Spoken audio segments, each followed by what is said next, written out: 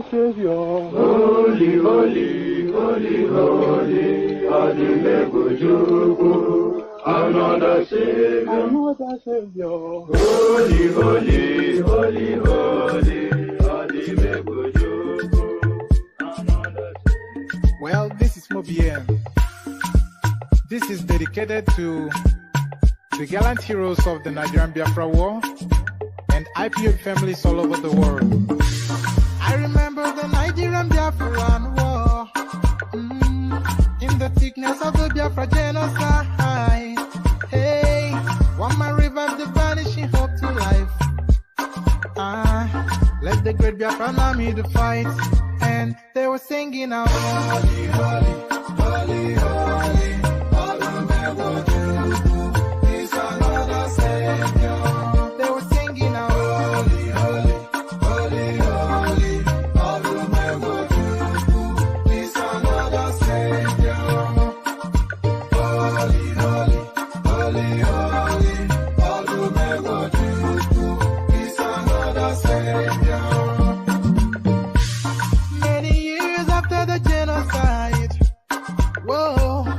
Another great leader has risen up now. Oh, and he's leading the Biafrans to victory. In your madika, yabika kokwanam no wow. Hey, Emefiele mazuche me for Manemo. It's an honor having you on board. Wanna sing along. Holy, holy, holy, holy.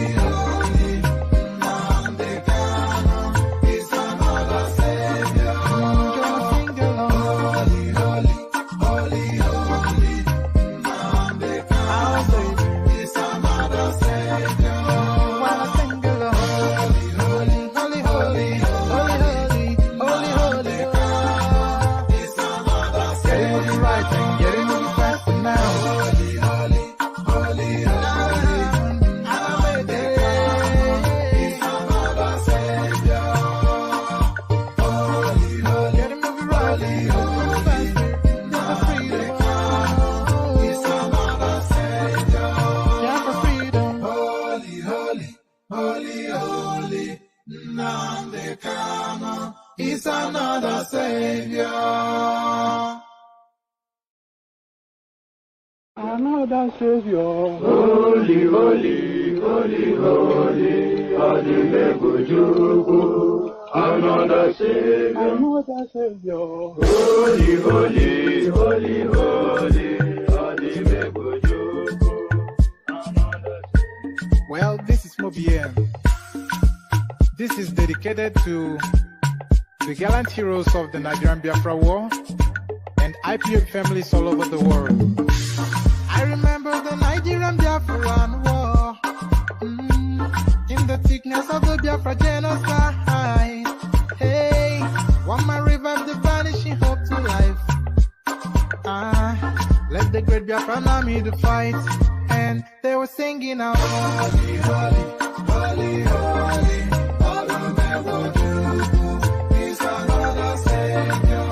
They were singing out, holy, holy, holy, holy, is another Savior. Holy, holy, holy, holy, is another Savior. Many years after the genocide, whoa, yet another great leader has risen up now. And he's leading the Biafrans to victory. In your madika, yabika kokwanam no wow. Hey, Emefiele mazuche me for. And there it is, one name. So there it is, one name. So one name. Welcome, dear friends. We go again.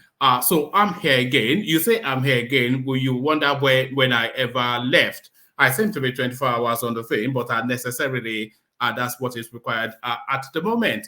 But very quickly, we'll go back to the evening sessions. But of course, you know that Chatham House space, we have to cover it. So that's been a double booking of some sort. But Here we are again, dear friends. Good to see you. Good to have you here. The usual protocol, click on the like button as you're coming in. Click on subscribe if you haven't done that already.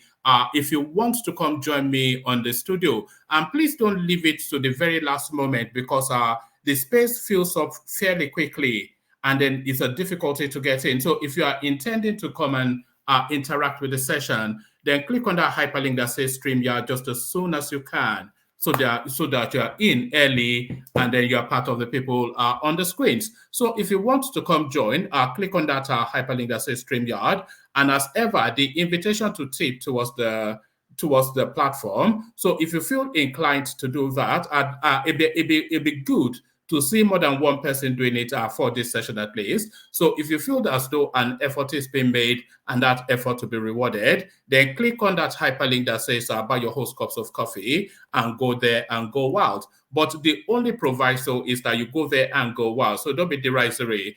Go there and go wild. So go there and go wild.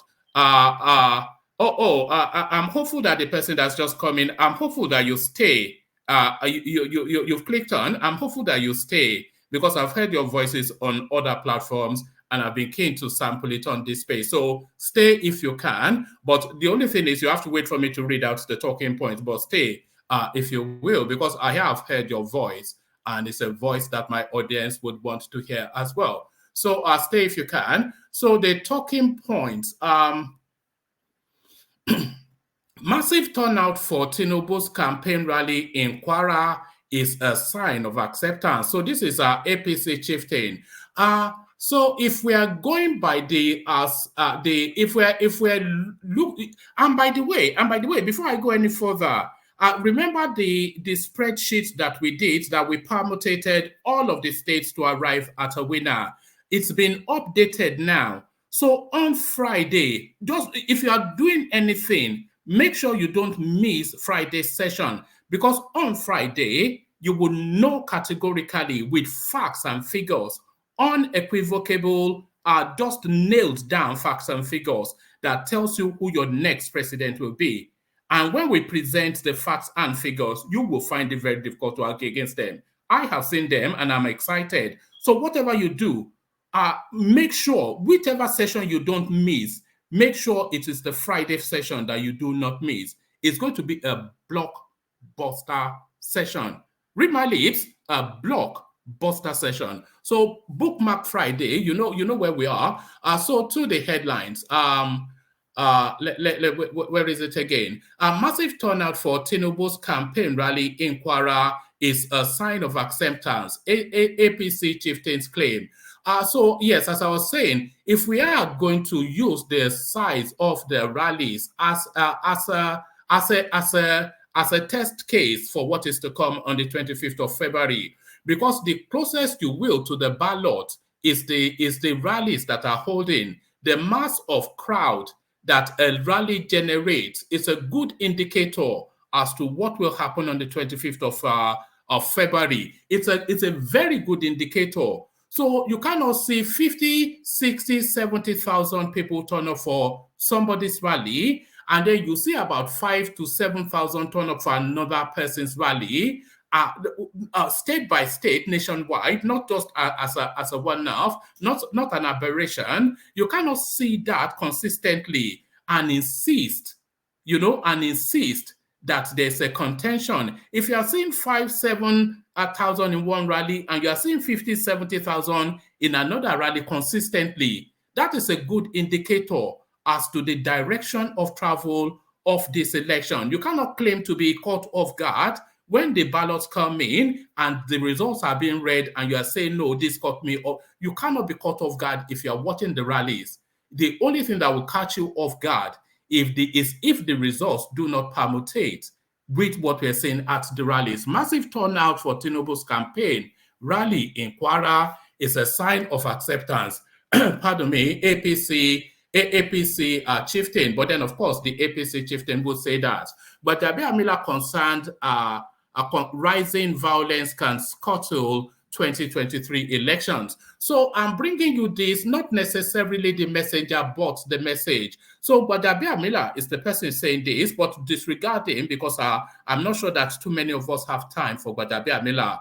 But that message that there is a real potent chance that violence will play a part in this election. Certainly, if what we are hearing from Norway or where is it Finland? What we're hearing from, if what we're hearing from Finland is anything to go by, violence certainly a permutation in these elections to come. So really, Gbadabiamila speaks to that space, but do you concur? This one now, I'm bringing you this next headline out both in consternation and in alarm, both in consternation and in alarm. Nigeria not only corrupt nation. This is Yemi Osinbajo making the headline this time around, telling us that what corruption are you barely aching about? Is this not the norm globally? So there it is, corruption now part of the template of governance, according to the professor from Unilag.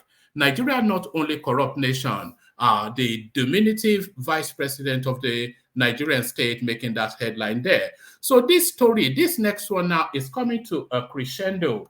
This next one is coming to a crescendo. How Chief of Defense Staff Irabo meddled in DSS investigation, shielded Central Bank Governor Emefiele from arrest, gifted him military escort. So there it is. So Emefiele, somewhat, it was on leave, but then the leave extended to the point that he had to be at his desk at a certain time. I think it's actually this, was it last Monday gone, he had to be at his desk. And then if he wasn't at his desk last Monday gone, then really, technically, is AWOL now, is absent without leave. But then that then brings us perfectly into that space that is in contention with power brokers within the Nigerian state who are looking to effect his arrest or do even worse harm. So he has now found his way back to Nigeria, and a press release was a press statement rather was released by the Central Bank of Nigeria to that effect to inform the populace, and they're only doing that, of course, in response to all of the kerfuffle.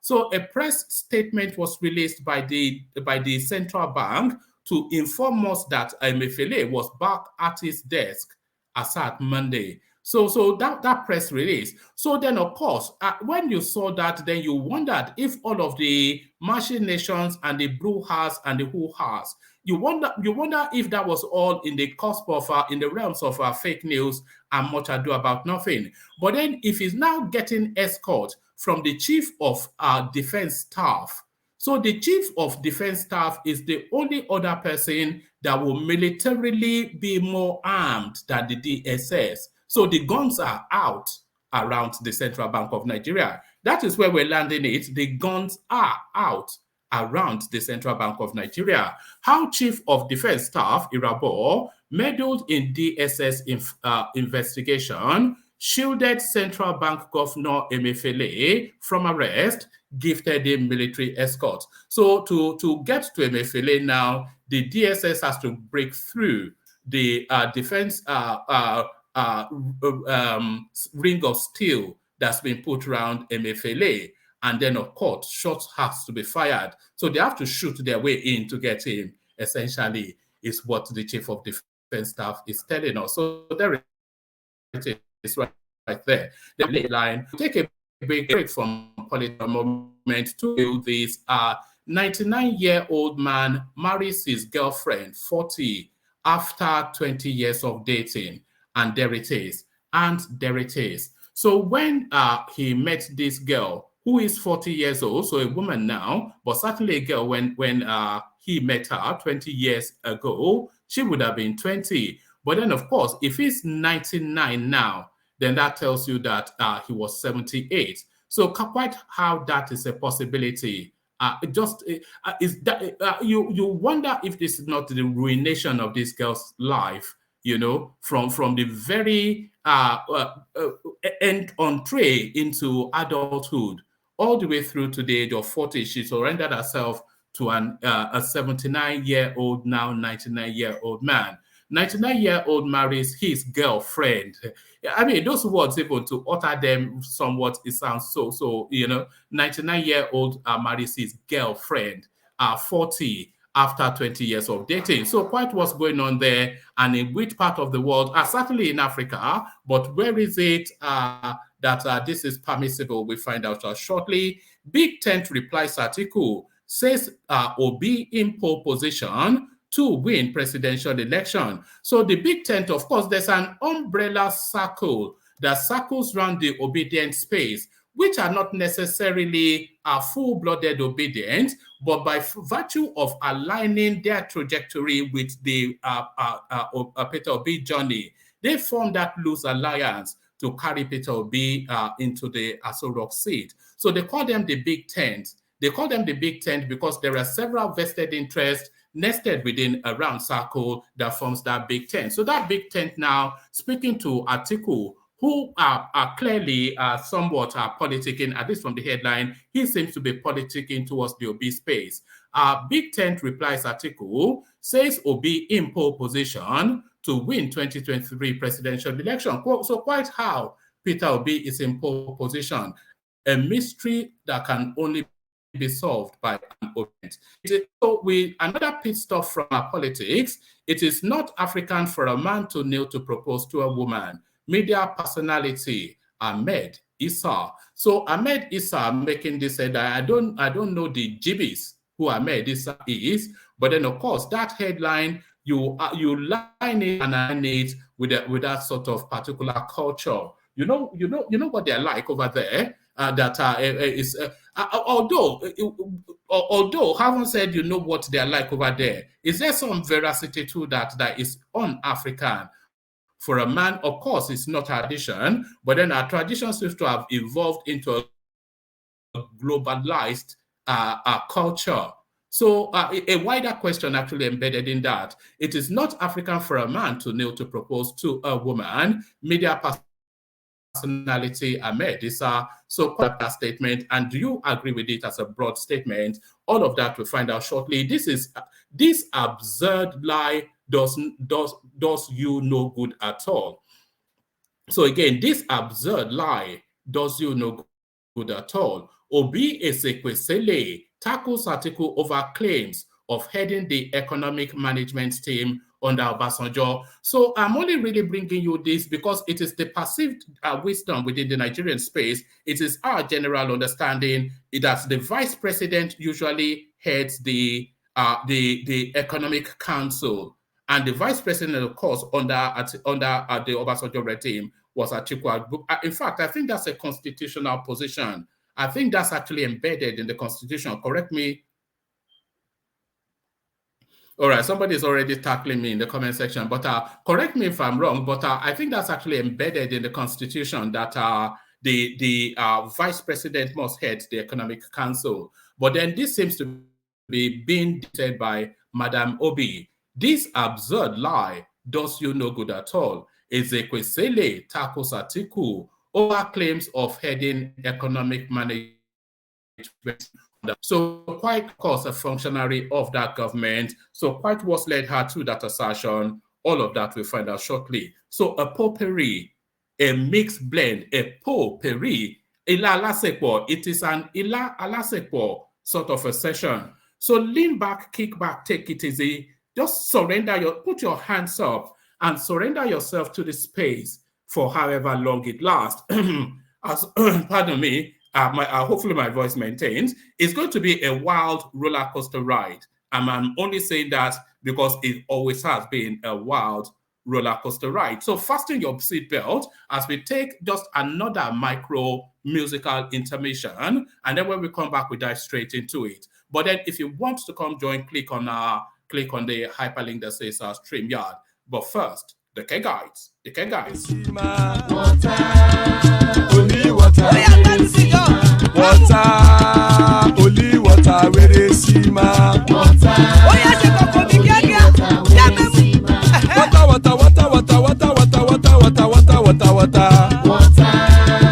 only water, where they see ma. Hapa o naido. Hapa o naido. Hapa you don't come o.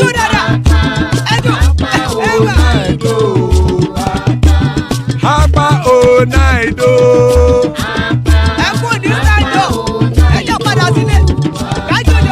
Oro kẹ̀kẹ́ ẹlẹ́mùrè o. Ilé sọ́díyà kẹ̀kẹ́ ẹlẹ́mùrè o. Bobby master kẹ̀kẹ́ ẹlẹ́mùrè o. Chief Latif kẹ̀kẹ́ ẹlẹ́mùrè o. Eruku lẹ̀lẹ̀ ẹlẹ́mùdé.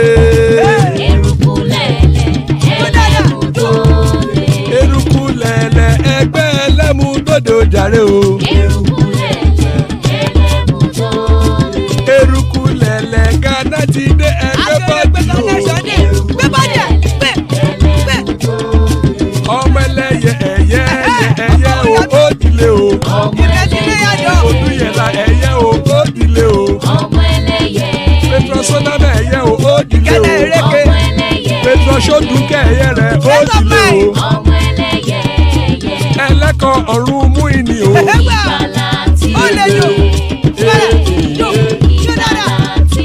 Àkùkọ ọ̀run méjìkọ.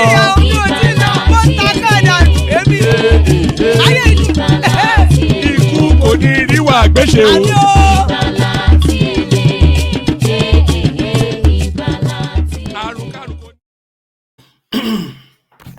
And there it is right there. Ekoko Niruagweshe, the powerful guys. For the benefit of the non-Yoruba speakers, even if you're a non-Yoruba speaker, then what that means is may death have nothing to do with you.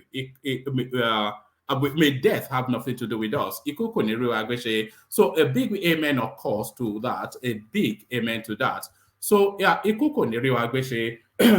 So Ekoko Niruagweshe, as guys, I bring you this. A massive turnout for Tinubu's campaign rally in Kwara is a sign of acceptance. It's an APC chieftain saying this. Of course, he would say that, but then, of course, that also stands as a factual truth. The Kwara coordinator, Tinubu presidential campaign ambassador in, pardon me, pardon me, do I need to get some water?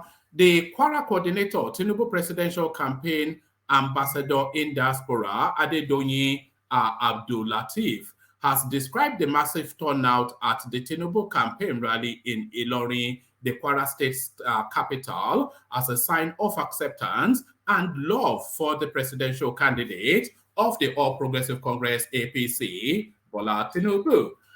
Correspondents earlier on Tuesday reported that many of Tinubu's supporters came out in their numbers to show their support for the former Lagos State governor. This is despite the absence of President Muhammad Buhari, who was billed to lead the campaign, but is currently out of the country on another assignment. The APC had earlier on Monday, and by the way, I wonder what they'll be making of now Buhari's absence from that space. I wonder what they will make of that, because of course, Buhari had promised 10 arena appearance. He has made one, but he has quickly scurried off to some cutting of the ribbon at some, shopping mall, wherever, this nonsensical escape trips that it makes. So I wonder what the space will be making of that. They'll certainly be going wild, how they're like. This is despite the absence of President Muhammad Buhari, who was billed to lead the campaign, but is currently out of the country on another assignment. The APC had earlier on Monday announced a postponement of the rally due to Buhari's absence, but minutes after the initial announcement, the party disclosed that the rally will proceed on Tuesday as planned.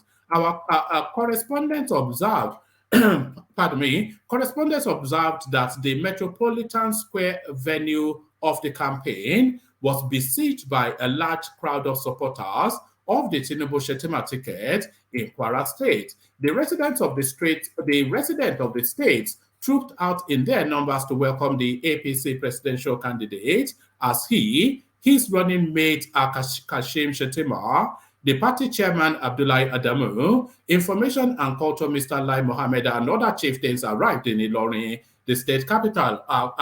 Lai Mohammed, of course, being from Kwara State. The APC delegation was received at the airport by the governor, Abdul Razak. Reacting to the large turnout of supporters, Abdul Latif noted, as you can see, the venue is filled up even ahead of time. It is a sign of love and acceptance for our candidates. People love our party and our candidates. We are optimistic of winning landslide come February. So there's some certain obfuscations embedded in that statement that you cannot take just as a blanket or whatever.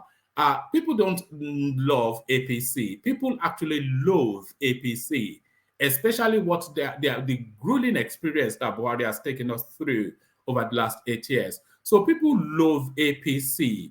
And also the optimism of winning by landslide. It's good to be optimistic, but that would unnecessarily stay optimism. What people are looking at, one, is Bola Tinubu and his antecedents, and then they are looking at what is up against. So they are looking at the antecedent of Bola Tinubu.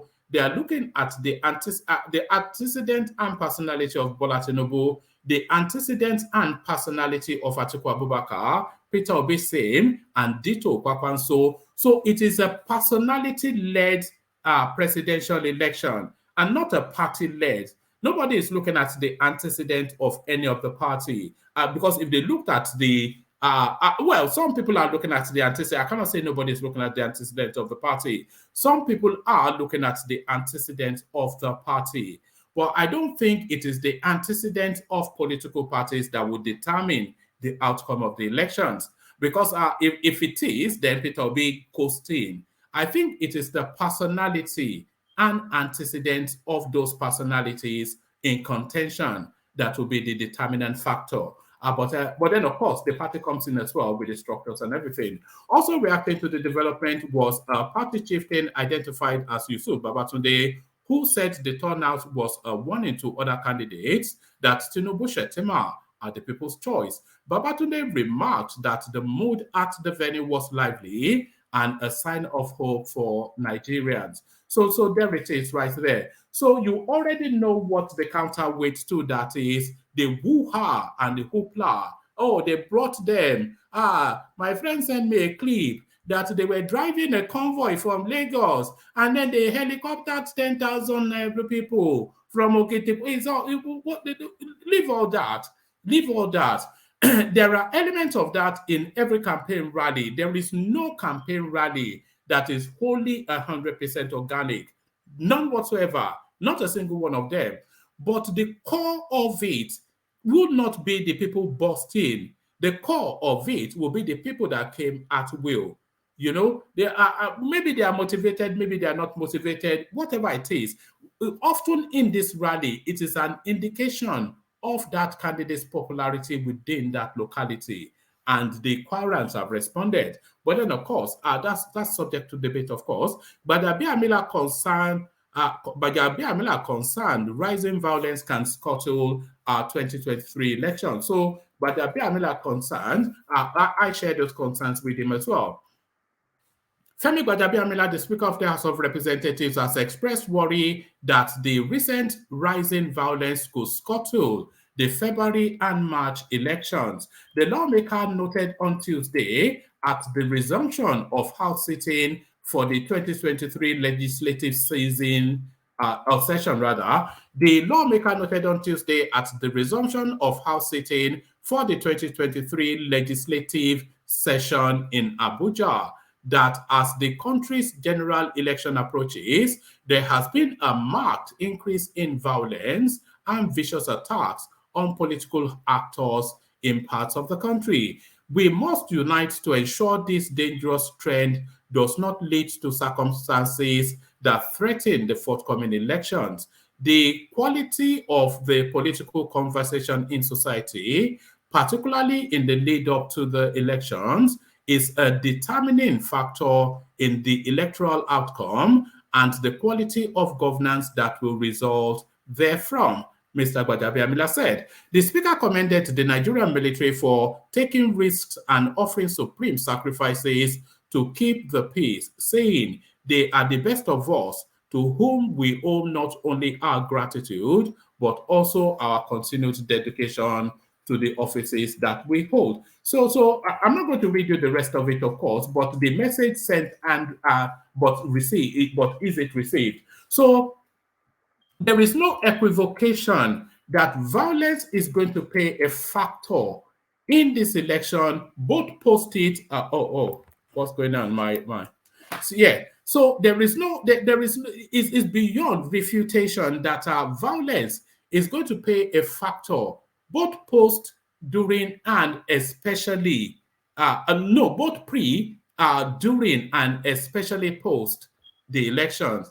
It's almost an inevitability, but to what degree, of course, that is subjective. It will certainly be more than we've witnessed in the last 3 cycles of electioneering. It's almost inevitable because the language of this election is so high octane, and the expectation and the dreams being sold to I'm not going to call people political neophytes, but new entrants into the political space. The dreams being sold to them and the manner that those dreams are being sold, it necessarily, after disappointment, almost inevitably would lead to some sort of outlash, a lash out. But to what degree, I cannot guess at that. I can only hope it's just a skirmish. But it's almost a certainty that violence will be a factor. It's just, I mean, you know it as well as I do. Nigeria, not only corrupt nation, this is the diminutive little man at number 2, Aso Rock, making gibberish noise. Vice President Yemi Osinbajo said corruption. Vice President Yemi Osinbajo said corruption should not be seen as something peculiar to Nigeria. The Nigerian leader spoke on Tuesday whilst delivering a lecture titled Values, the Difference Between Success and Failure at the 100th anniversary of the Baptist Boys High School, Abeokuta, Ogun State. According to him, Nigeria will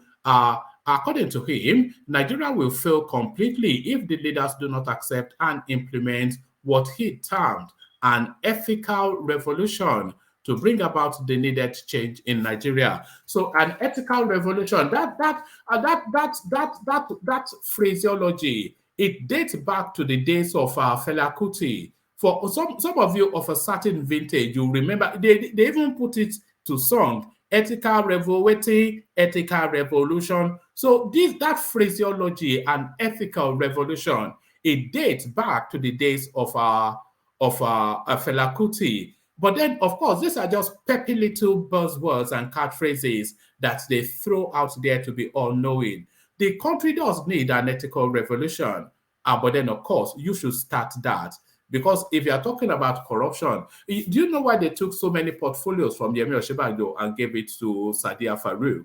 Especially those social services, it just embedded so much corruption in it. According to him, Nigeria will fail completely if leaders do not accept and implement what he termed an ethical revolution to bring about the needed change in Nigeria. Osinbajo stressed that the government must lead the ethical revolution by rewarding good ethical behaviors and ensuring speedy punishment for misconduct. So that speedy punishment for misconduct, that right there is the chain that binds the Nigerian state.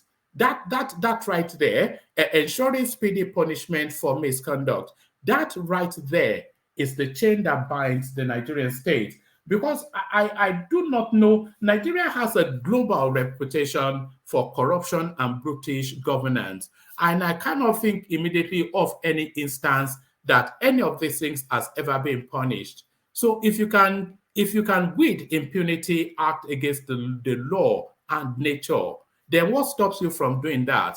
So that's just it. So we all know all this. So the peppy little buzzwords, these are one of the things that I detest about Osinbajo, by the way. He likes to preen and peacock with all these peppy little phrases. He just likes to preen and peacock.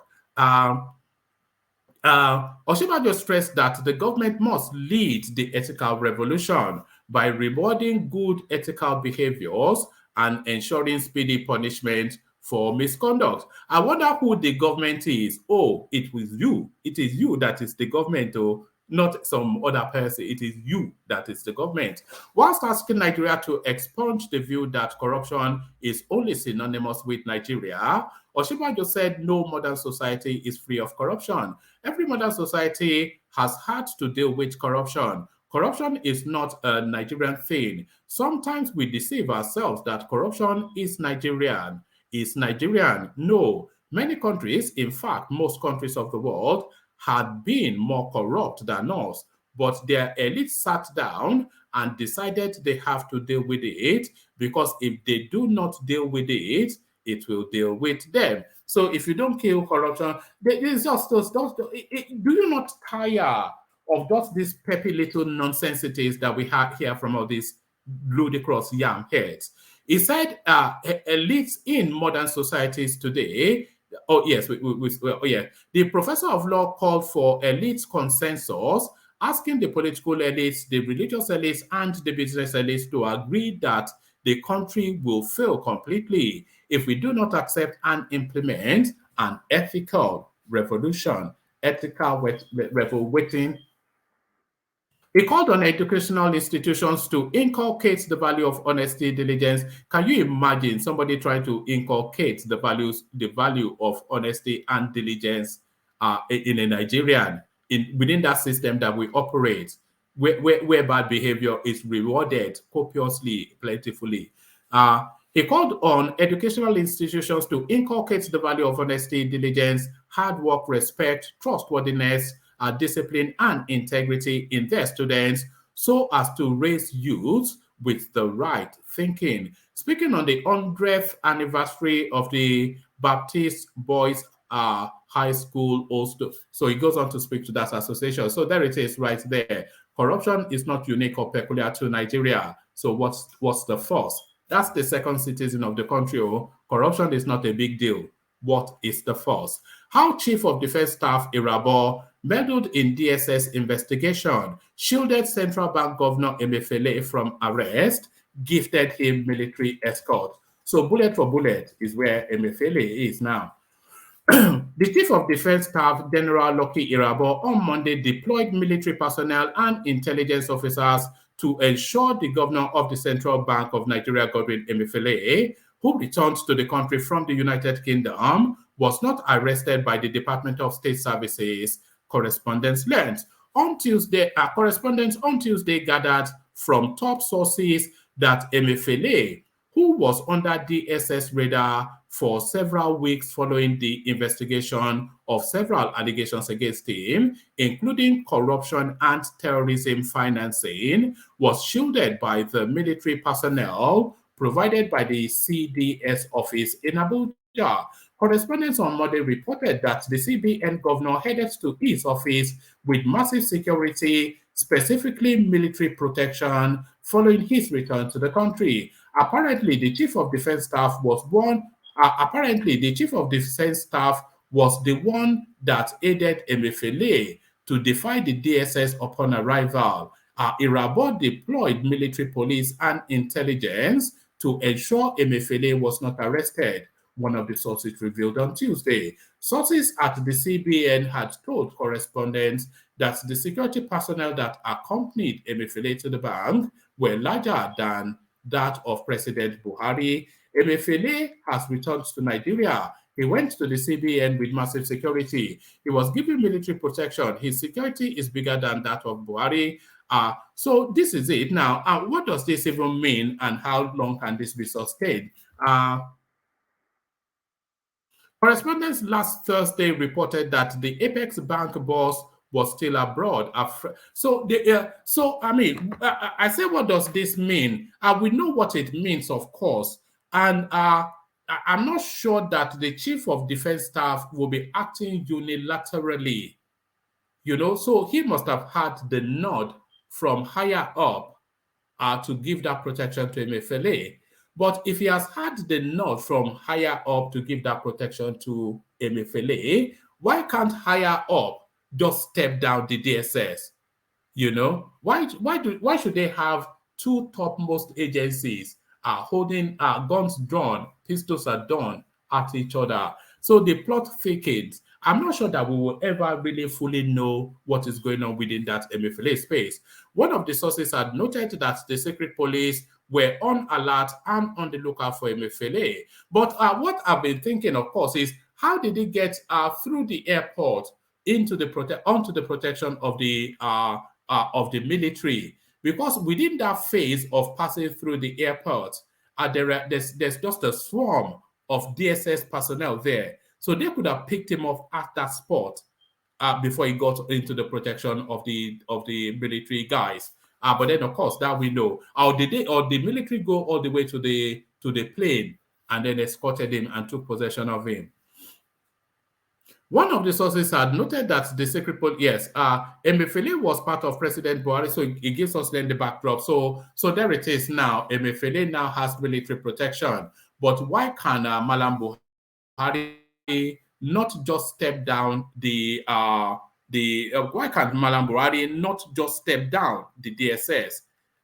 Or if Malam Buhari did not consent to the plot just thickens. It's more confusing than any clarity coming through. But if it's clearer to you, click on the hyperlink that says StreamYard and come and enlighten me.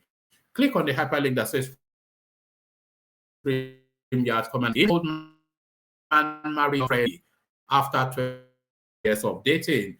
So you can't even surmount what the obvious problems will be. A 99-year-old Kenyan man, you know, why does it not surprise me that it's in Kenya? Year-old Kenyan man, Johanna Mariti, his name means Johanna, has married his girlfriend, Jemili, after 20 years of dating. The lovebirds tied the knot in a colorful wedding ceremony at blah, blah, blah, Saturday, January the 15th, 2023. When they first met in 2003, Emily was only 20 years old, and Talk was 69. Despite their age differences, their love blossomed as the nonagenarian proposed to Jemili in December 2022, and plans of a wedding ceremony started.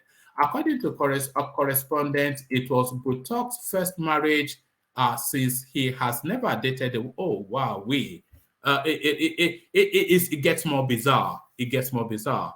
According to correspondence, it was Butok's first marriage since he has never dated as well, not for the 99 years, for 69 of those years, because of course he bagged a real one at the age of 69. But how believable is that, though?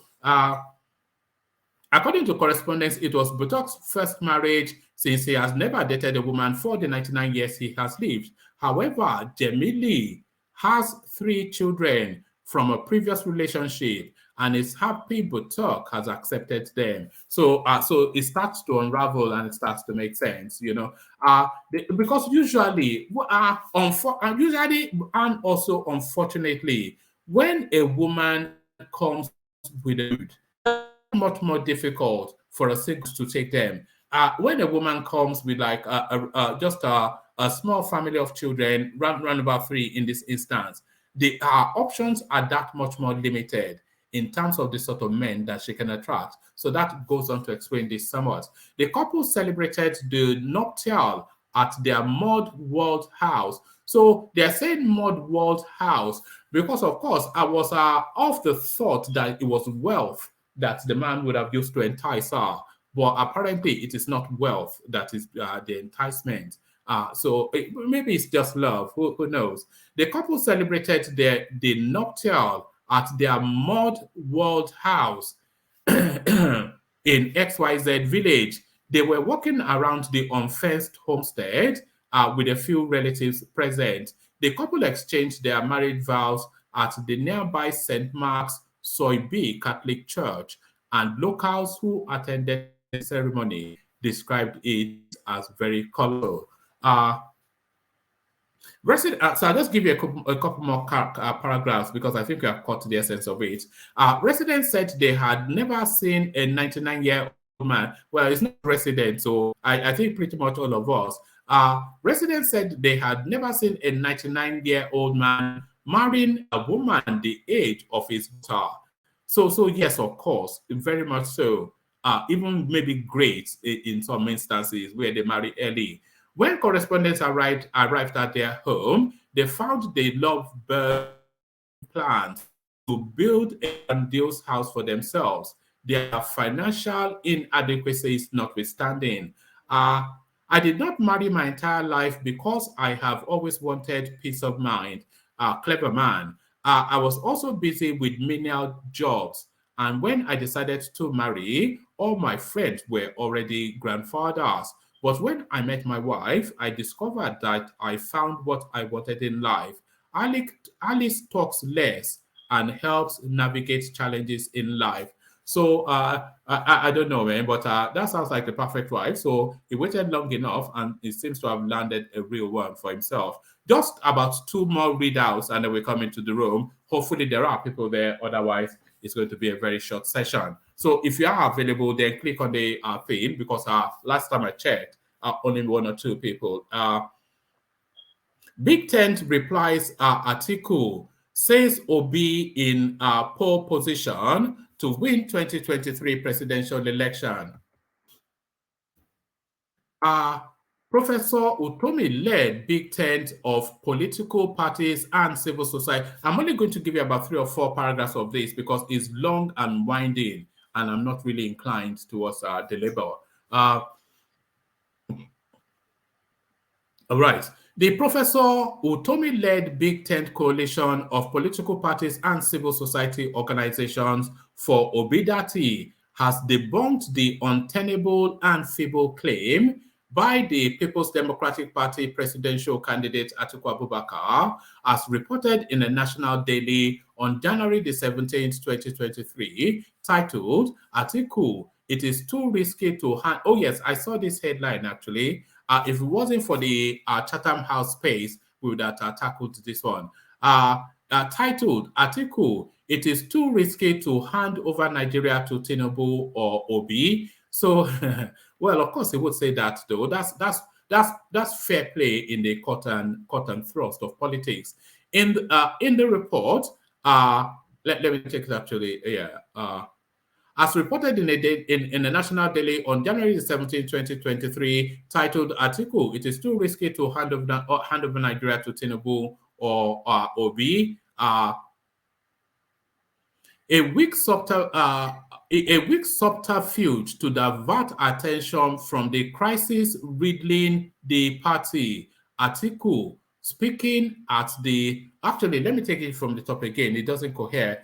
The Professor Utomi-led Big Tent coalition of political parties and civil society organizations for Peter Obi has debunked the untenable and feeble claim by the People's Democratic Party PDP candidate Atiku Abubakar, as reported in a national daily on the 17th of January 2023, titled, Atiku, it is too risky to hand over Nigeria to Tinubu or Obi. In the report, a weak subterfuge to divert attention from crisis riddling the party. Atiku, speaking at the Nigeria Economic Summit Group, NES. And by the way, that sentence, I reread it, and that paragraph is still just somewhat gibberish. But speaking at the Nigeria Economic Summit Group, so that was the space that Tinubu spoke in just about 2-3 days ago. So speaking at that was the space, by the way, that Tinubu kicked the Arise TV journalist out of. So speaking at the Nigeria Economic Summit Group Presidential Dialogue on Economy in Lagos, he described Obi as a greenhorn. I don't think Obi is a greenhorn in politics, but certainly, he's not even a greenhorn in the presidential space, because he ran as vice with Atiku Abubakar just as early as 4 years ago. So I think that's just like a cheeky comment.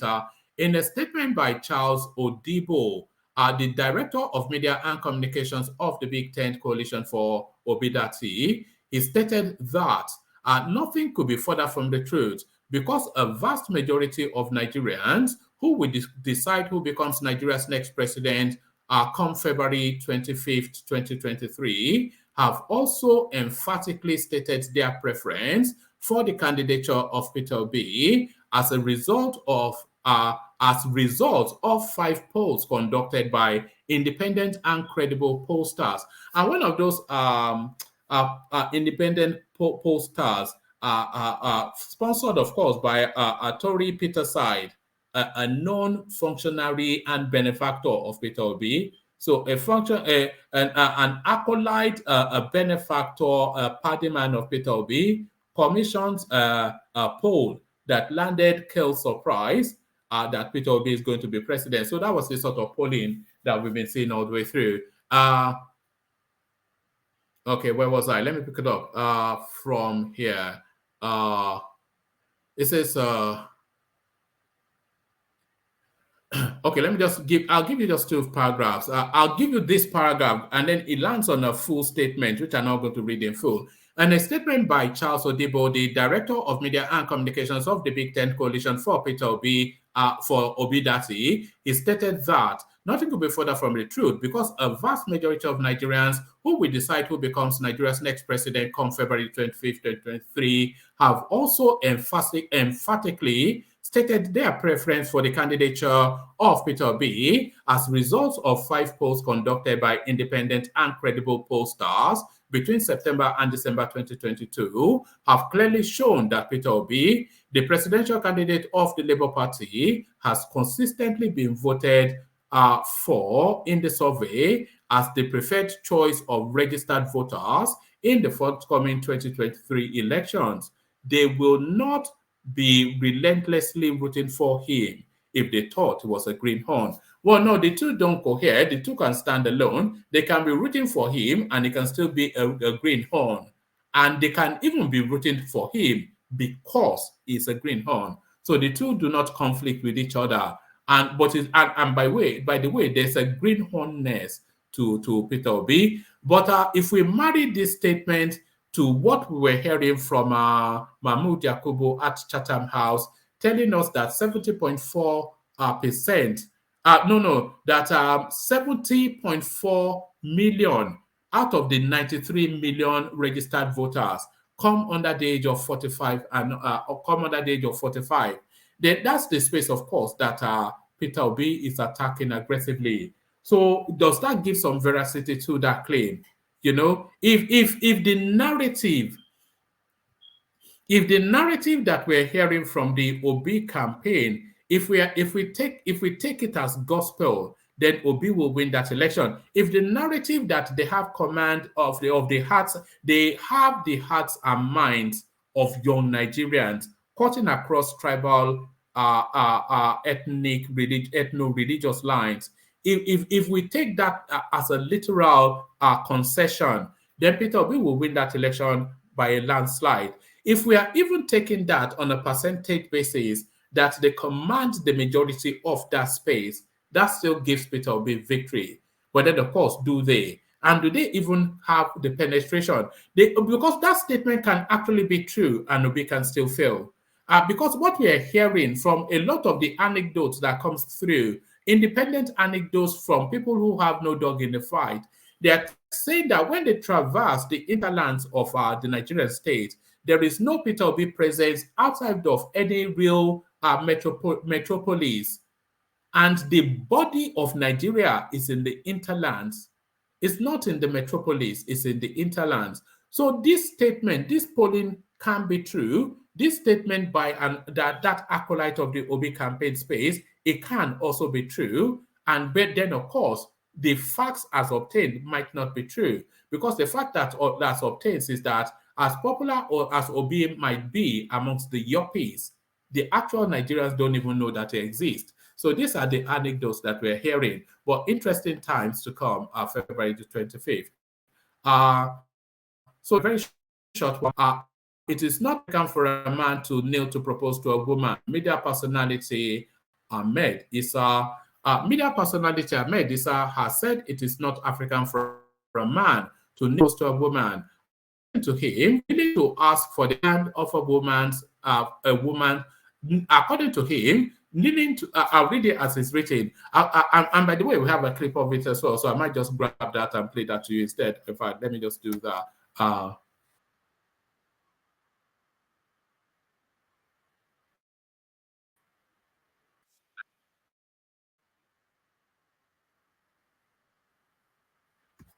Oh, all right. I think that guy might well be the Briquette family anchor.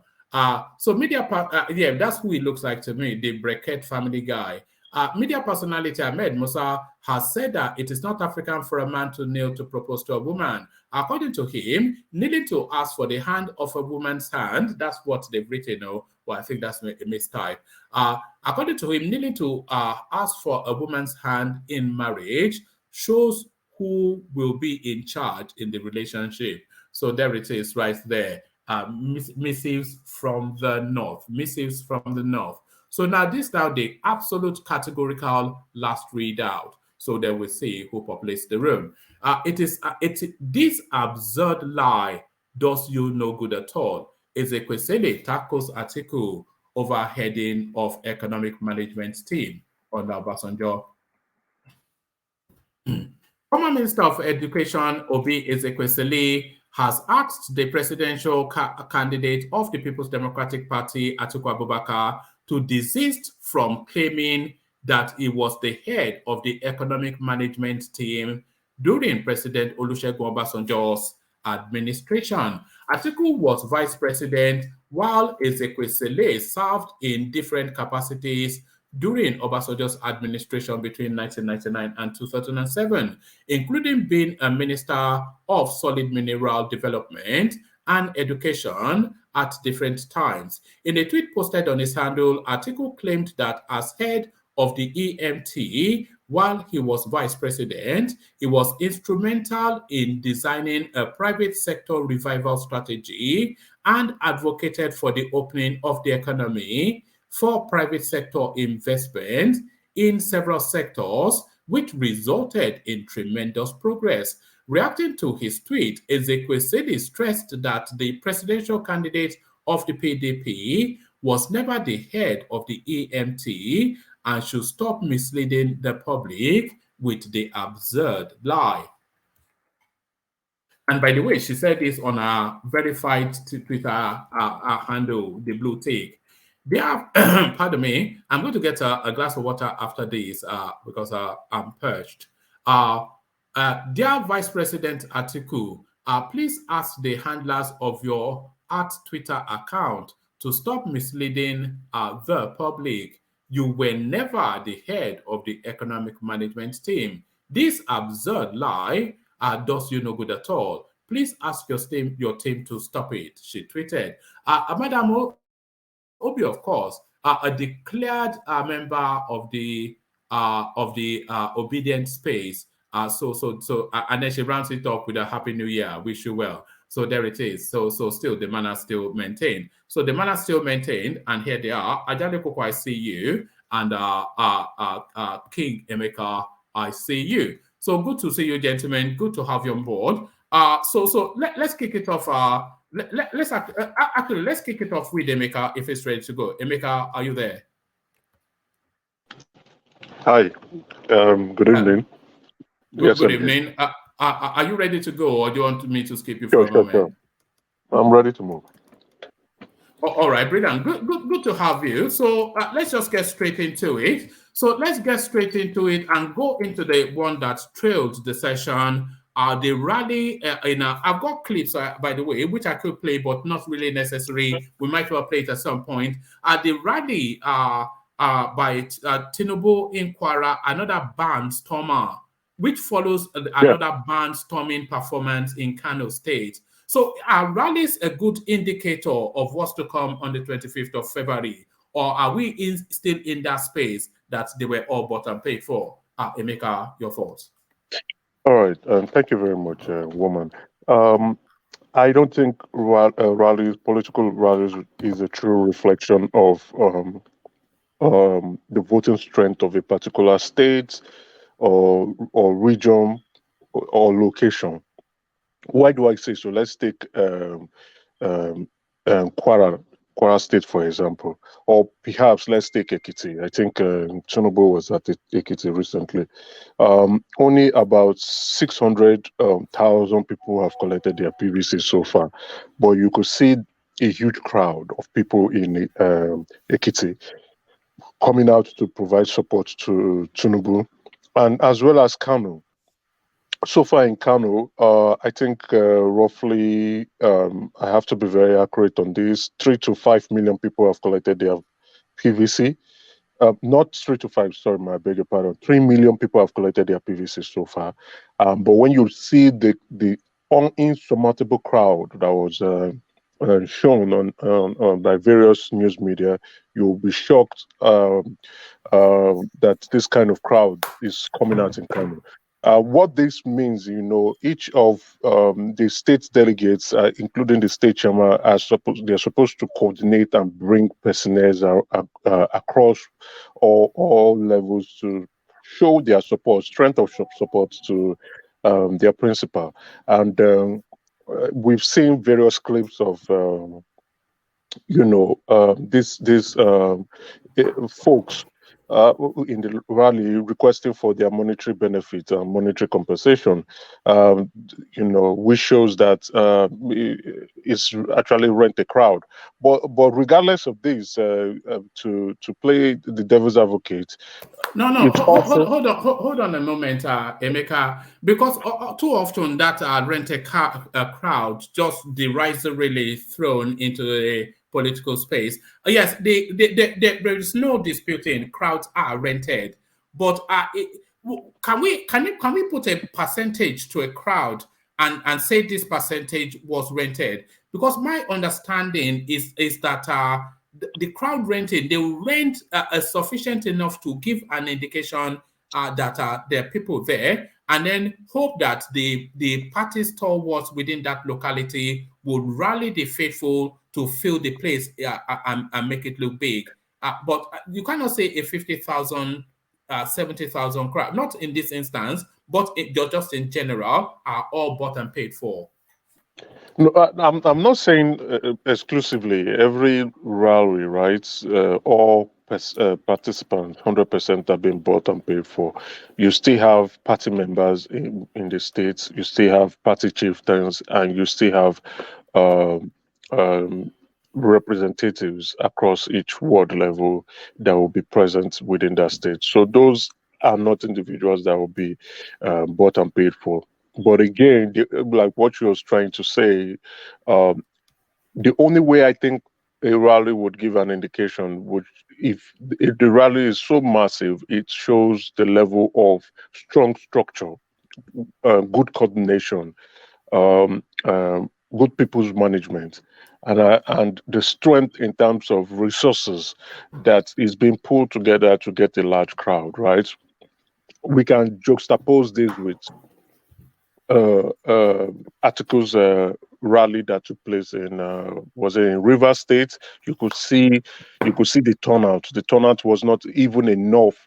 It's incomparable to Wike going to a particular local government just to commission projects. You see the crowd is quite different. It shows because why is this occurring? Because they've lost the structure. The structure in River State has been lost to the Wike's camp, and that structure and that power retains within the Wike's camp. If the Wike's camp was campaigning for Atiku, you would see that strength because he'll be relying on his structure and as well as his loyalists to gather and bring their own people together to show that strength of support to their principal. But again, like what you're saying, I cannot put a percentage of people that appears to look like a rent a crowd, but guess at it. I can't guess. I'll be very rather. I'm a very objective individual, and I try to support my claims with evidence. I really do not want to guess, and I can't guess at that for two reasons. I would be wrong. Second, I do not know. But the rent a crowd factor is involved. And why do I say it is involved? Is because we have seen various video clips of people requesting for their fees after they've participated for rallies. So And that's right across the landscape, by the way. Every single, at least the front running parties, because we play them on this platform even. People I am trying not to sorry that to interject. I am not pinpointing particular political parties. Neither am I calling names, but I know it is visible across the 4 political parties that are taking the campaign seriously. You know, there are 18 presidential candidates. The remaining 14 are not that serious, right? But the 4 political parties that are campaigning seriously, yes, they have been videos and evidences, and I do not want to pinpoint any particular political party.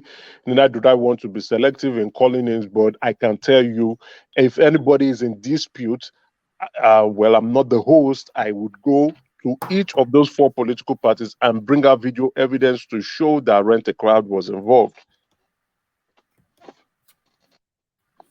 All right, carry on. I'm still insistent somewhat that Rent a Crowd or not, the crowd that a political rally that it presents is a decent enough indicator as to the journey of the elections.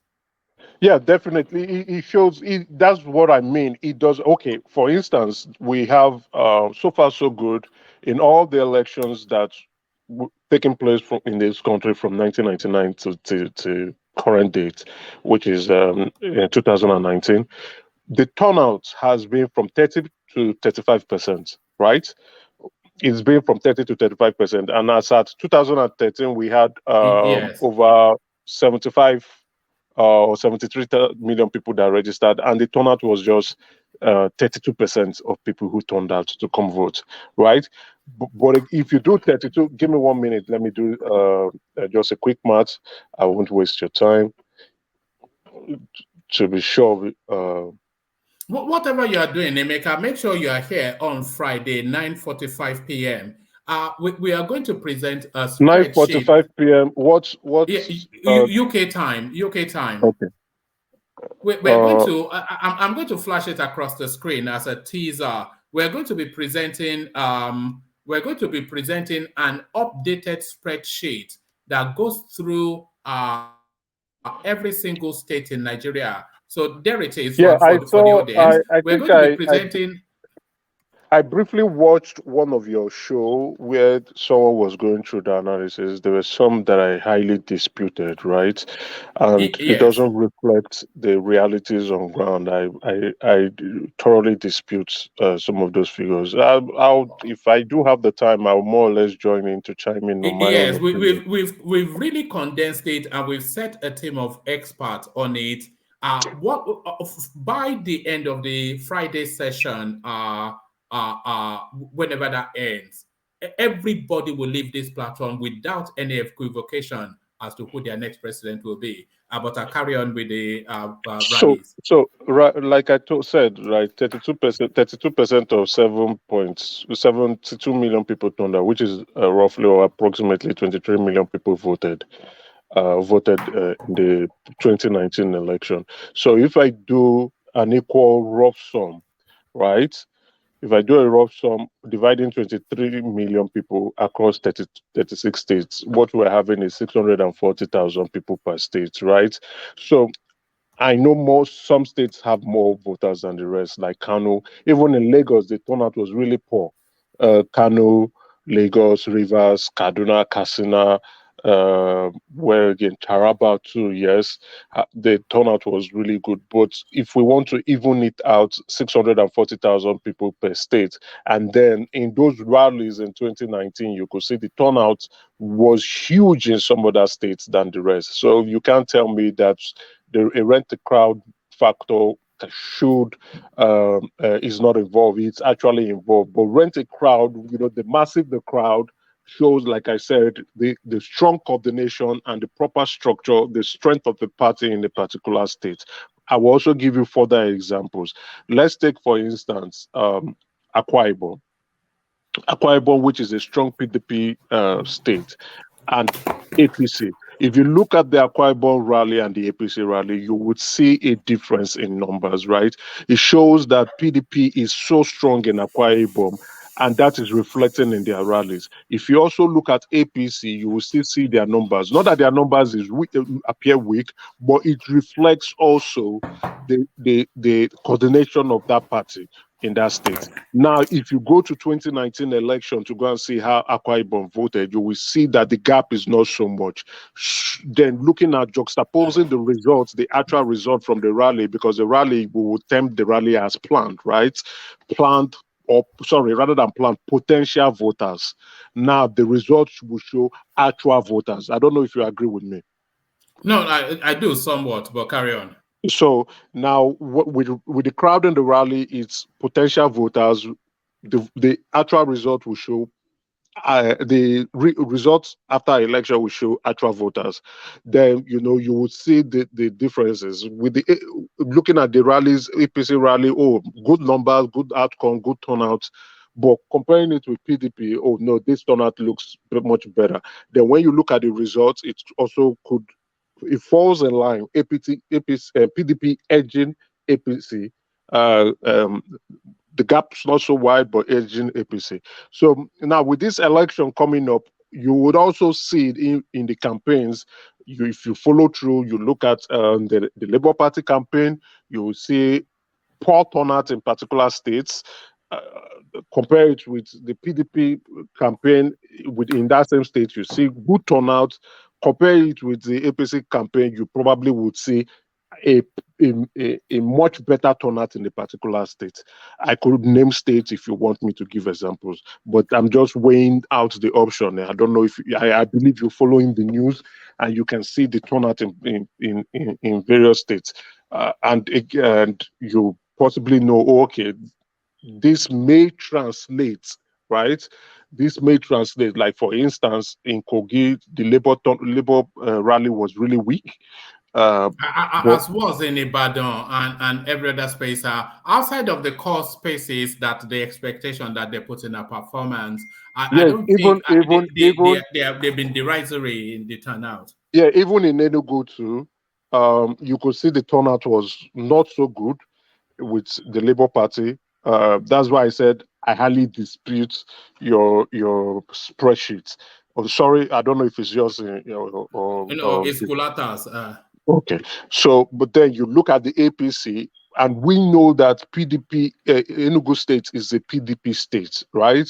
When you look at the APC, well, it's mine as well. Let me not disown it because now you are trying to rubbish it, but. No, I'm not rubbishing it. No, I'm not rubbishing it. Means I'm saying, the team who put up the spreadsheet do not know what they are doing. I'm not rubbishing it at all. I'm saying I'm disputing, right? Are you disputing it in its totality, or are you disputing part of specific states? Oh. I am disputing it, and I will take Enugu, which I think the individual or the team lead for that spreadsheet, he gave it to P2B, right? I'm disputing that. The reason why is that Enugu State is part of the G5, right? A G5 group in Wike's group, rather.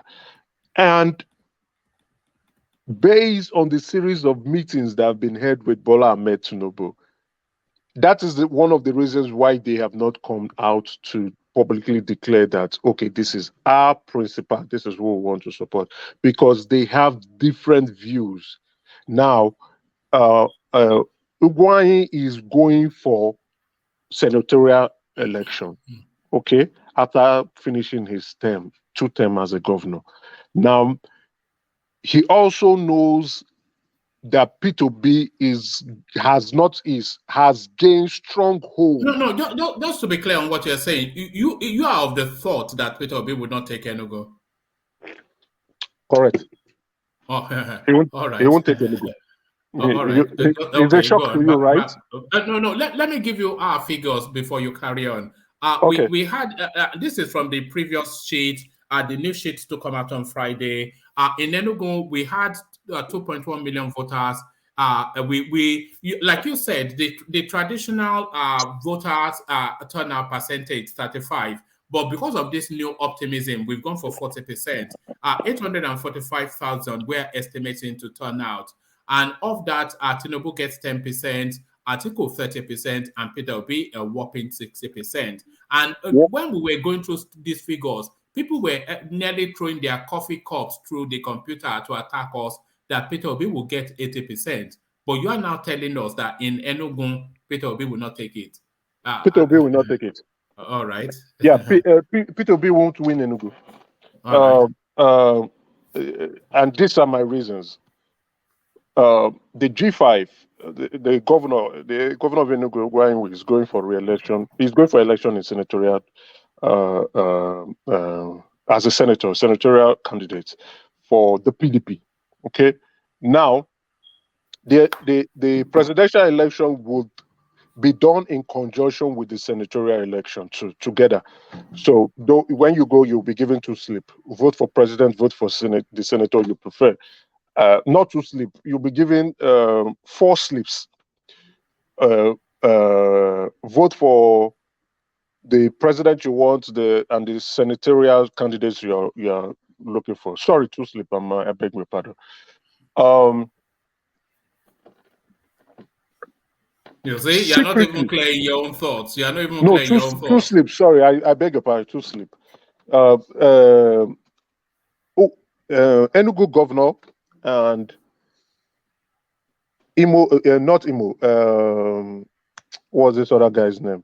Enugu governor and his counterpart in Abia State. Yes, his counterpart in Abia State has agreed they will secretly work for Bola Ahmed Tinubu. They do not agree to the position of publicly declaring together that he is their single candidate, right? So in working for Bola Ahmed Tinubu, they will be delivering their own senatorial districts to Bola Ahmed Tinubu. Now, those states are PDP states. They are core PDP states. Nobody is taking it. Nobody is disputing that they are core PDP states.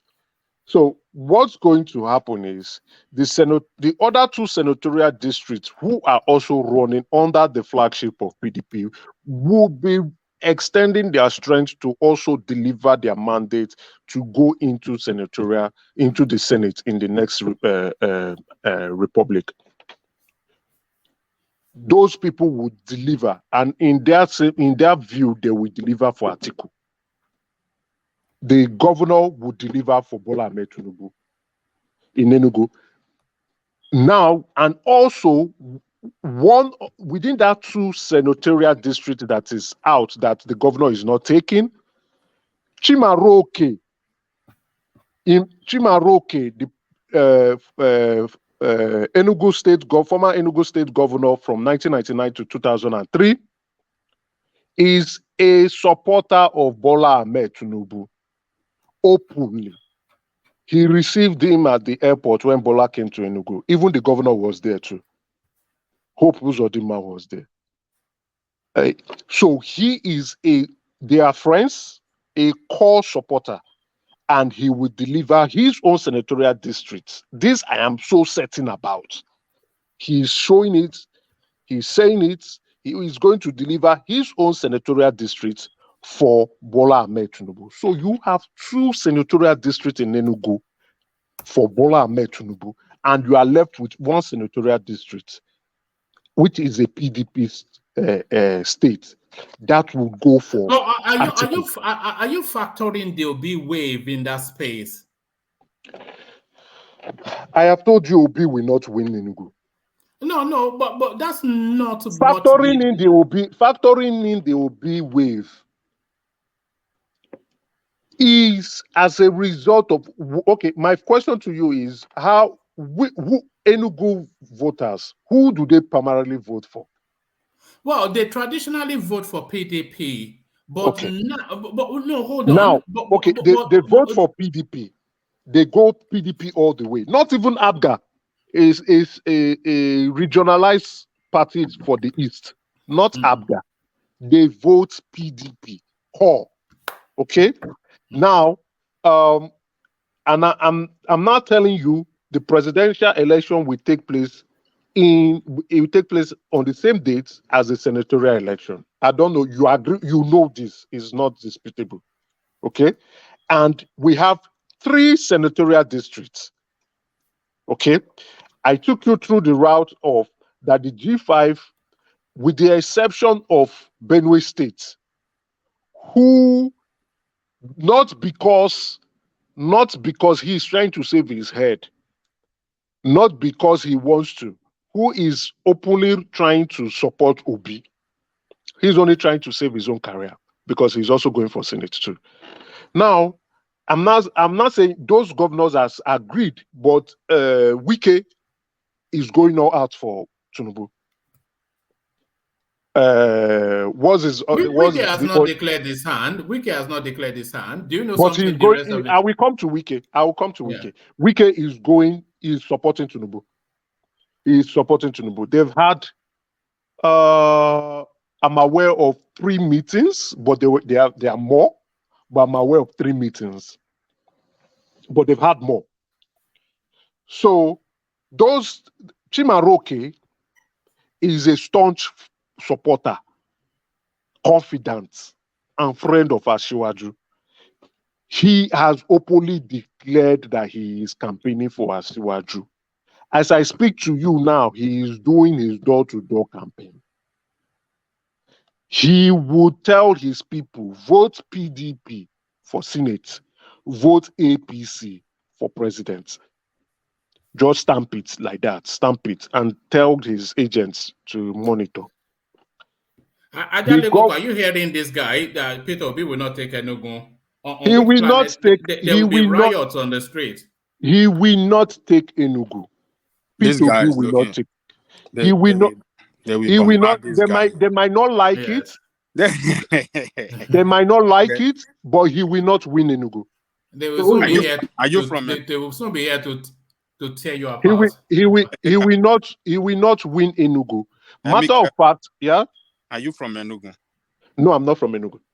So who is going to win Enugu? So, PDP would win Enugu, and with a not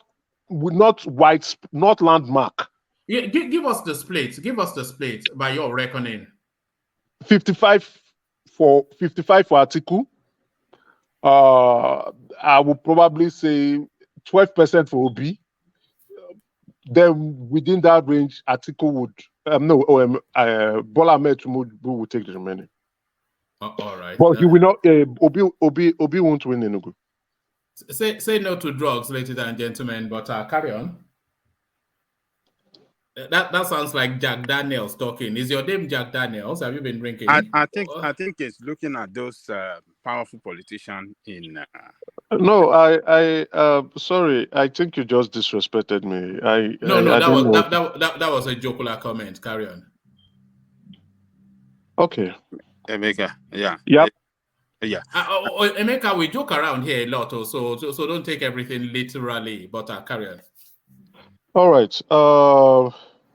So what I'm saying is, he won't win Enugu. He's not going to win Enugu, and I just give you reasons why he's not going to win Enugu. Not at the vote, because at the moment now we cannot. We can't actually. P2B is a new variable into the election. In 2019, he was a joint ticket holder. Both him and Atiku got 11 million, right? But we would rely that on the strength of Atiku. Because we cannot actually attribute the voters who will be influenced to vote. If we say it's the Southeast, it is not a reliable measure because the Southeast has largely been voting PDP from 1999 to 2019. So it is not an objective factor to consider that Obi being on the ticket with Atiku gave rise to the votes in the Southeast. No, we won't say that. Then again, so whatever votes that is going to go to Obi is a minus that will be coming out from the PDP camp. Whatever vote that will happen either in the Southwest or even in anywhere in the country, whatever vote that would go towards Obi is a minus for PDP. If I don't know if you guys agree with me. So I've had a lot of people say they are new registered voters. Okay, we had from 73, we have from 72, we have 93 that we are looking at. Okay, who do you think owns the youth space in the Nigerian political space? When you say on social media, then I would say it's P2B. But in the reality of things do not show that. The rally in Lagos, the rally in Kano, the rally in even in Enugu, the rally in Ekiti, the rally in Ondo, the rally in Oyo do not reflect that. Correct me if I'm wrong. Yeah, no, the rally in Oyo was quite pitiable, and the rally you didn't see what Kogi, they shouldn't have done it. It was so sad. No, I mean what I mean when I'm calling the state, I'm looking at because I'm not looking at Labour Party. I called Labour Party. I said if it's on social media, yes, but the reality of things, I was calling rallies for other political parties. The majority of people there are not old people, neither are they disabled. They were young people. So the reality of the fact on the ground does not show that the majority of the youths are for Labour Party. But if you want to hear the noise, you can go on social media and believe that. Please correct me if I'm wrong. No, but do we even think that the Labour Party control the youth on social media, or do they just control a loud minority? Yeah, I would tend to want to agree with that, right? Because what they've done, what they've succeeded to do, in my view, and I stand to be corrected, but on February the 26th of February 2003, they are shaming and insulting people. So the majority has gone silent, and the silent majority will speak with their voters card on February 25th. Come to February 25th. So what they're doing, the minority has taken over the noise, and not only that, if they are they don't want others to exercise their civic duties or their freedom of choice and preference to express themselves and say, this is who I want to support, or this is who I'm going to vote for. If you go on social media, only the strong, the bold, and the courageous are able to do that. And when you go to the comment section, you see the comment section being flooded with insults and curses and abuses, either personal or they would extend it to his extended family and probably to I've been a victim of that myself. I have inclusive of me, right? Even when I try to be as objective as possible, I can understand the emotions involved and the emotions invested, but this is politics. You need to keep your emotions. A lot of these things were captured in the Soludo essay when he was trying to deviate that space from what he termed Nzobo politics. But then, of course, he got the same backlash that the rest of us got. Of course, but again, it shows the lack of knowledge in politics for these individuals. Because if I were an obedient, or if I consider P2B to be someone I want to vote for, if a Soludo, who is the current governor of Anambra State, is coming and is saying boldly, I don't think you are going to win this election, I will have a rethink. This is a current sitting governor in Anambra State, right? This is a thoroughbred politician, not only a thoroughbred politician, a thoroughbred statesman, and as well a professor and one-time CBN governor in the country. He knows more. He knows the intricacies. He knows the nitty-gritties of politics better than us, who we either whether we have experienced it or have been in it or have delved in it briefly. He is currently in it at this moment. He knows what is going on. He's currently the national leader of ABGA at the moment. So, and he is saying that, hello, Mr. P2B, I understand what you're doing. I know what you're doing. I know the games you're playing. You know the games you're playing. You are not going to win. Tell your supporters to be more decent. Tell your supporters to have a grip of themselves. The reason why is that so that there will be no issues in the future when someone who is more ready in the Southeast wants to run for president. Do you think Peter Obi is handling that space irresponsibly? In my view, yeah, like you hear his supporters say this is bigger than P2B. This is bigger than P2B. This is not just P2B alone. And him himself has affirmed it to say, I am not running for president. You are running from president through me. I consider that statement to be very weak. I consider that statement to be a reflection of him. He has lost the plot in the sense of having to control his crowd. He has lost the plot in the sense of being the true face, because I think he's the masquerade face, the true face and the true leader of his movement. And do you know why I say this statement? If Obi says something different from the viewpoint of obedience, guess what is going to happen? Insults, abuses, curses to him and his extended family. They are not going to spare anyone. Will be melted on him. I don't know if do you think I'm wrong on this? No, you're not wrong. And so you know, because hold on, if you go to Gbadabiamila's headline, when he was alerting concerns about it says Gbadabiamila concerned rising violence may scuttle 2023 elections. So the language that we're hearing from the political space, there's too much toxicity. A lot of us are hopeful and prayerful, but there's somewhat an inevitability that there will be some form of violence, and it's not wrapped in that language. Not some form. There will be violence. I made mention of this in a previous show.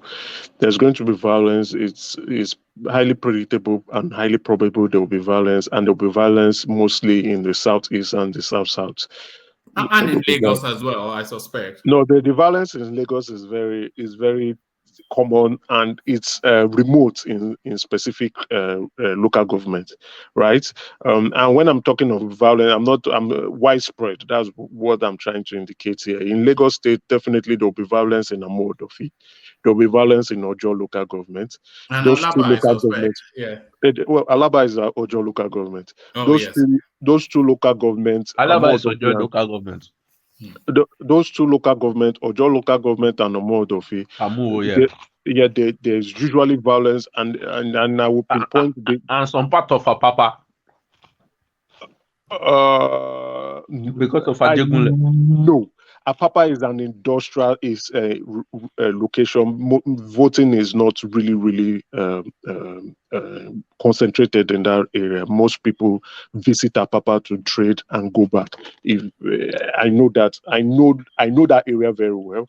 And not only do I know that area very well, at least I have been around when election have been going on. We don't get to hear so many incidences occurring in Apapa. If you are saying Apapa, maybe you mean Olodi Apapa Ajegunle.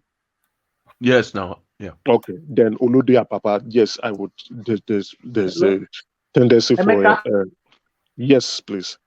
Yeah, good evening. I just entered this discussion just one thing you said, and that I need clarification on. What do you mean by a more prepared candidate? I don't understand. Can you explain? Provide more context to that? I spoke a lot, so let me. No. You said assuming Obi loses, and then he should prepare his people so that when you have a more prepared candidate. Oh, a more prepared, okay, yeah, for the Southeast. What I mean by a more prepared candidate, you understand? You see, now I will go through Labour Party, right? Labour Party, when they say Labour Party lacks structure. Wait, I've not finished asking the question.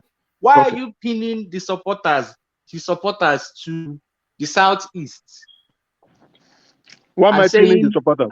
when you now have a candidate that is from the South, why are you trying to A candidate from the stuff about Southeast South? Okay, now let me provide more context so that I'm not taken out of points or misquoted. Yeah.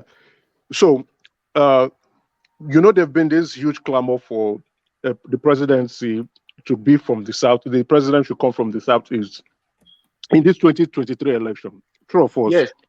Okay. Now, the reason why is that only 2 regions in the country has not produced the president, the Northeast and the Southeast. Okay. So now, the clamor is more high for the Southeast than the Northeast. Mm-hmm. And that discussion was currently ongoing in the PDP before the information about Atiku jumping into the race came in, right? Wike came in with the clamor of power should come to the South because he was more interested, but he's from the South. So the clamor was to come to the South rather than it for it to be, it should be restricted to the Southeast. Okay. Now, so if power is going to come to the South, the only region that has not produced a president is the Southeast. So that should be that. So how does that relate to Peter B's followers? I just wanted to not followers. Hold on, I would get to that point. So I'm not talking of the followers. When I said a more prepared candidate, I mean a candidate who collectively the structure of the party has agreed that this is going to be our candidate. When I mean the structure of the party, I don't mean mushroom parties, political parties. I mean the current strong parties that we have. I don't know as at then what may happen. Emeka, my brother, you sound like a PDP sympathizer. I think I'm not a PDP. You're among those people that if you listen to me properly, saw the writing on the wall when if you listen to me, many people will tell me, hold on, let me explain myself. Many people will say I'm more of an APC sympathizer. Now you're saying I'm more of a PDP. I'm an objective individual. When I mean a more prepared candidate, right?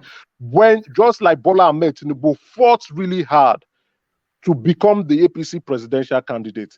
If this individual has the influence, the support, and the agreement from his party structure that he would be the candidate and represent the party, and this individual is from the Southeast, his chances of winning the election would be high. Let me just summarize what you're saying. What you're just saying is you're trying to enable what has been in place, whereby the core north will choose one part of the South and align with. No, it's not just only the core north. And they'll just be shuffling it and be sharing it like having biscuits. That's just a summary of what you're saying. Hold on, gentlemen. I suspect that maybe you are new to the space, but we have discussed this sort of conversation before. We were talking about the acceptable face of the Southeast that has national appeal. Yes. Okay. Hold on. And when we condensed because we looked at all of the senior names in the Southeast, and we disregarded people like Okorocha because he's somewhat nonsensical. We discarded people like Senator Abaribe because he's too ethnic. And then all of those names. No. I think it's your opinion. We landed on. But the name we landed on was Soludo. Let me tell you.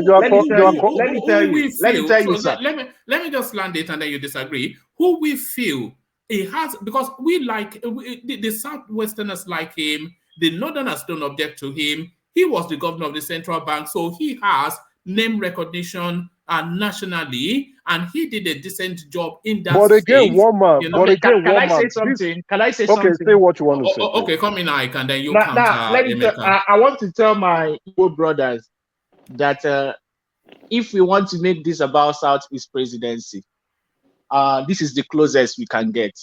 So if we don't get it now, I don't know when next.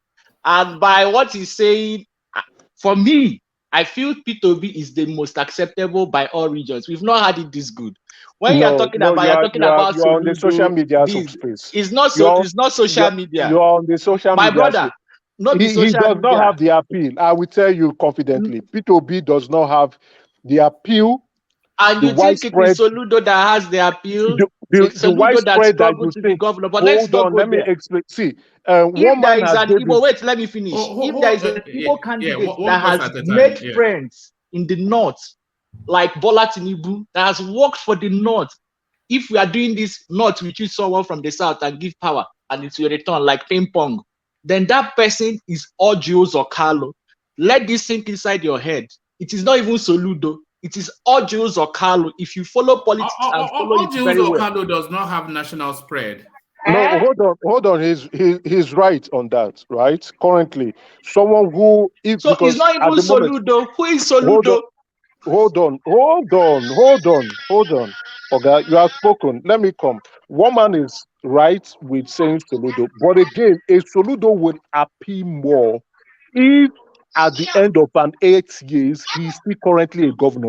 If you study Nigerian politics very well, you will know that most of our presidents they've either currently finished serving their gubernatorial term, or they are the 4th year of their gubernatorial term, right? Mostly governors aspire to become president. That is why Asiwaju is different. Asiwaju is on a different class entirely. And that is why Asiwaju will win this presidency, hands down. Is that what you think? You think Tinubu yes, will win? landslide. See, let me tell you. And I will come to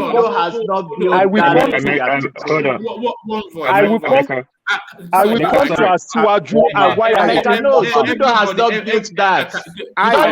Let him speak now. Sorry, I can let you speak. Let me finish on Soludo.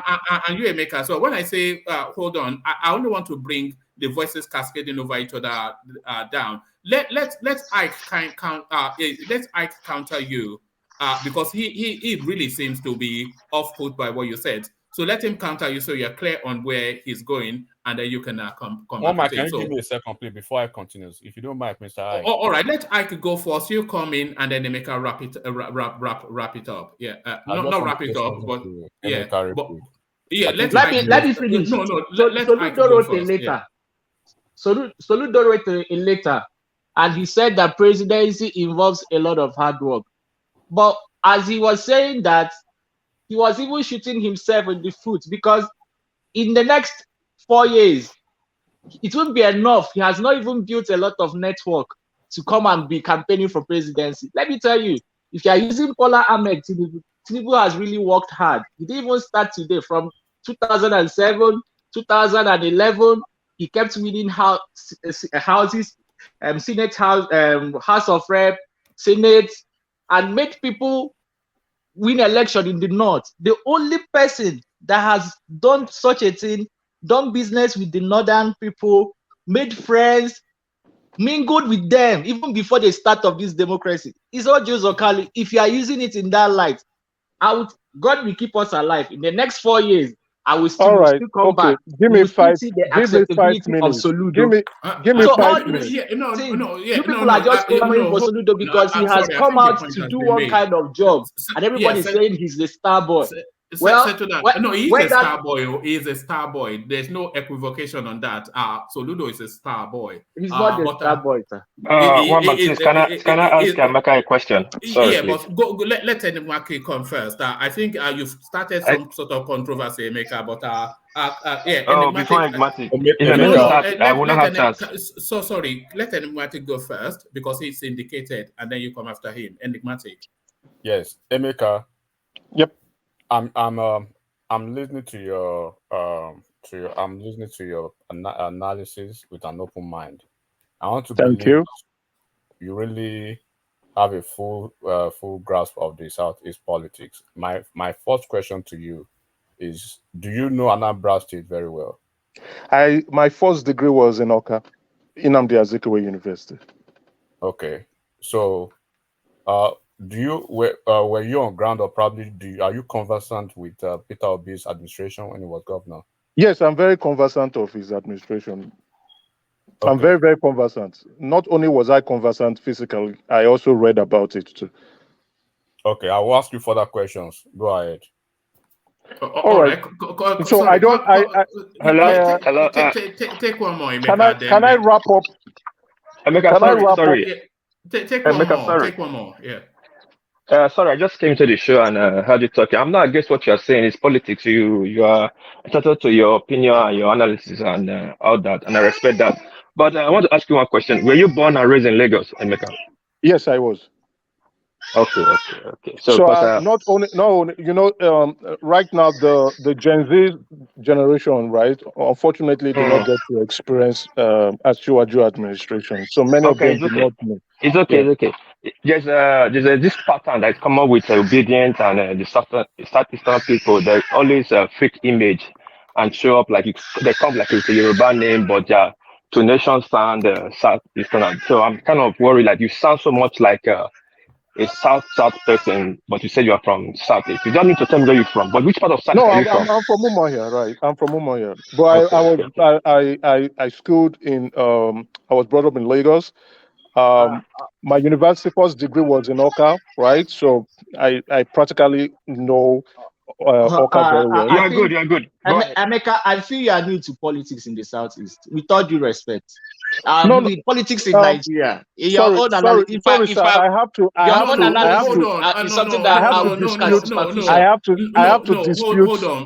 dispute that very, very well. I have been in the strategic war room for a presidential candidate that actually won, and he was not likely to win when he won. So I can tell you don't restrict me to the Southeast. I'm very well known. I know the Nigeria political space properly. I've written publications using my pen name.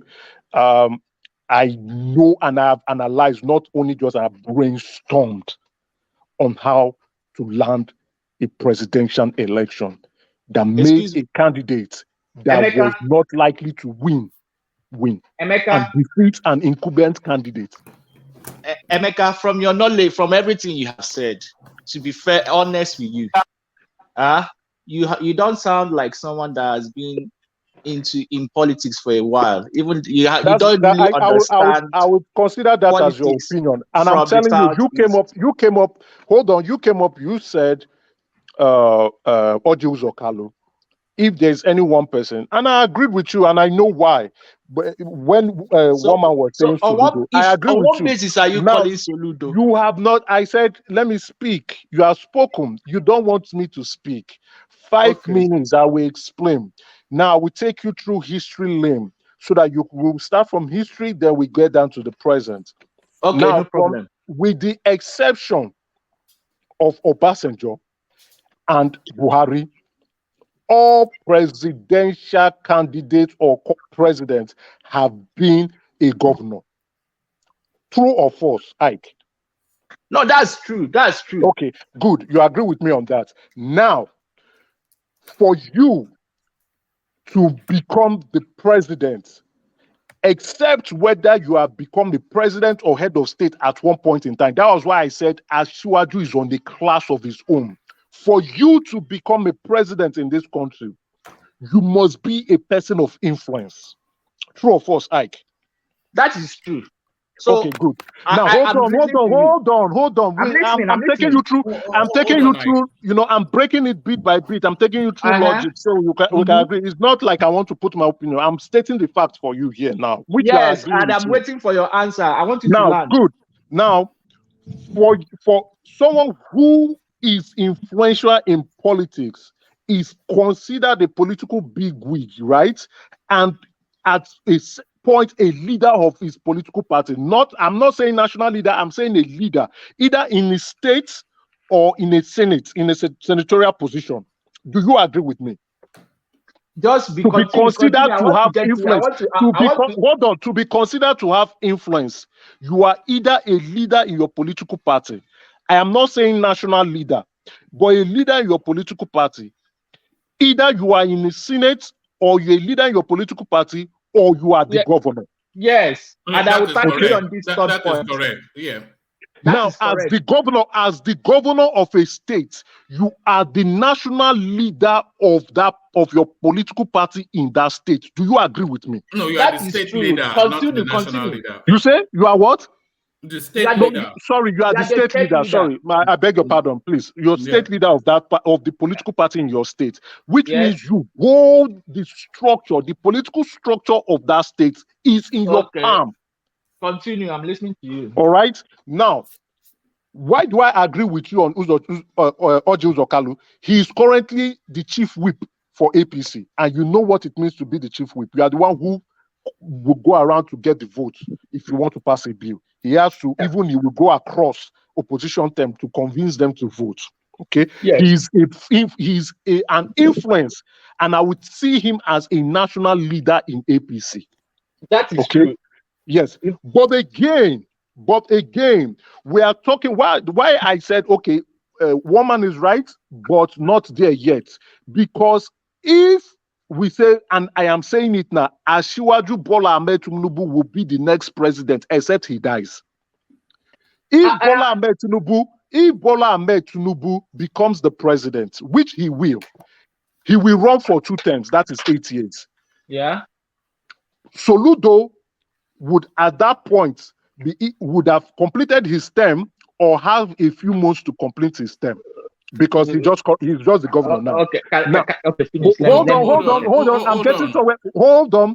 Now we have this rationing of politics in this country where power will move to. It is a gentleman's agreement. It is not signed anywhere, but it is a gentleman's agreement. Some political parties have enshrined it into their constitution that if a presidential candidate, and that is why the G5 is fighting Atiku now, if a presidential candidate comes from the south, after the tenure, it will move to the north. That is what is happening, and that is why even when the body language of Buhari was showing that he wanted Lawal, the governors said no, power must go to the south. Now, if Bola Ahmed Tinubu finishes his 8th term, power will go to the north. So at that point, Soludo, right, will not have as much influence anymore as the governor. He has stepped out. He will not become an ex-governor. It will be too old.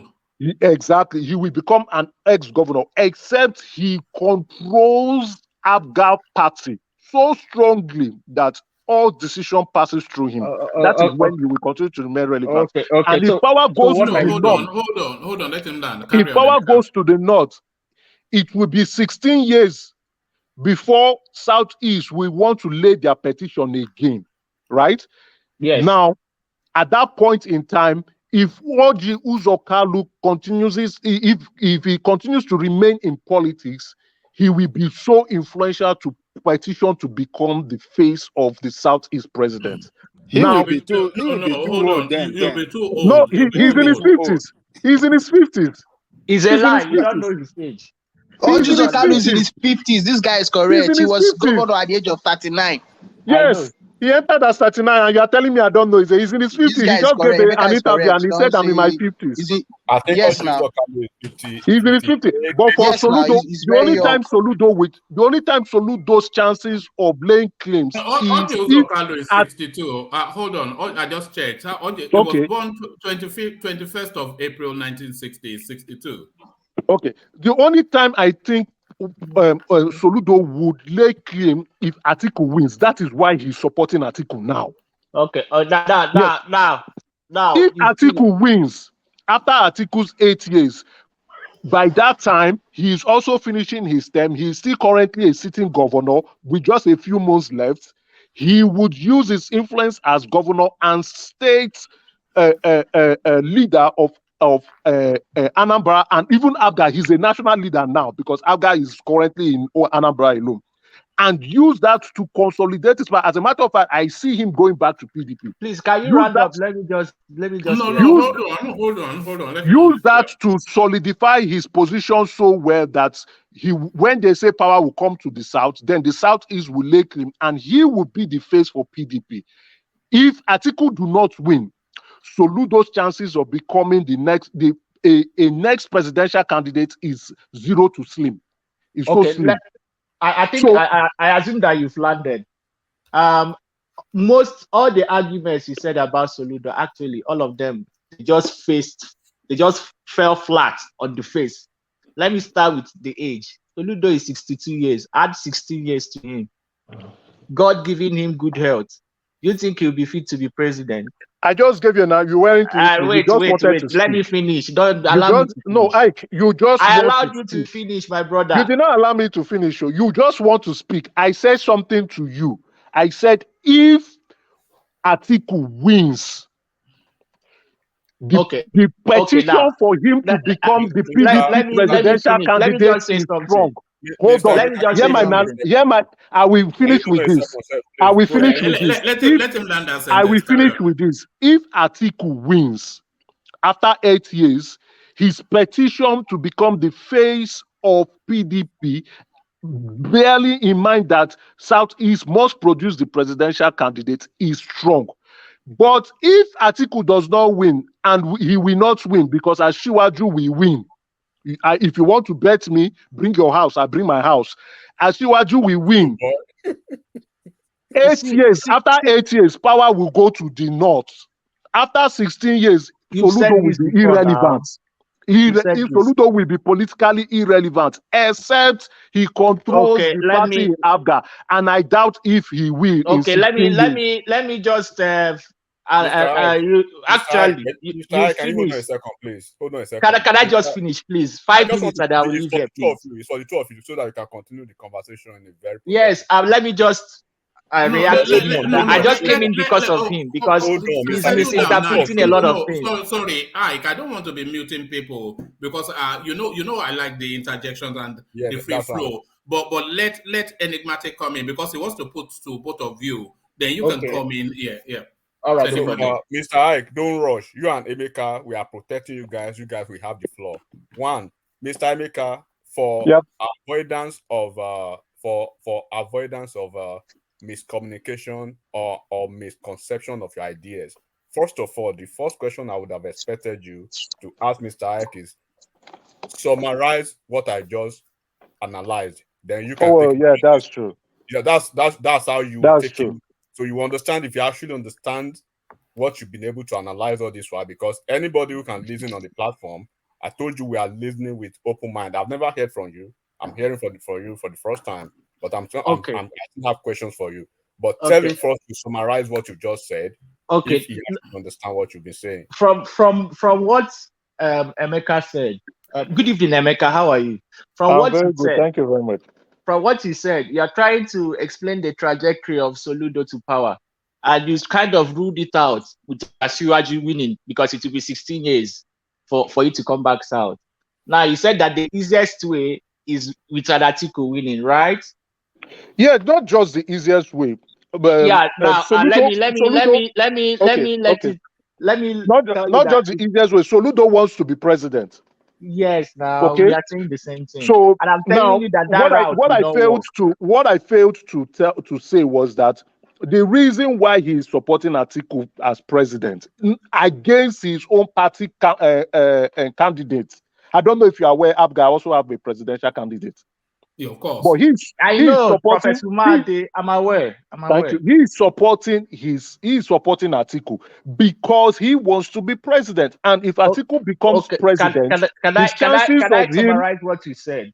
Okay. From what you said that if Atiku wins, he will be at a good position. Then he's a national leader.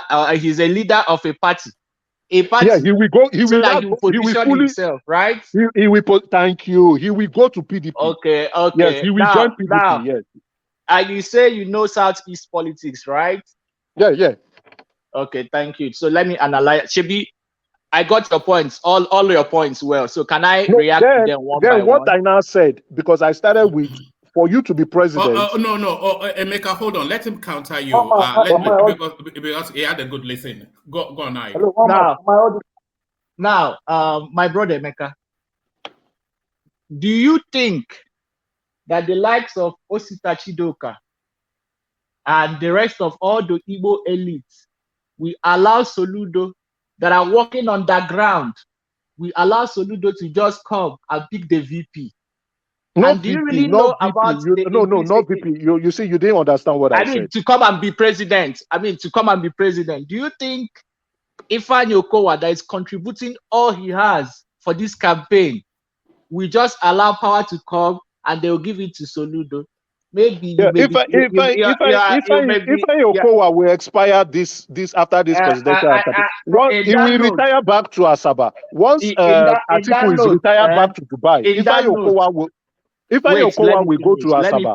Let me finish. In that note, I would say you are new to politics in the Southeast.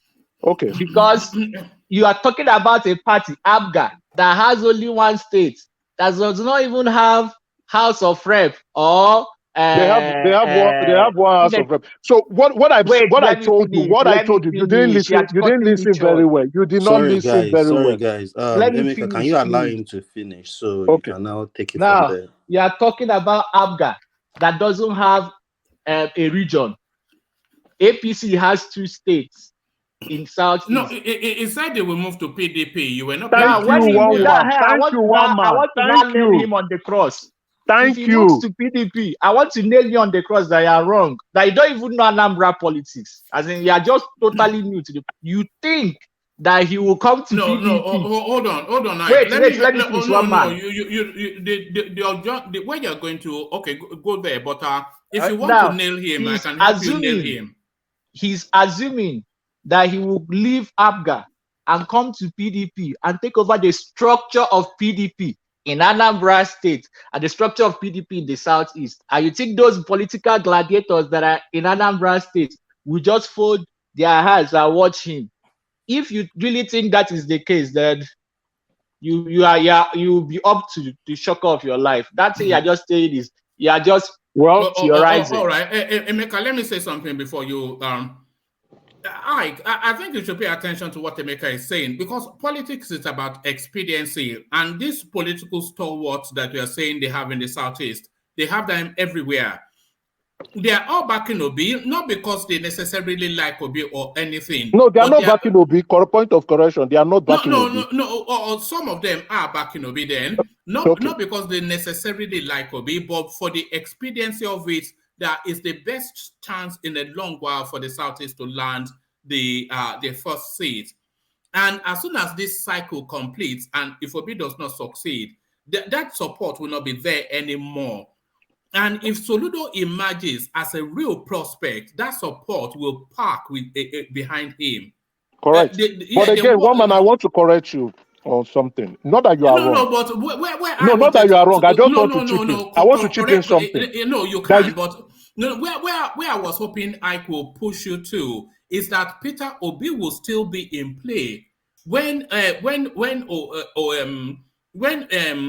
Soludo wants to come out as.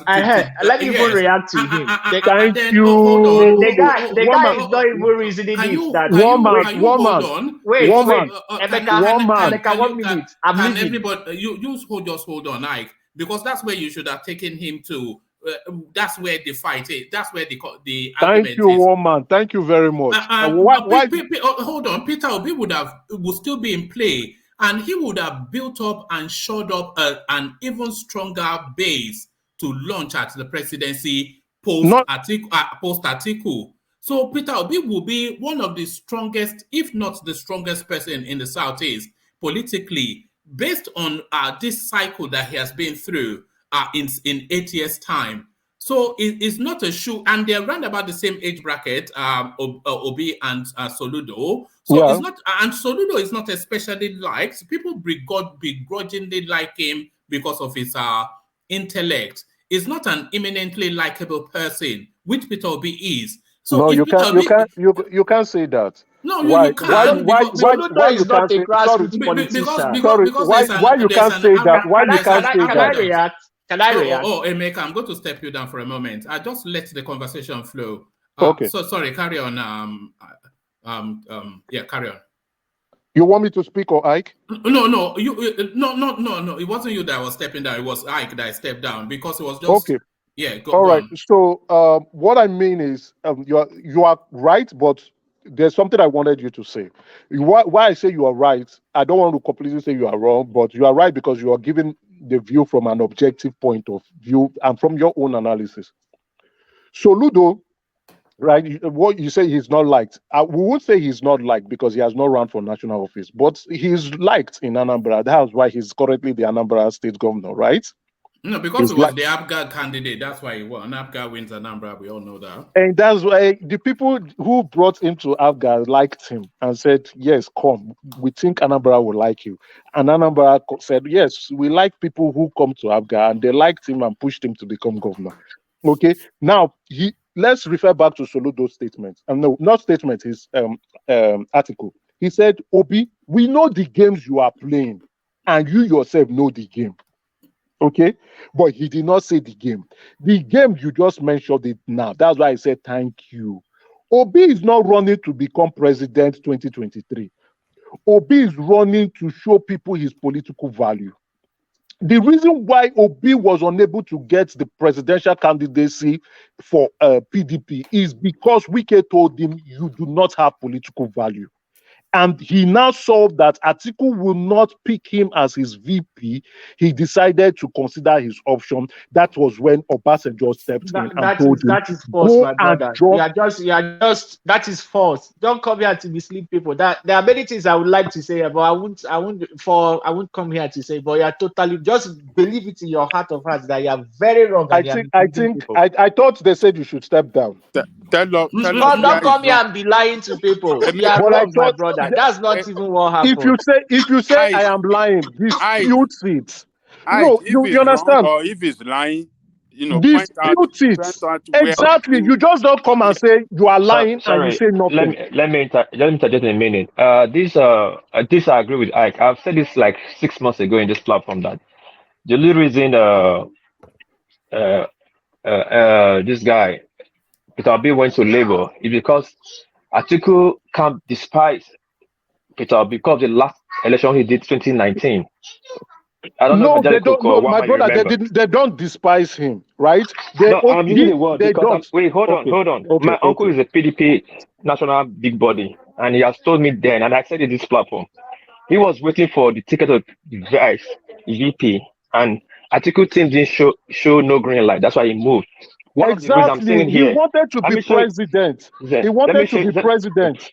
He wants to be the presidential candidate. Because he felt, okay, there's an agreement, a gentleman agreement that power will come to the Southeast. When I mean power will come to the Southeast, the PDP presidential slots would go to the Southeast, and him being one of the national leaders. Why do I say he's a national leader? Because he ran as a VP presidential candidate. So him being one of the national leaders would have a good edge to become the presidential candidate amongst others who will be contesting with him for that ticket, because they will do their primaries, right? Then he now saw that Atiku's body language shows he wants to run. Then he was considering, okay, Atiku may pick me as VP because we did 11 million. Maybe we will do better. But like you rightly said, the signs were not there that he will be VP. He decided to leave. Typically, I'll be expecting him to leave and go back to APGA that made him governor.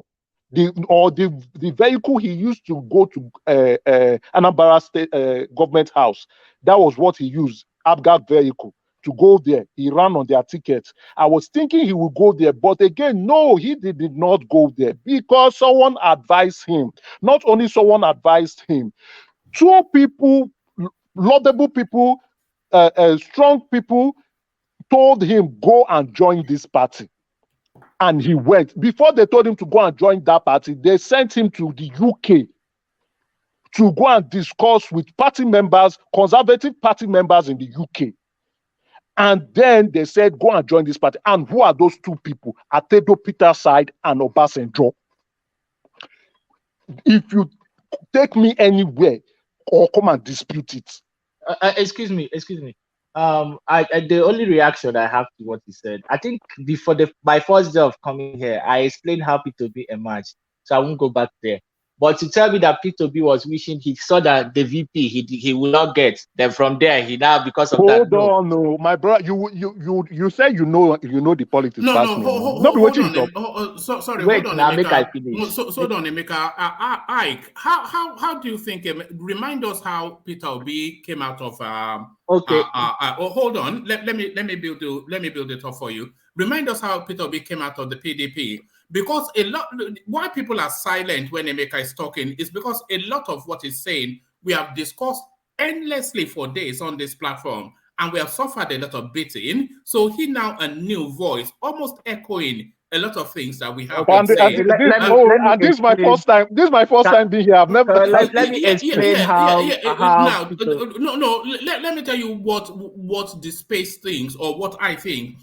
I think Peter Obi, forget all of that money. I'm sure you are not naive enough to say it's because they were playing money politics. That's why he left PDP. I'm sure you know enough to know that's just nonsense. I didn't say that. No, because that was his excuse. But what a lot of people believe was that he saw the writing on the wall. He knew he couldn't get that ticket, and the vice was not nailed down. So we didn't quite reach where. I didn't quite reach where Emeka is going. Okay, let me tell you where Emeka is. Okay, go on. Let me tell you where Emeka. I think I explained handshake across the Niger the other time, and how P2B, how they were looking for candidates and how they wanted him to be candidates in PDP because PDP has the structure. That's true. When Obi saw that he wasn't going to get the ticket, that was when he left. But telling me that even the VP. In OC, that's not true. If I will tell you, let me finish. Oh God, stop cutting. I will tell you. Hold on, Emeka, let him land. Let me tell you. Know this and know the. I know the people, the likes of Bemire Bruce and the likes of Reno Mokri and other people that are working with Atiku, knowing that if Atiku had won that primary without Obi leaving, it would have been the same thing. But Obi would have had the right of first refusal. Just know this and know it again. We did not have the popularity that he had now. Let me tell you why he will not. He didn't even consider Obi because he wanted from the onset. He told those coming, my VP would be a current running governor. Sorry. Do you know that when Atiku declared listen for to presidency, me. Oga, you say you know I'm past me. Oga, you say you know I'm past me now. You know I'm past me. No problem. But stop spreading lies. I'm telling you that saying that Obi was rooting to be VP. Hold on. Don't. It's not lies. That's his understanding. Sorry to say that you're lying. But what I'm just trying to say is that Obi now saw that even the VP he will not get. That's why he left. He will not get. Shishi, he will not get. And if he had run, he would have come last. Who do you think? Who do you think Atiku was thinking of picking? Don't you think he has already picked the person he was thinking of picking? Wait. Don't you know that Obi leaving PDP somehow destabilized Atiku's camp? Don't you know that after the primaries they had to go back to the drawing board and start thinking, who should we pick? Sorry, please, can I interject? Ike, what you just said is not true. 2019 election, Obi brings zero value to PDP. He didn't bring anything. Hold on, relax. Don't shout with emotion. I don't support any candidate. I speak to the narrative. You cannot just come and start shouting. It's not like that. We speak with fact. I'm telling you, go do your findings. 2019, Obi did not bring any political value to PDP as a VP. Political value 1, financial value 2. Whatever makes a presidency, Obi did not have 2019. That's why this year, PDP big wing did not want Peter Obi, and he saw the writing and he moved. Hold on. Sorry, sir. What you are saying right at this moment, it's not completely true. Okay, we cannot say Peter Obi did not bring any value because 1, we cannot even extract the value. That's why I say it's not completely true. And that is why we will use this election to test his value. Exactly, but you know what, Grimmy talk. Southeast has predominantly voted for PDP. So, and I said it initially, whether the vote was as a result of Obi's being a joint ticket holder with Atiku, we cannot extract that at the moment. We can, Emeka. We've actually hold on. We've actually tested it on this platform when we took the election results from For 2015 and 2019, 2011 and you did the minus. Yes, and there was no significant margin to show an Obi bounce in the Southeast, so we tested it. There was no significant margin to see an Obi bounce on the Southeast because it didn't reflect on the Atiku Obi ticket. So what you are saying is that comparison between 2015 and 2019, they were all negative. So no, it will be neutral because the Southeast has always been a PDP. Southeast and South have always been a PDP stronghold. So what you are saying, yes, you could be right because Abia State, you because APC gained more grounds in the Southeast in comparable to 2015 when the Southeast did not really entirely voted for Buhari. Yes, you could be right on that. So I have not done the analysis, but you have given me something to go and think and go and look at. Then I can use that as an argument-based point to show that I think Obi, and I told you Obi will not win Enugu. Maybe it will be one of my talking points to reflect truly that Obi is not going to win Enugu. So back to what I was saying is, now I know Ike is interjecting and saying this, and I'm telling him what he said is not completely true too. Obi saw that he could not get PDP ticket because he saw Atiku joining the race, and he knows Atiku is the money bag, right? We all heard from Wike saying 1 billion naira was exchanged in Lagos and was given to Ayo, the current PDP chairman. That money was given to him so that he could to pacify him because the Wike group brought Ayo. It was actually Governor Autumn that brought Ayu to Wike, and Wike gave no problem. Please, I hope I could call me a liar when I say that Wike, after the defeat of 2019, Wike was the rallying point for PDP. He was the sole financer, and all machination and structure was submitted to Wike. Am I a liar?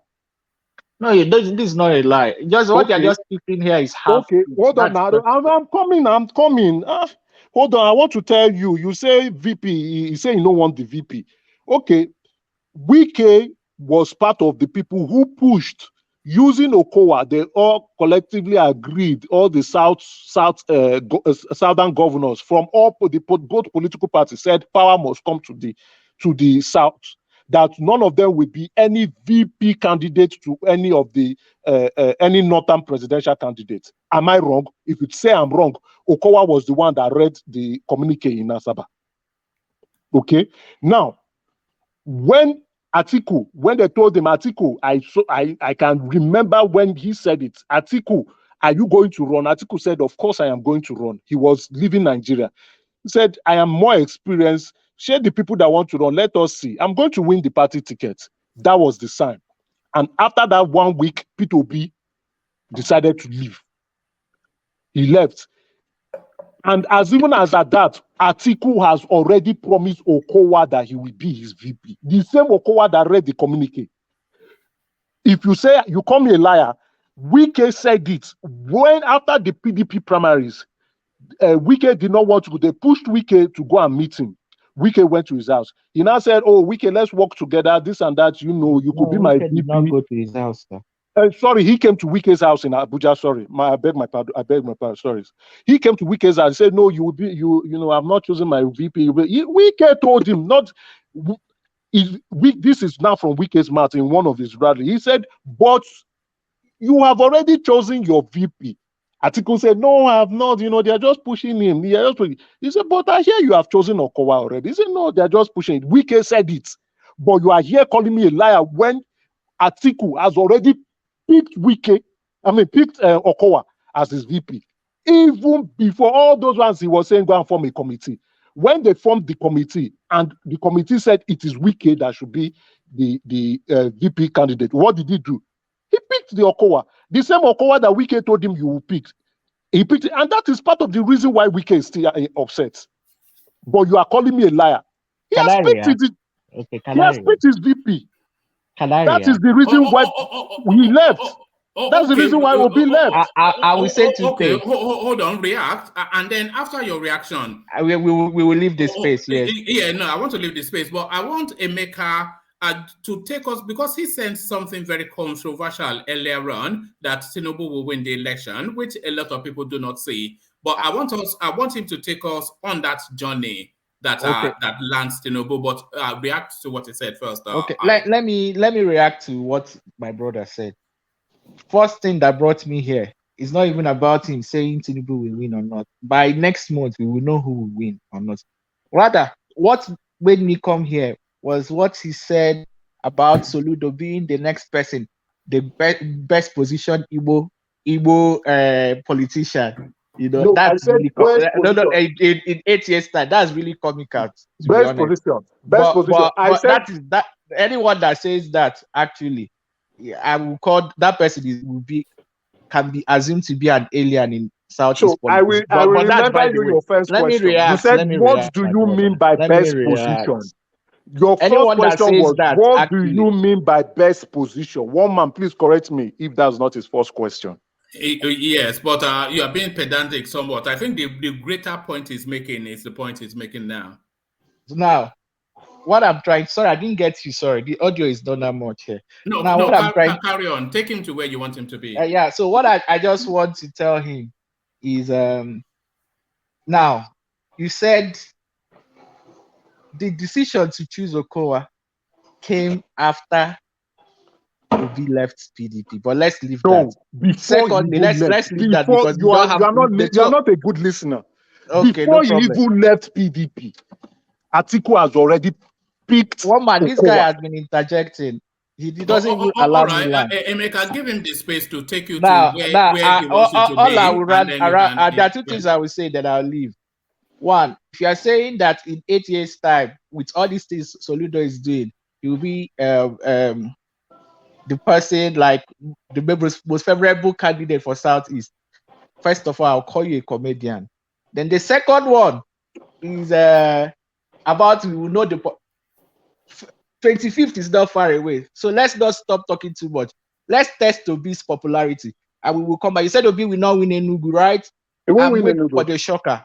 I'll be glad. He won't win Enugu. No problem. Please don't run away from this show. Don't run away from this show. Yes, certainly not on Friday, because I want you to take on Kulata. That'll be interesting. But what about Edo State? Will Obi win Edo State, Emeka? Edo is a battleground, right? Okay, let me finish before you people continue on that. Yeah. So, Emeka, on the 27th, when the results start trickling in, we will know who is right and who is wrong. And in 8 years' time, let me tell you that the Labour Party, if they don't win the presidency, they will have state governors, they will have Abia State. They even Igbo state government. Let me not talk much. Let's leave this. Yeah, you're dreaming about Abia State for real. Let me tell you. What you are saying is that Obi will be the president. Is that what you are saying? No, what I'm trying to say is this. Two things are possible.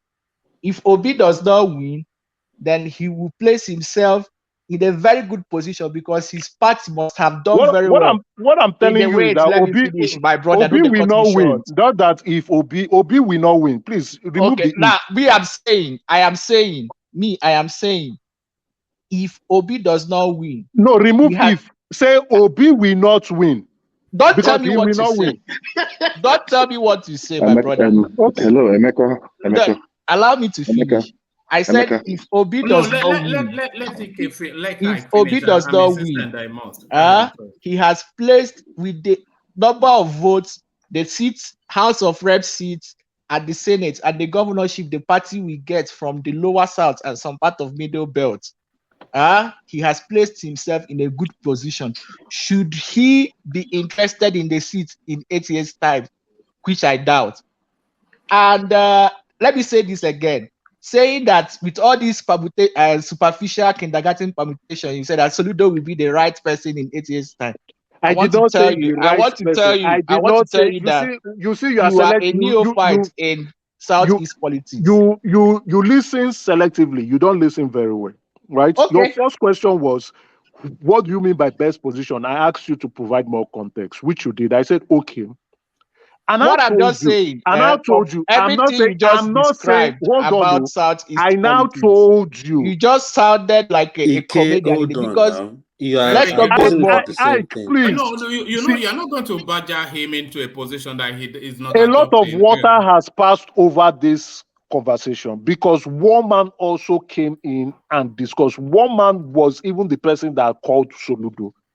And then you now interjected to say, you are talking of Soludo. If anybody who is a bridge builder is Ojus or Kalu, and I interject, one man was telling you, I interjected and said, you are right.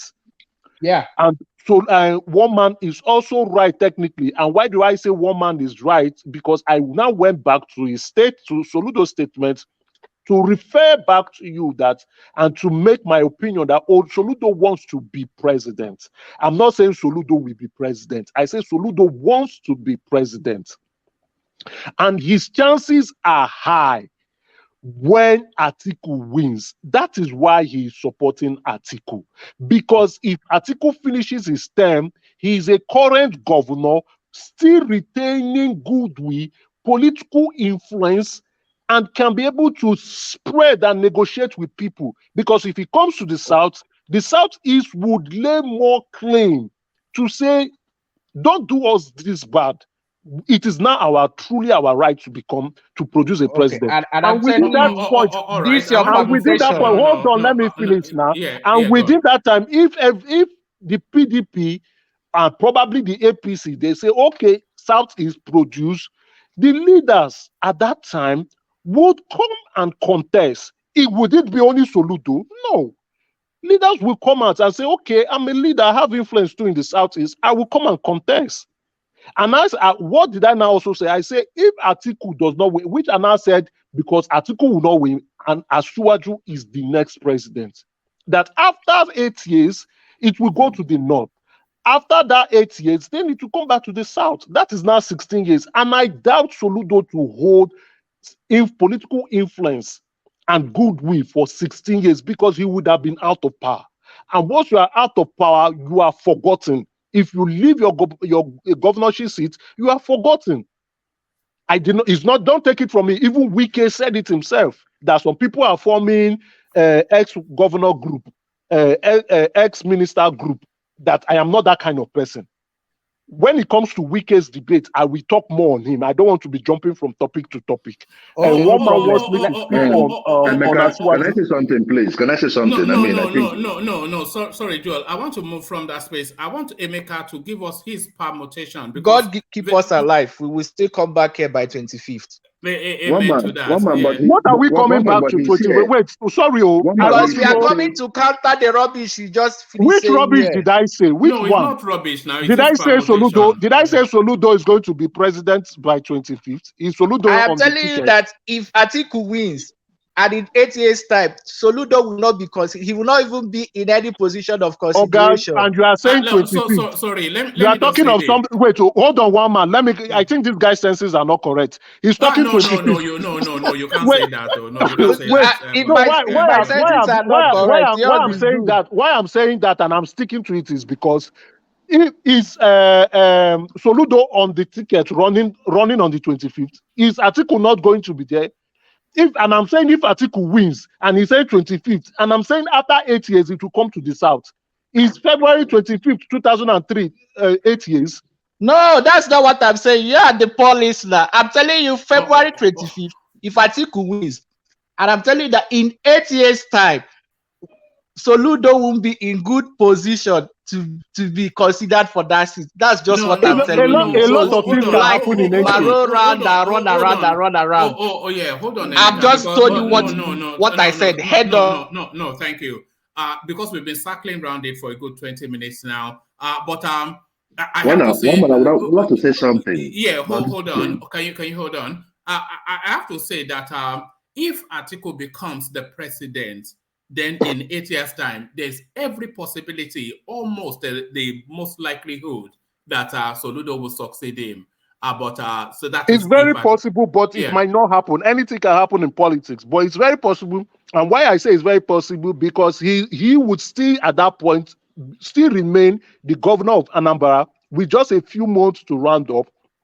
And within 8 years, he would have gone back to the PDP. He would have consolidated his influences, would have spread his net to talk to people that power will come to the south, and I want to run for the candidacy of PDP. Please vote for me. He would have solidified his position properly, and people who look at the situation at the permutation will take him seriously. And this is why I am saying, because I thought he wanted to say that Obi will win. That's why I wanted to hold him and say, okay, let's come. And I'm saying that Obi will win. That's let's the come February 25th. Let's know the kind of palm wine we're drinking in our various rooms.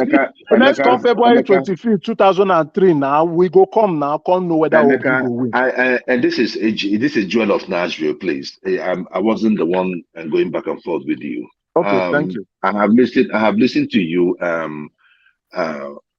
In some cases, we are right, about the permutation between Atiku and Soludo. But the thing there is that, you see, this is a race that we're running. Coming here to tell us that Tinubu is as good as the president of Nigeria, I think that is bunkum. He's the incoming president. No, that is bunkum. No, he has not told us why yet. He has not told us why yet. Yeah, not told us why, but the thing there is that I am telling you right here that Peter Obi will win the next president, will be the next president of Nigeria. My brother, I will refer you to my brother, interview. Wait, Emeka. Yeah. All right, sorry. You cannot railroad our thoughts into thinking that Tinubu, that has been part of the old establishment, all right, will be the next president of Nigeria. And I think disagree with that. Well, it's your opinion. When you give me the time to explain, I will explain why no. It's not why I think, why he is the next president. I've seen your train of thought, so I know where you're headed. You're not different from what I was thinking you're going to be. You have been given so much time. I'm being objective, speaking the language. So I'm being very objective. You're not being factual. But the issue here is... Emeka, you have to let him land. So go on, land it quickly, because I also am curious to find out just why Emeka feels Tinubu has a good chance. Exactly. That is for people that his permutation appeals to. But for those of us who think that things should be done differently, we are working seriously hard. And with this election that is coming, is going to be one that will be remembered.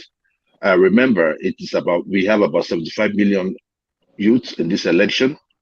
I am telling you in this election that it is too early for anyone to hatch their egg. So if you think that out of all this that Tinubu will win, I am telling you that Obi will win.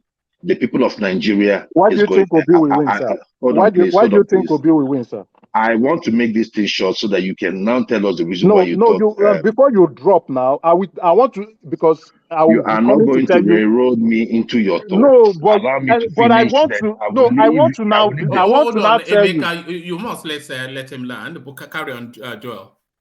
Emeka, you have to know the rules and regulations of this. You can't keep talking I'm sorry, I just asked the question. How will Obi win? I am not here.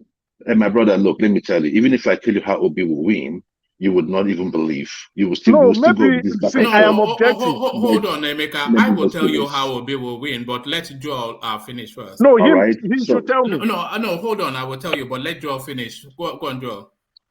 Okay, so the issue there is that the people of Nigeria are the ones to decide, not this panel, not even you. You have one vote. You can believe anything you want to believe, but in this election, it will be different.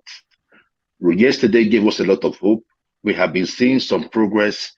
Peter Obi has been on an upward trajectory, and we believe that as time goes on, he will be back. When he's back, we're going to hit the note. We're going to get whatever we can get from there. I believe that Peter Obi will be the next president, and we are working towards it. Thank you, one man. I am okay. Sorry, sir. All right. Okay. My question will be. Hold on, still, Emeka. So I will tell you why and how Peter Obi will win, and then you can counter it with why you think Tinubu might win. Peter Obi, he resonates with this moment in time, and a lot of the disenfranchisement within the Nigerian state, they have found a vehicle within Peter Obi to have expression and to come out of that disenfranchisement.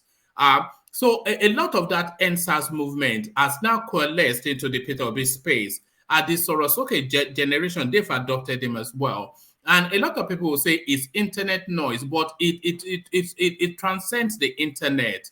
It transcends the internet because the internet is not some abstract something. There are people on there and they have spheres of influences.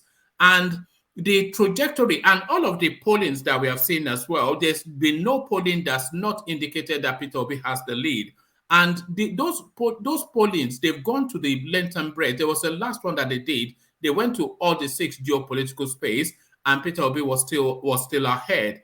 Now, we see it in the rally, we see it in the energy, we see it in the endorsement, and the moment is ripe also for the country to pivot from a tradition to a new paradigm. And Peter Obi wraps all of that into the narrative of now. So Peter Obi, a man of the moment, and the figures and the trajectory, they tell us is on the way to Aso Rock. So that is why Peter Obi will win. But why will Ashwaju win?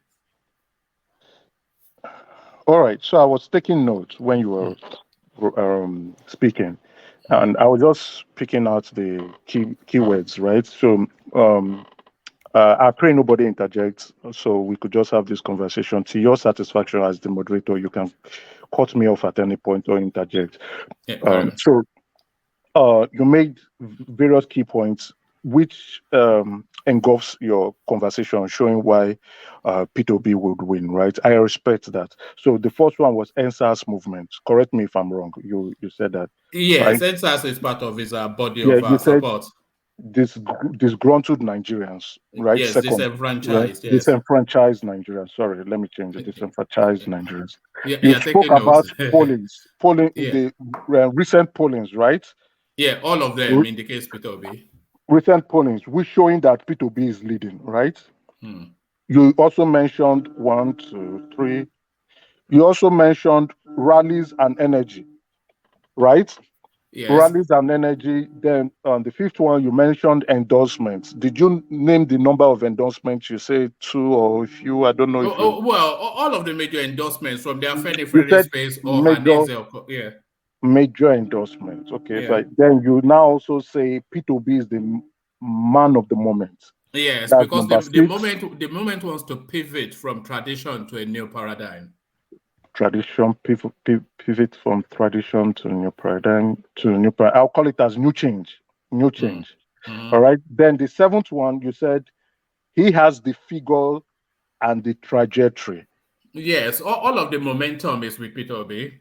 The figure and the trajectory. Which figure? Yeah, when you say figure, you know you are going towards numbers, and numbers is evidence facts. Which figure? So this is where I just listed that the 7 keywords, but this is where I'm lost. So I can know how to take each and every one of them. Well, it's only really the figures coming out of the Vox Pops that all the samplings of our voting intentions are from all of the 4 corners of the country. Okay, so you are not sure about the figures, but you are looking at projections. So if am I right on that projection? Well, yes, because it's a new so if you are paradigm, looking at projection, what projection? Who is projecting? So because we have to, what you listed as something that we can all look at clearly, but you now make mention of figures. And when you say figures, and I'm saying, okay, what figure? Who gave the figure? Which medium gave the figure? And if it's also projections, which medium gave the projection? And who is projecting Obi to win? Okay, I will start with that. Nobody is projecting Obi to win. Please, anybody can quote me wrong on this. Nobody, no media house, not even INEC, which they will not do. They will do it after they count the votes. Is projecting Obi to be the winner. No media house at this point in time. Yes, some polling units, but we'll come to that. No media house. So anybody can quote me, right? I know if it's in the US, CNN will be projecting a specific presidential candidate to win and a certain amount to win. That's or percentage to win. No projection. No, we don't have any projection. We don't have any media house or whoever or any reliable source projecting him.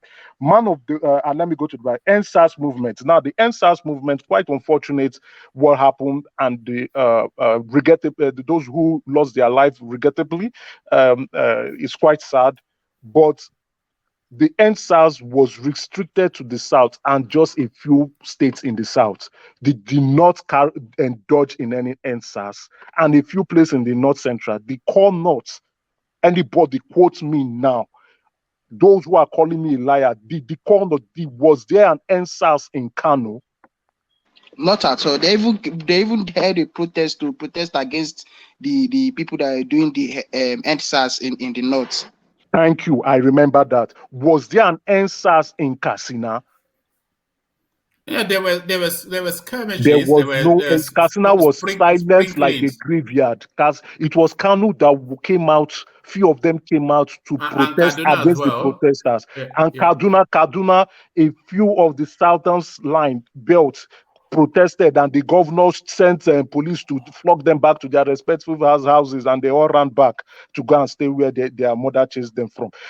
Katsina was carried on with their day-to-day activities. Sokoto, nobody. The sun in Sokoto. The sun in Sokoto was as bright as ever, and people were going about doing their trade. People at Zamfara, in short, the IDPs were still in their location.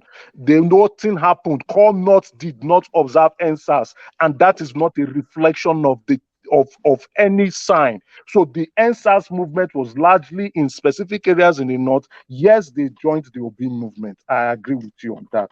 Disenfranchised Nigerians, I can agree with you on disenfranchised Nigerians or Nigerians who are disgruntled. And they are angry with the way governance has been for the past 8 years. Yes, many of them have joined the obedient, and some of them have also joined PDP. Pollings. Which pollings? Is it the one that Atedo Peter side and his company and his boys who did? The one that the guy came to channels and could not even give the variables and from the statistics model that he used. Then Atedo now came later on by himself to speak. I have told Atedo is sponsoring P2B. He's not that extremely biased.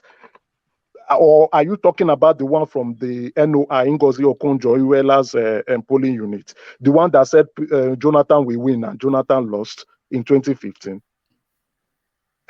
Is that poll? So those are polls that are irrelevant and do not stand the test of time. Those polls are not polls. And what was their sampling size? Many of them can't say. How many samples did they use? Even many of the respondents said that they are on the fence. They're on the fence. And you know, in Nigeria, when you say you're on the fence, you are an agbado man, as they will call you. So you don't want people to know your choice. You don't want people to know your vote. You don't want people to insult you. You don't want people to insult you. You will just say you're on the fence. But on the voting day, you will go and vote for Bola Ahmed Tinubu. So you don't want people to call you Agbado. You just say, I'm on the fence. I'm here to make my choice. Is that even Atedo himself said it? I read it. Many of the respondents said that they are yet to make their choices, or they're on the fence. So I would disregard those polling units.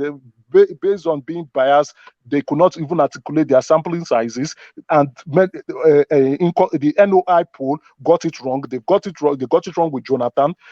Did they say the article will win? I can't remember. But I know about Jonathan. They got it wrong with Jonathan. So I would disregard those people. They are not reliable to me. Endorsements, major endorsements, or Haneze, a faction of Afenifere, Obasanjo, Edwin Clark. Who else again is the major endorsement? Well, are those not weighty enough? Those are weighty names. Edwin Clark endorsed Edwin Clark. See, you know, I said I rather would look at objective viewpoint. Nobody has come up, including yourself, Mr. Moderator. All respect to you. You have not interjected to say I'm wrong on specific or in most of the things I'm saying currently now. No, I'm just waiting for you to finish, my brother.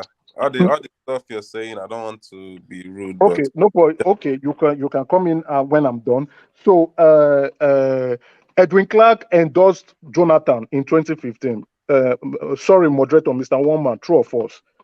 Well, it's true, but you have to understand that. What am I going to? Why am I saying this? It's not that I don't want to be rolling out comments. No. Let me just hold you to that spot. You have to understand that when you get this endorsement, is to add on to the bank of voters that you already have.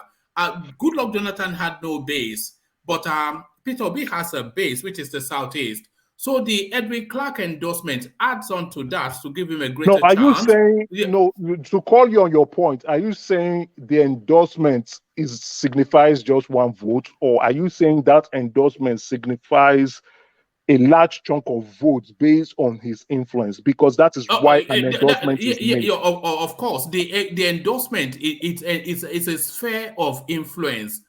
Edwin Clark, he has a sphere we have to be influence. objective, because now me myself or you yourself, I don't know who you support. If you say, oh, I am endorsing, who do you support? Sorry, please. Nigeria, that's our candidate. He supports Tinubu. Okay, he supports Tinubu. Okay. No. Yeah, I can speak for myself. Nigeria. They've said it on several shows that you do woman. Yes, you are woman. Woman supports Tinubu. Yes, regardless. Let's say you support Tinubu. If you yourself woman come and say, "Oh, I endorse Tinubu," right? Would newspaper? They said woman supports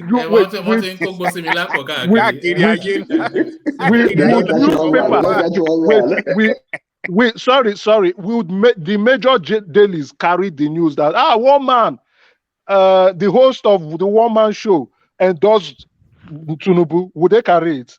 I doubt they will not. They will not. The dailies will not even care. Why? Because you do not have the influence that matters. You cannot influence people to do your bidding. So I will take you to an objective. I'm making it more objective. I'll take you to another objective point in the United States election. You would see specific candidates coming out, or no candidate or leader coming out to say, "I endorse Trump. I endorse this," because they have influence.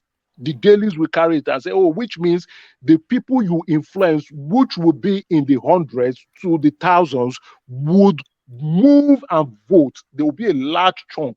That is why it is an endorsement. For those who are supporting, if you say I endorse it, it's just one vote.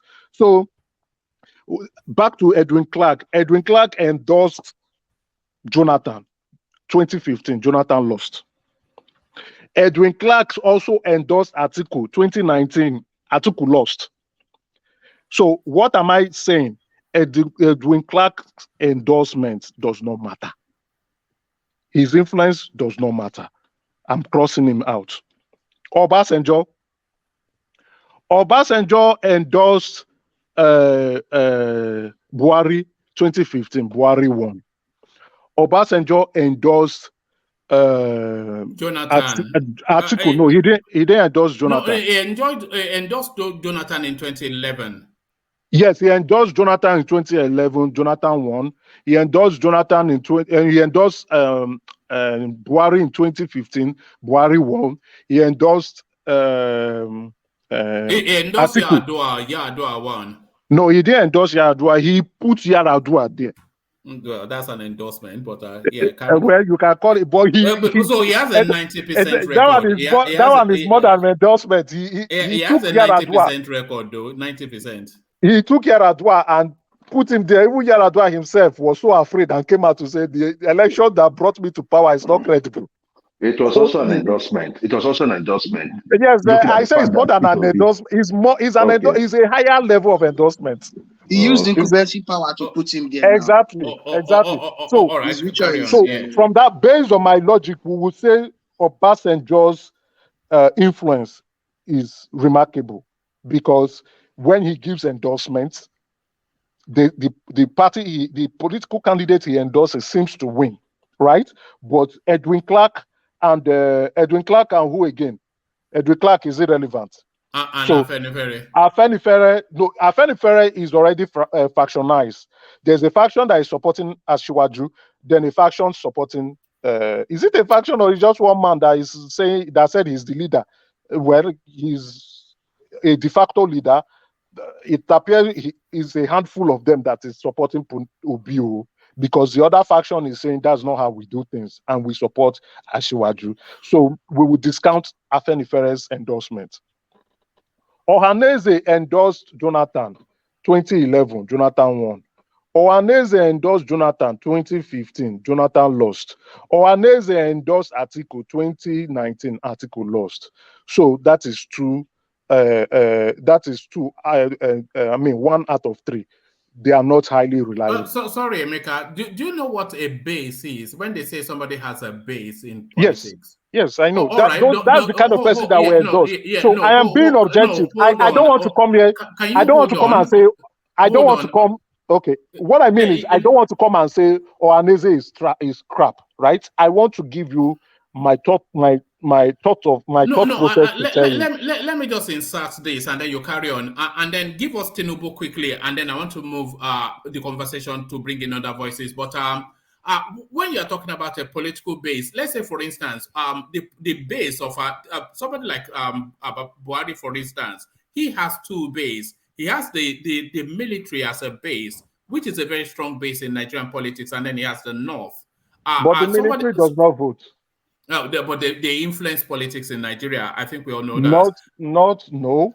Hold on. Can you hold on? Don't pick on every point. So somebody like you made me lose my train of thought. Somebody like Obasanjo. Somebody like Obasanjo, for instance. Somebody like Tinubu. He has the base of the Southwest, which is his base. But somebody like Goodluck Jonathan, outside of his own homestead, which he doesn't even have, because he was a deputy governor before he got lucky all the way through to the presidency. So he has no political base. So all those endorsements that he got, they were not adding on to anything that he already has. But Peter Obi has a very, very, very, very, very strong political base, which is firstly the Southeast, and then those satellite people that we've described as the disenfranchised and the youth space. So he already has a strong base. So when we then add those influential stakeholders to add their influence onto that base, it builds it even higher. So it's a different space from the Goodluck Jonathan, who was just a lone ranger. I won't call base the Southeast as people base. No.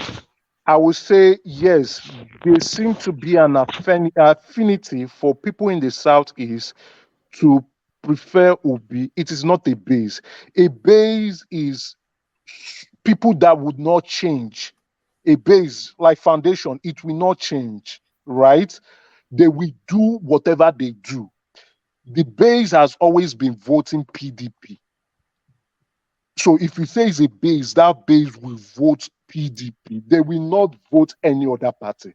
And that is why PDP has or continuously to be the party in the Southeast, because there is a base. So if you are saying a political base in the Southeast, I will say it is PDP and not P2B. No, P2B is in the Southeast. Just take that out of your mind. I know some of you have you do selective listening. I said, let me repeat myself. I said a base is like a foundation that does not change. If you are building a house, when you lay your foundation to make your house strong, your foundation will not shift, regardless of anything. Even if wind blows your house away, your foundation, you will still see the foundation layout there. A base does not change. And since 1999, the PDP base the base in Southeast goes to vote for PDP. There are some people who have affinity towards P2B. That is not a base. those are individuals. They might be in the millions. That a base is 10,000 supporters of, let's say, Soludo. He controls 10,000 votes. That is his base. And he says, I want you to vote for Atiku. The base, whether they like P2B or not, they will vote Atiku. That is a base. One man, correct me if I'm wrong. No, I disagree. You see, I disagree too. Yes, I didn't want to interrupt you. Though, but what I would say with due respect. What I would say with due respect. All right, Emeka, time. Hold on, because I don't want us to be too stuck in that space. I wanted to move us to your permutation that lands Tinubu. So I wanted to discount. You saying okay? We consider this. We discounted. We consider all what you have said.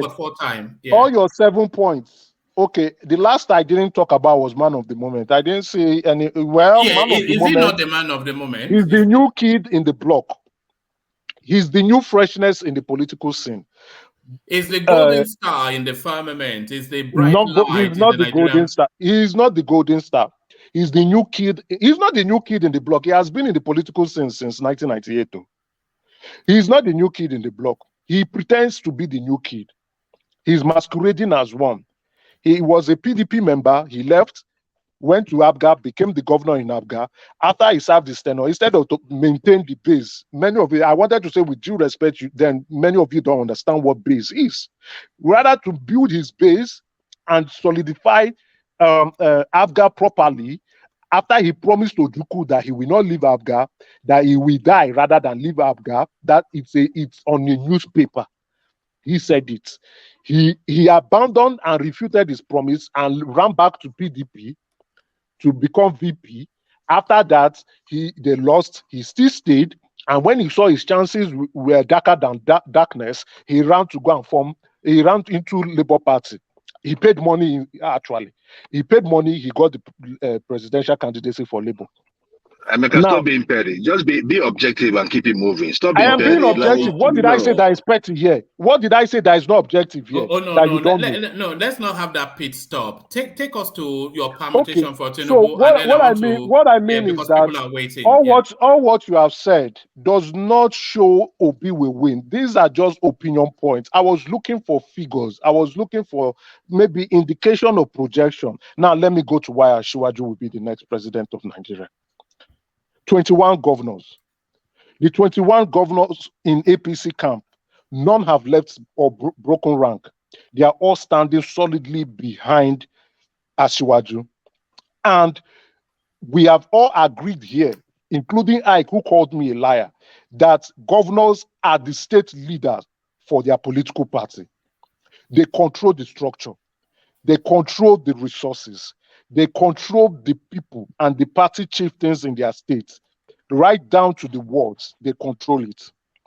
An example that many of you would know is Wike boasting openly and publicly that his candidate will win because he controls the party structure. Yes, there are some weak governors, no doubt. There are some weak governors. There are some states where the governor is shaking. An example is Makinde. And a few, and even this guy, this PDP, I remember him, I think in Taraba. So there are some Dari or something. Yes, there are some weak governors, thank you. But largely, the 21 APC governors are standing solidly with Asiwaju. 2, he controls the Lagos State voting base.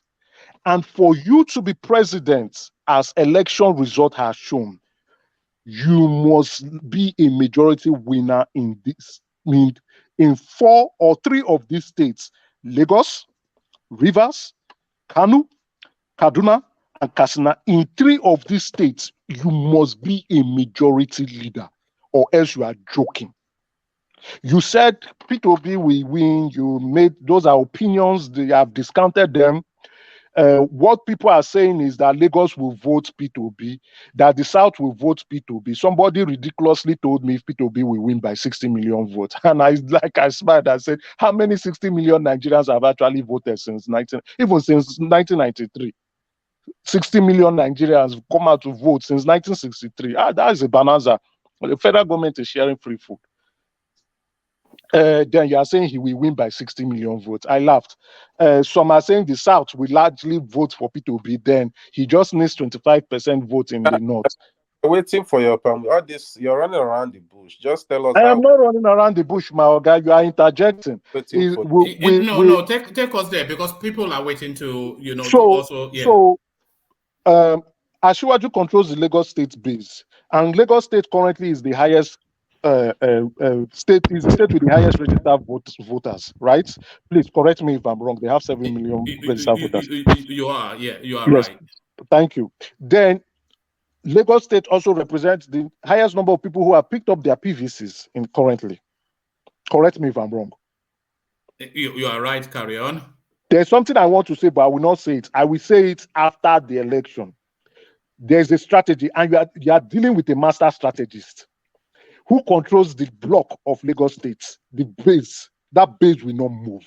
That base will, whatever he says, that is what that base will do. That's the base.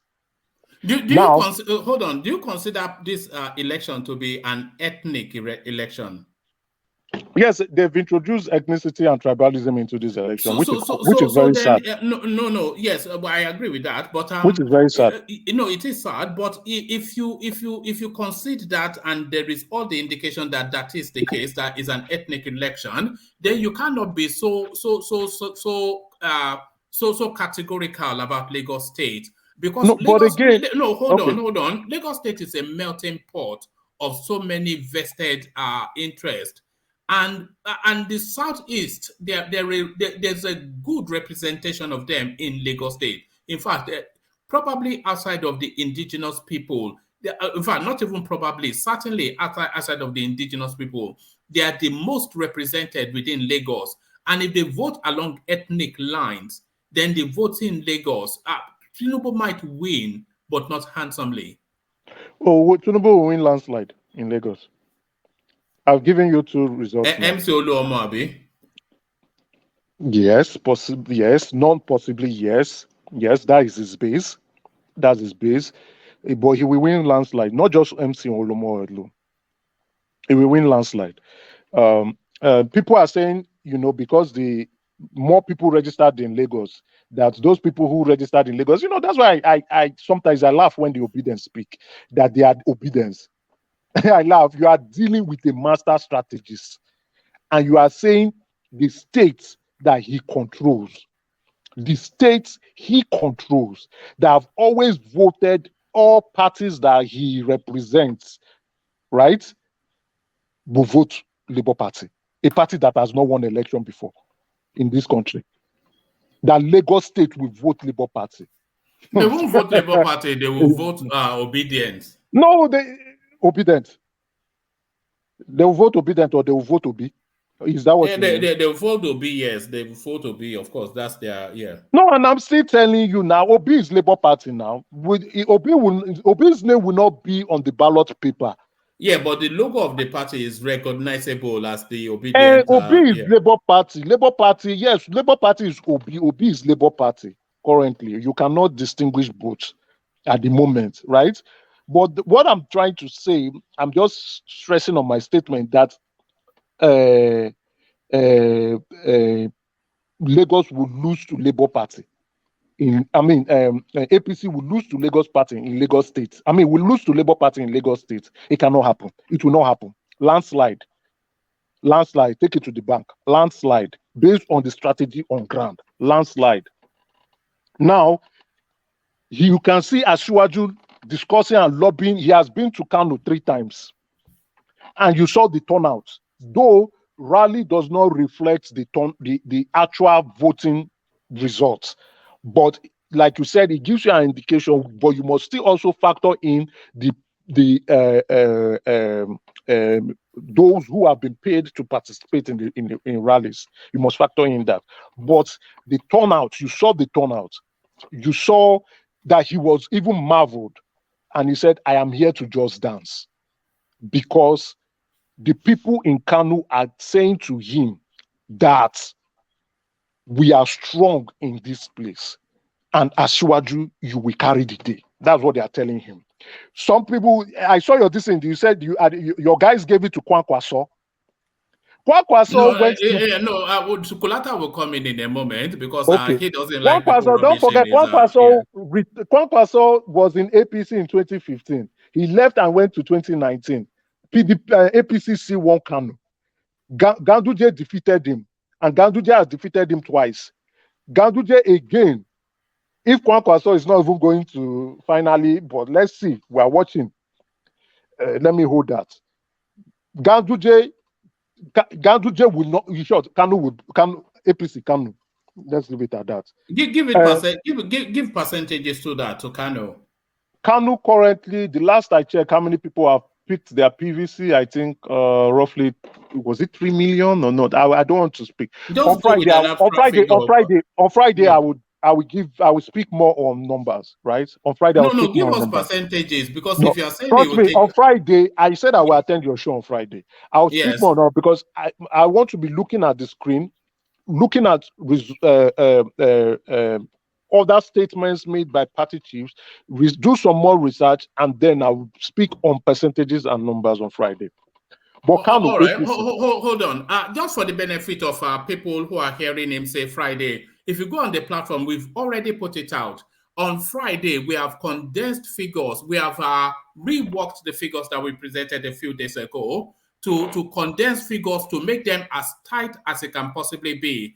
And on Friday, without equivocation, you will know who your next president will be. You will know at the end of this session. But carry on, Emeka. Talk us very quickly to how Tinubu, because people are wanting to come in. So Tinubu will win largely in these states. Tinubu will win in Lagos. Tinubu will win in Kano. Tinubu will win in Kaduna. Tinubu will win in Katsina. APC, when I say Tinubu, I mean APC. Right, because it is the structures in those parties that will tell the voters who have been campaigning for him on where to go and vote. So they will vote APC. So Rivers, very sweet one. Now, we all know that Wike and his group, they are negotiating. They are negotiating, and it is no longer, yes, they are denying, but it is no longer news that Tinubu and his camp, they've met with Wike and they've discussed. One man, I don't know, you know, right? Please, if you think I'm lying. Yeah, we all know that. Yeah, carry on. All right, because we're a bit quiet and I was wondering. If you are now, we are also aware that Wike has said he would tell his people who to vote for. Not only that, he will instruct his people who to vote for. And he has shown that by appointing 200,000 special assistants. He has also given them letter of appointment. Those 200,000 special assistants cut across all the polling units. 4-4 in Rivers State. Now, he said he will tell them the strategy they will use. Now, what I am saying is what I think he will tell them, not what I know. What I think he will tell them, these people should go and get 4 person each or 5 person each. That is 1 million votes guarantee.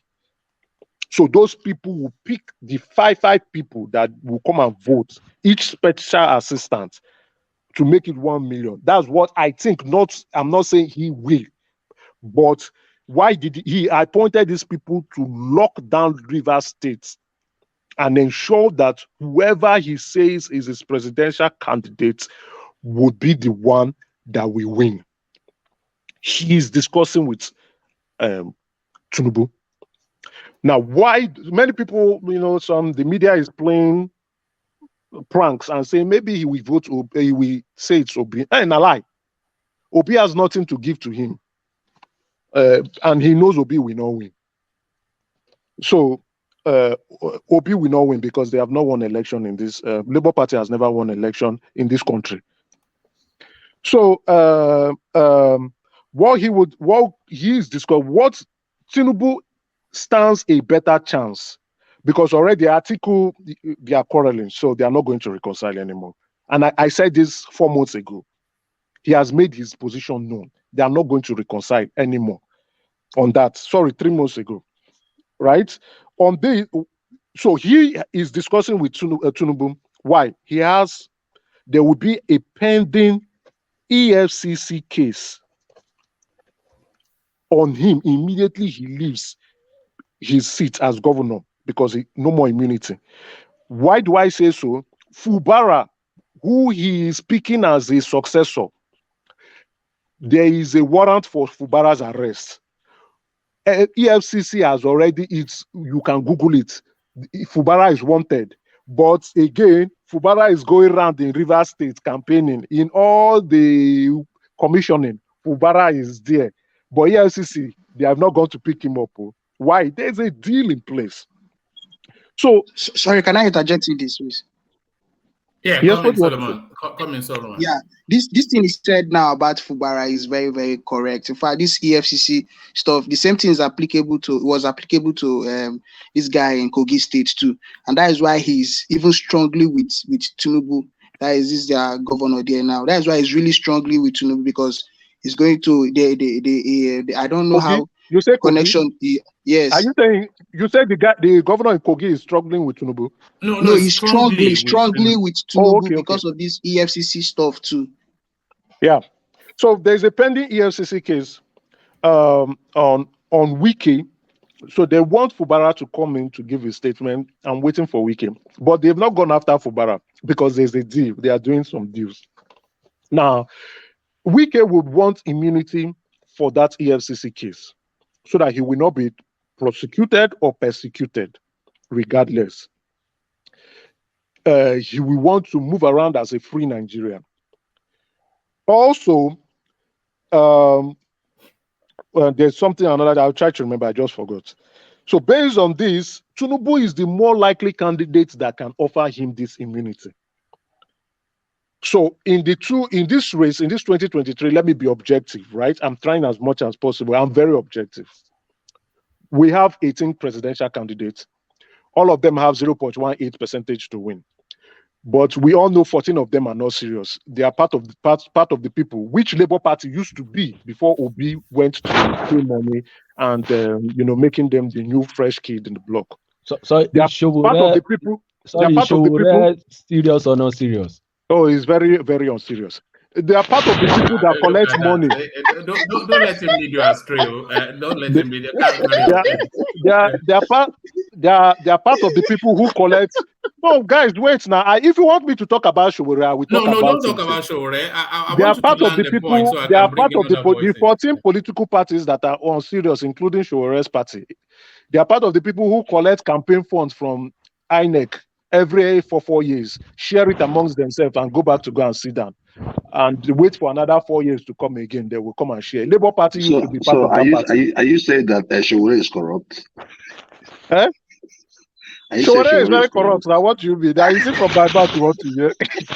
Somebody that is collecting money from politicians and blackmailing other people. What do you mean? He's very corrupt.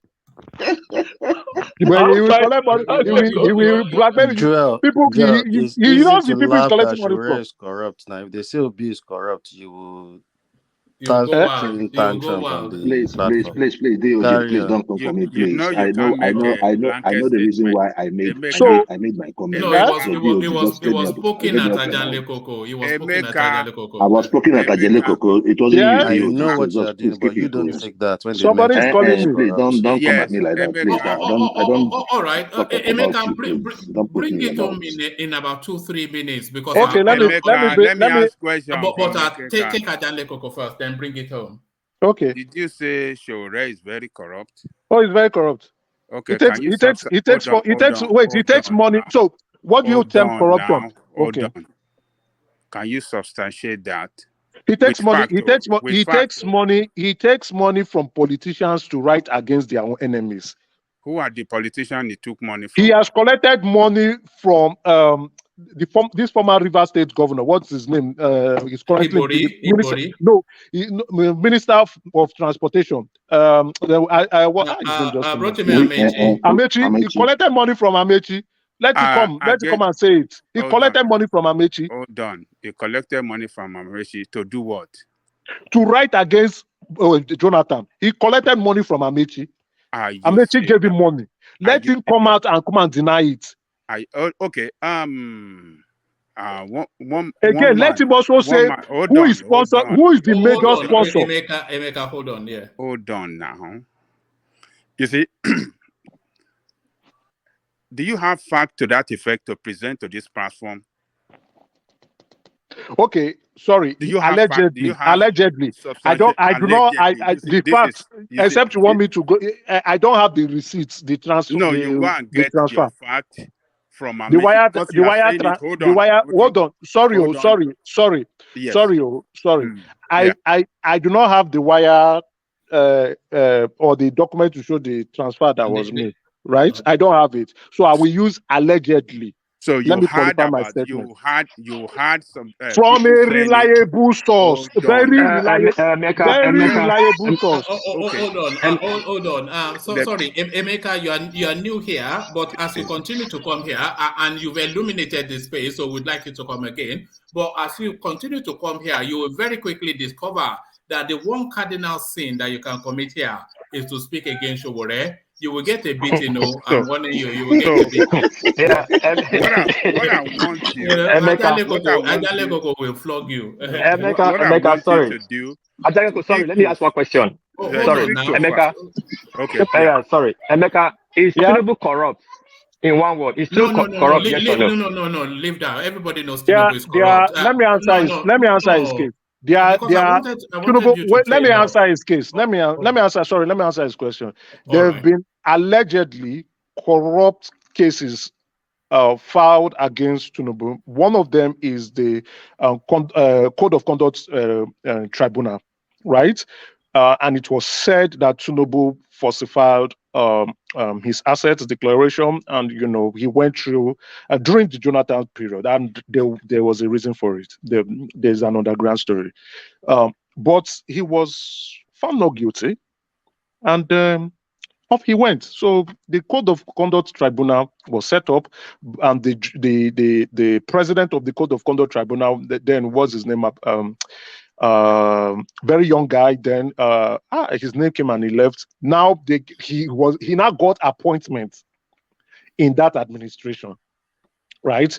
For bringing Tinubu. Tinubu was in the dock, but he was found not guilty, and the case went. They've also, currently now, which they are saying he's a drug baron, he's a drug trafficker. Some people have alleged, and I've said, like Tinubu, we discussed in the previous show, Tinubu saying, Dino saying that Dino should go to the police and lay a petition so that the police can investigate again. But nonetheless, in 2003, Tafa Balogun, also a corrupt IGP during the Obasanjo era, under the instruction of Obasanjo, when Obasanjo was persecuting Tinubu, investigated Tinubu because based on the 1993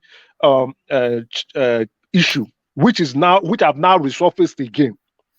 And he wrote to the American embassy in Nigeria, and the American embassy replied and said, Tinubu has no case to answer. But they have gone back again to bring up these court documents, for politics again, and allegedly calling him a drug trafficker. Okay, so to those people, even though he was not arrested, he was not charged, he was not sentenced, he was not even imprisoned, and even the court case, it was the account. Because I don't know if you know legal jurisprudence very well. When they say one man and V means and in law, and Emeka is either that would definitely, if it's woman and Emeka, it's a civil case. So I am the respondent or the defendant in a civil suit, and woman is the applicant. The applicant or the guy bringing the lawsuit against me. So, but if it's the Crown in the UK or Canada or Australia, which they refer to as R, and one man. So they said the Crown and one man, or the United States and one man. So they'll put the video. So it is the Crown, that's the federal government, or the state of Chicago, the state that will be prosecuting a woman. That is a criminal case. In this case, it was the United States and the account owned by Bola Ahmed Tinubu, his brother, and his mother in 1993. So Bola Ahmed Tinubu was the one, the person in charge of those accounts. Please, guys, correct me if I'm wrong. It is the account. Is taking money. Hold on. Iyaloja is taking money to America to save in America. Yeah, according to the court report, I would not say all right, Emeka, you've deviated very heavily from where I was. People interjecting. It was people interjecting and asking questions. All right, what I want to tell you before you go is this: get your fact on Showore and come and present it to this platform. That's number one. Then number two. Then hold on now. Number two. You think if politicians have anything, as you said, that people that have the fact, you know them, and with Showore attacking politicians every day, frontally against them, even with the administration, even against this person you are talking about. What do you call them? The person that you said gave him the money. He have attacked him several times on the project that he did, and Amechi, that it was. Sir, I know. Sorry, I bruised your. I got you upset because you are a supporter. You are a supporter of Showore. Sorry, sir. Let me just say now. this. You have been talking for 15 hours. Let me talk. Yeah. So even Amechi he has attacked him. So if Amechi, as you said, that they have this thing, had fact that he took money, you think they wouldn't have used it against him all this while? I mean, just Augusta, sorry, sir. Get your facts right. Sorry, sir. What I said. I know. Sorry, Emeka, stop. Abandon that space. And just take us. No, one man, let him say it. He can't just. Let me say something. I don't want the guy to be upset. No, his name is Ajande Koko. One man. I don't want him to be upset this night. I don't want to. I'm not upset. Okay. What I would say, sir. Yes. Though I would say I am a secondary source. Okay. Secondary source. But you are connected to the primary source. So a reliable source. Get your distance. So what I would say, sir, I know you're a bit upset. I'm not upset. Keep using that word. What do you mean upset? Okay, sorry, sir. You are saying sorry, upset, but you sound upset. So what I would say is that what I can say about Emeka, you are a good Tinubu supporter. You're a good paid Tinubu supporter, but I ask you two good. Wait, hold on. I ask you two good questions. You might look stupid, or you might look is nonsense. And hold on. No, I'm not asking questions. I said I've asked. I said I've asked. No, I said I've asked. No, I said I've asked. First, I asked. So I asked you, are you a Lagos? Were you born in Lagos? You said yes. I said, I asked you, Tinubu corrupt. You went to the left to explain how Tinubu is not a corrupt man. So hold on. Let me land. You are new to this platform. There's a section on this platform. When you come, they'll give you your first 1 hour to talk. But come tight and prepare next time. You will get the beating of your life. We'll be watching. We are taking your notes. So now let me tell you this one. You did right now. Without equivocation, you said Showore is corrupt. You even know who is paying him, but you don't know who is paying Tinubu. You don't know who is paying Atiku. Now you see, I said I wanted to say something. Let me say something about Showore. I will say allegedly, right? Let me add allegedly to it because I'm a secondary source. All right, Emeka, I want to change the tempo a little bit. You are still here. Hopefully, you spend the whole session with us. But I want Well, I want to move the conversation because I wanted you to land the Tinubu narrative. But they didn't allow me to land. Yeah, because you're going on the cynic route. Take the shortcut to it. I will wrap up now. Let me just wrap up. I've been speaking for long and I'm getting tired. But before I wrap up, allegedly, right, on Showore, allegedly, right, so that it will not look like it's a statement of fact. Okay, allegedly. So, but he's not a serious presidential candidate. He's not serious. He knows. So Rivers, only Asiwaju will be able, because now I said about the 14 presidential candidates, if you take them out, we only have 4 that are serious, and within that 4, then there's a 0.25 chances of them winning, because it's going to be a 4 outcome, right? Now we have Kwakaso, we have Atiku, we have Asiwaju, we have P2B, within without naming anybody in any particular fashion or manner. So that's a 0.25 chances. But again, we all know the party that has the widespread, the structure, the strength, the base, they have their base typically, and then they have those who will swing either by conviction or either by maybe vote buying or probably by rigging. But there's a core base, and those who will swing to them by those means. And then you also have the opposition. The main opposition party in this country is PDP. Others are just coming up, they are new. They are not yet opposition party. But the main opposition party is PDP. They have 19 states. They have 19 governors. That is within them. They also have that's more. Not true. They don't have 19 governors. Sorry, let me do the math. They don't have 19 governors. Sorry, they have. They have. We have 36 states. No, we have 35 states in the country. APC controls 21 states, right? No. APC controls 21 states. Right. We will not count Abuja, so they have 14 governors. Yeah, sorry, like 14 governors. Yeah. 14 governors. Sorry, my beg my pardon. I just did the math. They have 14 governors. I'm just waiting for you to finish, because you said 21 before. Now it's 19. Now it's 14. This guy will never finish. You know. APC has 21. I'm just waiting for him to. APC has 21 states. Then, if you subtract 35 from 21, is 14. I beg my pardon, please, that I say 19. Sorry, it's 14.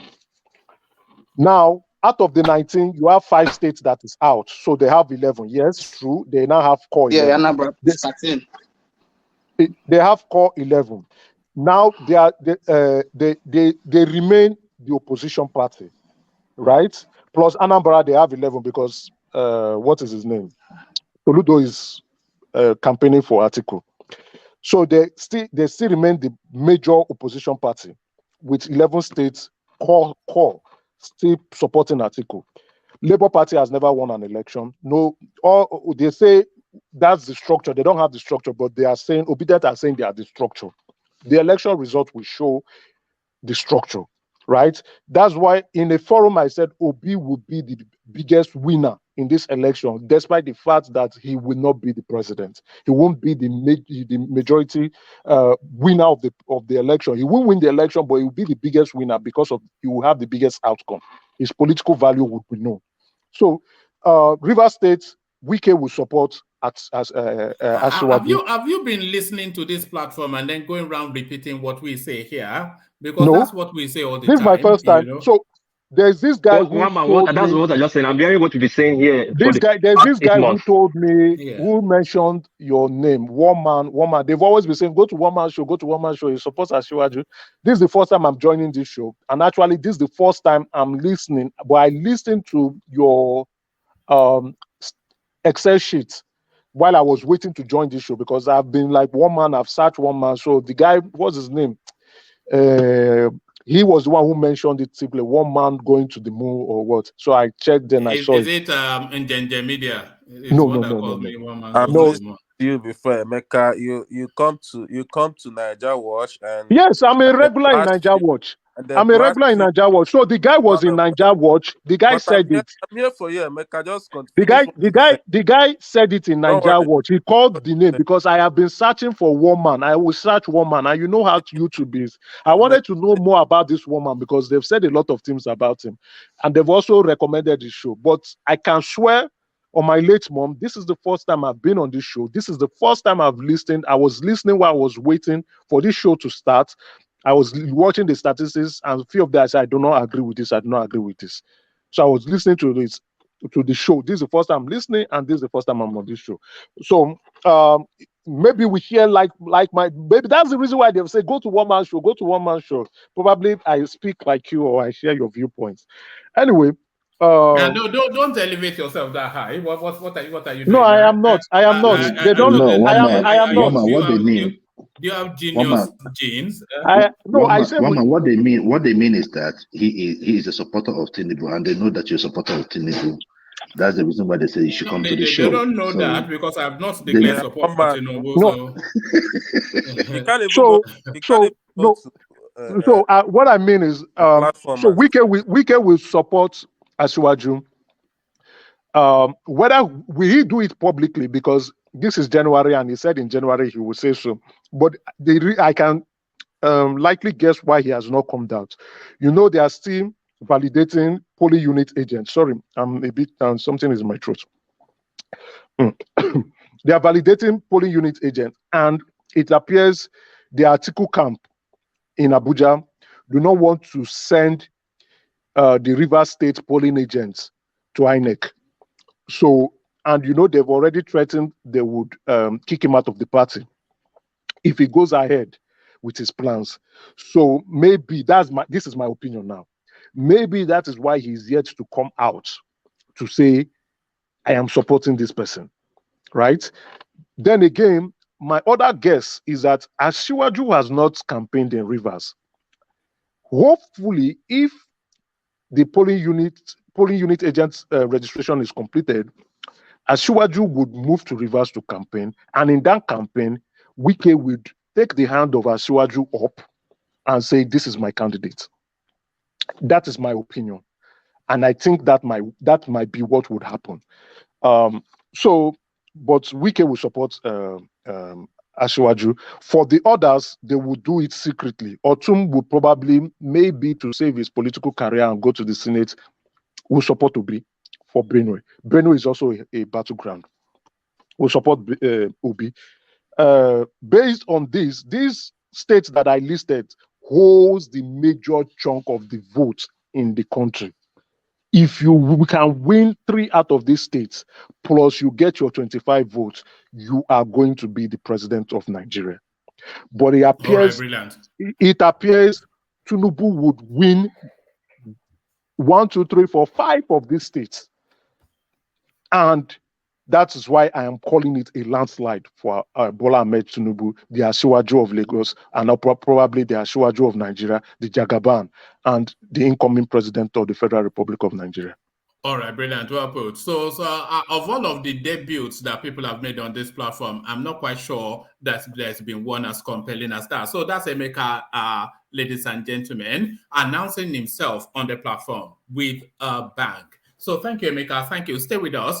So stay with us as I'm going to do some administrative stuff. Then I'll move the conversation on, and then we'll go next to DOG just to bring the tempo down. But first to acknowledge the super chats that have been coming in, of course, led by Alexander Gomez. I know for a fact Peter Obi I know for a fact that Peter Obi will win all the Southeast states, I think he intended to say. Won't win all the Southeast states, I guess that's what he's trying to say.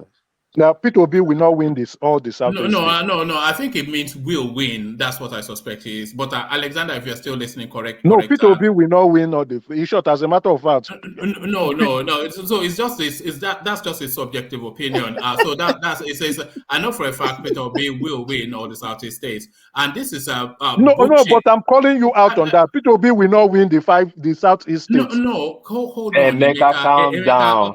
Emeka, please put yourself on mute. Okay. These are super chats coming in from people, so I'm just reading them out to acknowledge because they've made the spend. So just to acknowledge this is Buchi Okafor. I know for a fact Obi will win 2023 election. So that is it. A lot of people know a lot of things for a fact. Buchi still with the super chats. Believe in Emeka's quack analysis at your own risk. So that's your subjective view, Buchi. But thank you for the super chat. RB, put a respect on King Emeka's name. So it looks as though you are making fans and friends in the comment section. People, of course, you become their instant friend if you agree with their political view. Their instant enemy if you disagree. Oladipo is today's program for Emeka. So there it is. They're just saying just how you have dominated the session thus far. Oladipo still. Maybe we should name name tonight a show Emeka. So there it is. People that's the backlash. That's the yin and yang.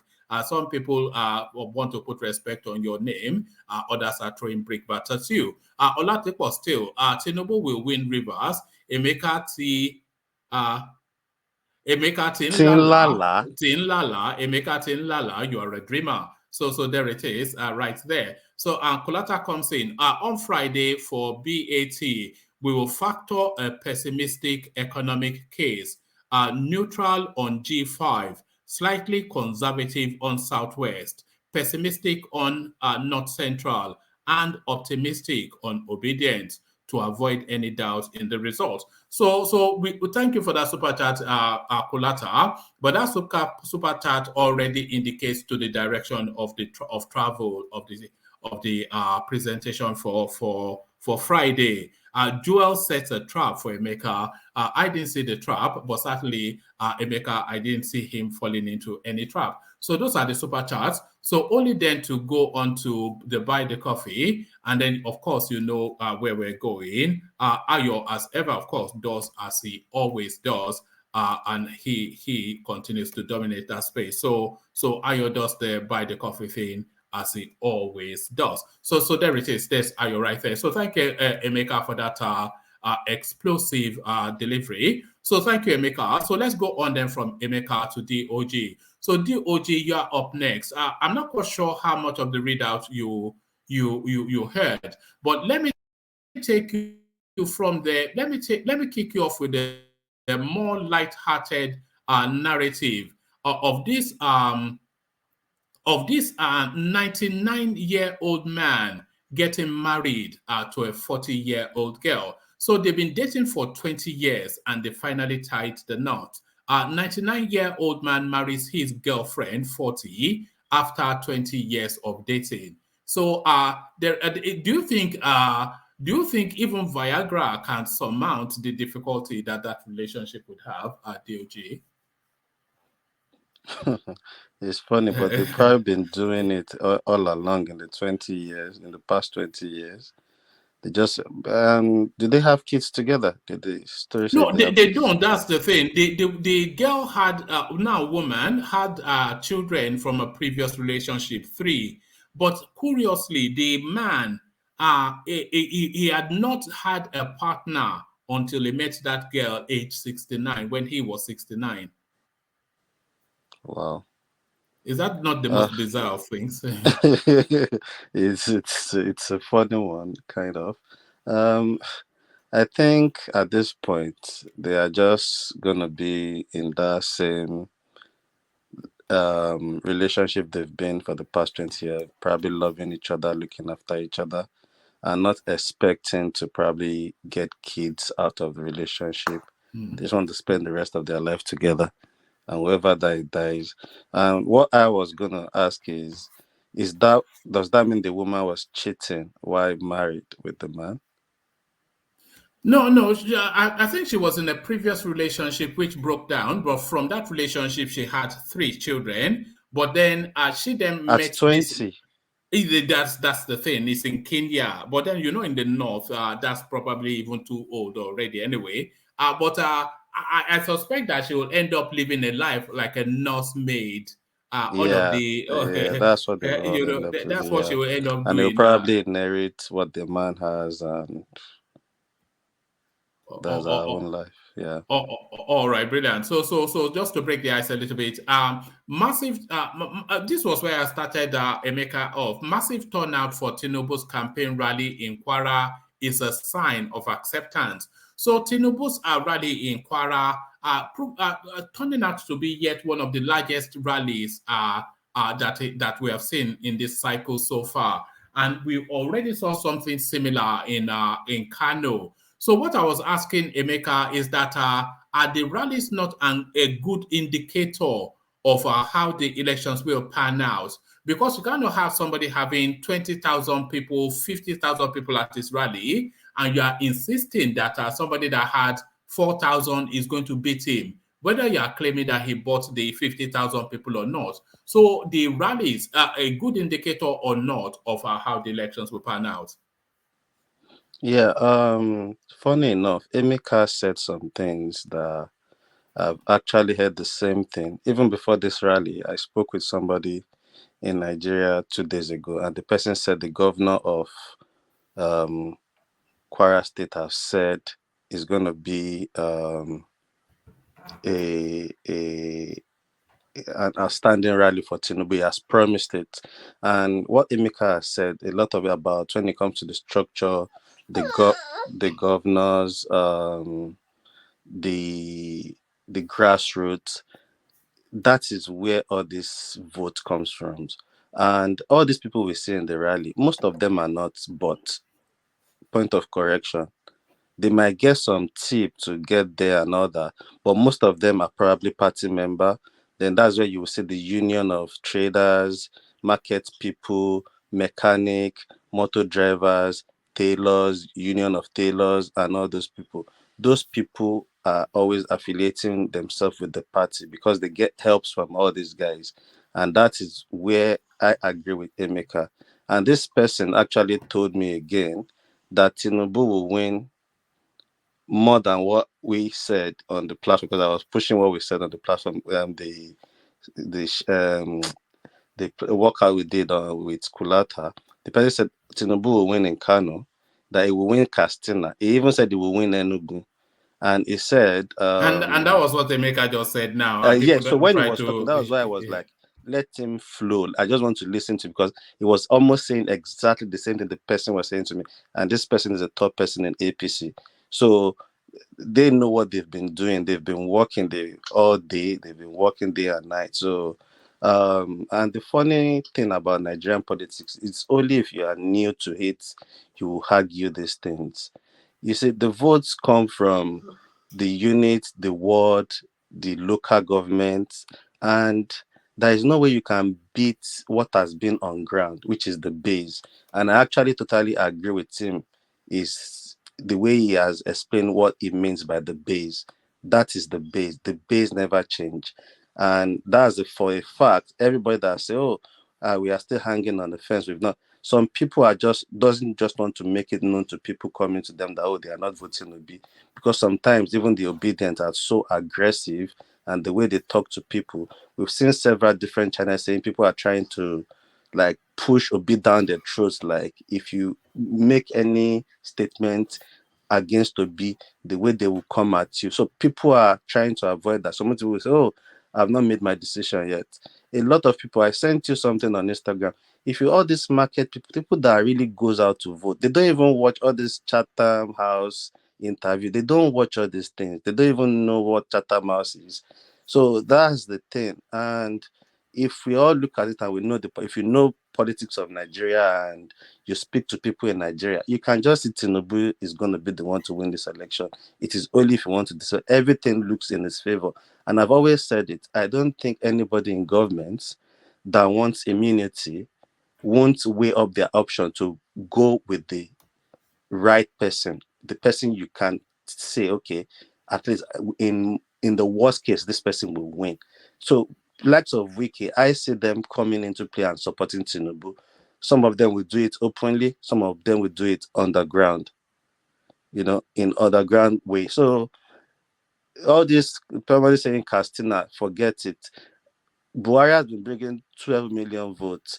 When Buhari campaigns, 11, that's when you 11, will know. 11 Buhari million. doesn't speak English when he campaigns to his people. is speaking Hausa, is speak the language to them. So forget all these things. And it took a lot of things to Castina. It did a lot of things for Castina. Uni, they moved Uni. They even took a port there without a sea. They took naval base there. They took it. So you've done a lot of things, and I think Can I I don't see. interject you, DOG? Yes, sir. Come in, sir. You see, all those people that are doing their permutation, that Tinubu will win in Enugu or in any eastern state, they are living in the past. They don't know politics at all. I bet to differ. I can't say these people don't know politics, sir. If you want to disagree with them, you can disagree. But let me tell these you. ones they've been in politics since God knows when. Okay. You said it. They are APC. Even this Emeka that is talking is an APC. What do you expect from them? No, I'm not an APC man. Please, Okay, please. hold on. No. Okay, fine. I'm sorry that you're not. But you are affiliated APC somehow because you are supporting Tinubu. So, those people don't know politics, and my history, the historical perspective into this, will tell them the greatest politician from Yoruba land, Obafemi Awolowo, did not win any place in the East. Same with Abiola. The only place that Abiola won. It was obvious Abiola won. It was just the government of the day that didn't allow it. No, in the East, hold on, DOJ. In the East, Adanle Koko said, they said they didn't win any in the East. So the reason why was we were running a regional government at that point in time. Awolowo was no Abiola. I think he said Abiola. Abiola, yes, Abiola won some states. I will check. Let me not pick off the top of my head. Abiola won Enugu yes, state. Abiola won some states. Let me not say it. State. He lost the old Imo state, Abia state, and then I think Anambra state. Yes, he won Enugu. Go and check. There were 4 states in the south. He won Anambra state. He did not win any other state. So he lost Anambra state. He won only Enugu state. Go and check. He lost Anambra. He lost Enugu. I mean Abia and Imo. So he won Enugu state. Yeah, 1 out of 4. All right. Carry on, Adanle Koko. So what I'm telling you is this: you don't know what when Igbo says Ngbekwenu, you don't know the meaning of that. Igbo was not in the race when Abiola won. Igbo was in the race when Awolowo could not win in any part of the East. Igbo man is in the race now. And you are telling me a person that knows politics with all the facts that we have in the past, historical fact, telling me that Tinubu will win any party when an Igbo man is in the race with Igbo Kwenu, and we see the way everything is charged up, the sentiment. I mean, they are living in the past. They don't. Sir, can I come in? Can I just come in for 10 seconds? Can I come in for 10 seconds? 10 seconds. All right, 10 seconds. 10 seconds. Then back to the all right. yeah. Start counting. Start counting. Now, sir, my opinion, I don't know about the speaker speaking. I'm not saying Tinubu will win any state in the Southeast. I am not saying that. The Southeast largely has voted PDP. I do not see that changing regardless whether P2B is in ABGA or in Labour or is in anointed Nigerian party. I'm not saying I see them going. That base goes with PDP. That base would continue, right? But with Tinubu coming in and P2B coming in, then there's a change. P2B was a PDP man. Though he ran with Abga, he was a PDP man, let's not forget. And like one man has said, they've done the analysis, they do not see the value in him when he ran with Atiku. I do not see some radical change that the whole entire states, the 5 states in the Southeast, would vote for P2B. It will not happen. What I'm also saying is that, like Buhari ran in 2015, he got how many votes in Abia? But in 2019, he got 90,000 votes in Abia State as a result of Orji Uzor Kalu, who decamped for PDP to APC and largely brought a chunk of his vote from his senatorial districts to return him to the Senate and give it to Buhari so that he will not be prosecuted for his EFCC cases. And that's why he's scot-free now. Yeah, taking it from there. I see the same thing playing out in Abia State. I see the same thing. Let me land. I see the same thing playing in Abia State. Orji Uzor Kalu will deliver his senatorial districts through Asiwaju. Chimaroke Inamani will do likewise for Enugu. Umahi will do likewise for Asiwaju too. So 2 senatorial districts will go. So I am not saying, what I'm also saying is that Bola Ahmed Tinubu will do very well in the Southeast compared to any other candidates that has run for APC. He will do very well in Ebonyi. He will do well in Enugu. He will do well in You've already given us those permutations, but let DOG carry on. Sorry about that, Emeka, but pressure of time. DOG, back to you. Yeah, taking it from there. You see, I didn't say Tinubu will win all the states in Southeast, but it definitely will win some of those states. Coming from where Emeka stopped, like PDP, the Southeast vote is majorly in the past, mostly for PDP. So let's say Peter Obi has come out of PDP to go to Labour, and there is this Igbo Kweno thing that you mentioned in support. Not totally everybody in the Southeast will automatically go and vote for Peter Obi. It doesn't work like that. Most of the people that have been in politics, everybody look for bargaining power.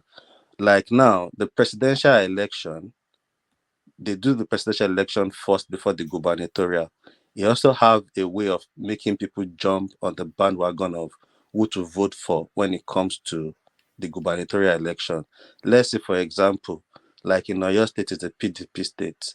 If Tinubu comes out as the winner of the presidential election, obviously some of the votes will obviously go to APC automatically because everybody wants to be in the same party with the federal level. So everybody would jump and switch their vote for the gubernatorial governor of candidate of APC because obviously they will be favored in that manner. That's how the politics work in Nigeria. People don't think. That's why I keep saying. Sometimes I even wonder. Peter Obi goes to different states. He has never brought out, this person contesting in this constituency for honorable. This is the person contesting for senator. Because the more they gain grounds, the more you are more liable to get more votes coming from that state. But you just go there in the name like it's like you've surrendered all other position to other parties. You are just campaigning for yourself. No, DOJ, that's not true. Every state that he has visited, and you see those large crowds, they always introduce the governorship candidate and some other position.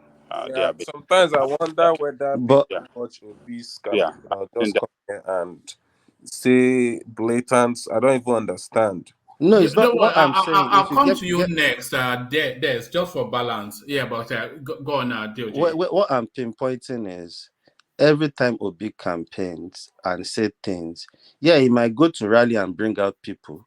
That's not campaigning for them. It's your statement, the things you say. You don't factor them in most of the things you say. He's just always speaking for himself to get to that presidency. And every time they ask him, why do you think he will survive without having anybody in the parliament and all that? He always comes to that, everybody in the parliament. He won't say, some of our people will win, like the so person in social constituency. This person is doing well in his constituency. This person is. It doesn't speak to that angle. It just succumb to that and say, "Oh, we are all facing the same problem." That means you are agreeing that nobody in your party will win any of those seats. That's what I'm pinpointing. Not like it doesn't go to rally and bring them out. Bringing them out doesn't mean anything because even him is still struggling. He's still looking for people to endorse him. And all this endorsement doesn't... Very, very well. Huh? He's struggling very, very well. Yeah, so I think that again is another factor to it, because the more your people gain ground in their bases, the more you will get more people from that area to vote for you, that unit, that ward, to come out and vote for Peter Obi. But if you are not making them take advantage of this momentum of yours, it's just all about you. I don't see how you want to do it. That's remember in Rivers State when he threw the candidate under the bus? Yeah, exactly. And you know why he did that? Because he's trying to look for Wike's support. He's trying to succumb to all these people's, when they come, he just succumb to them and he just campaign for himself. He doesn't really like, if I'm in his shoes and he's telling me, oh, the House of Representatives, if they won't agree with your bill, oh, some of our Labour Party members are capable and some of them will win. And you even mention some strategic places and mention their name for people to be aware of them. That's why sometimes I say most obedient are not a party member. They are just obedient. They are just only supporting Obi. And that alone is a minus, a disadvantage for you as a politician. You need people that are supporting the party, people that are moving for the party, people that will wear clothes, the Union of Tailors, mechanic. Those are the people that come out to vote.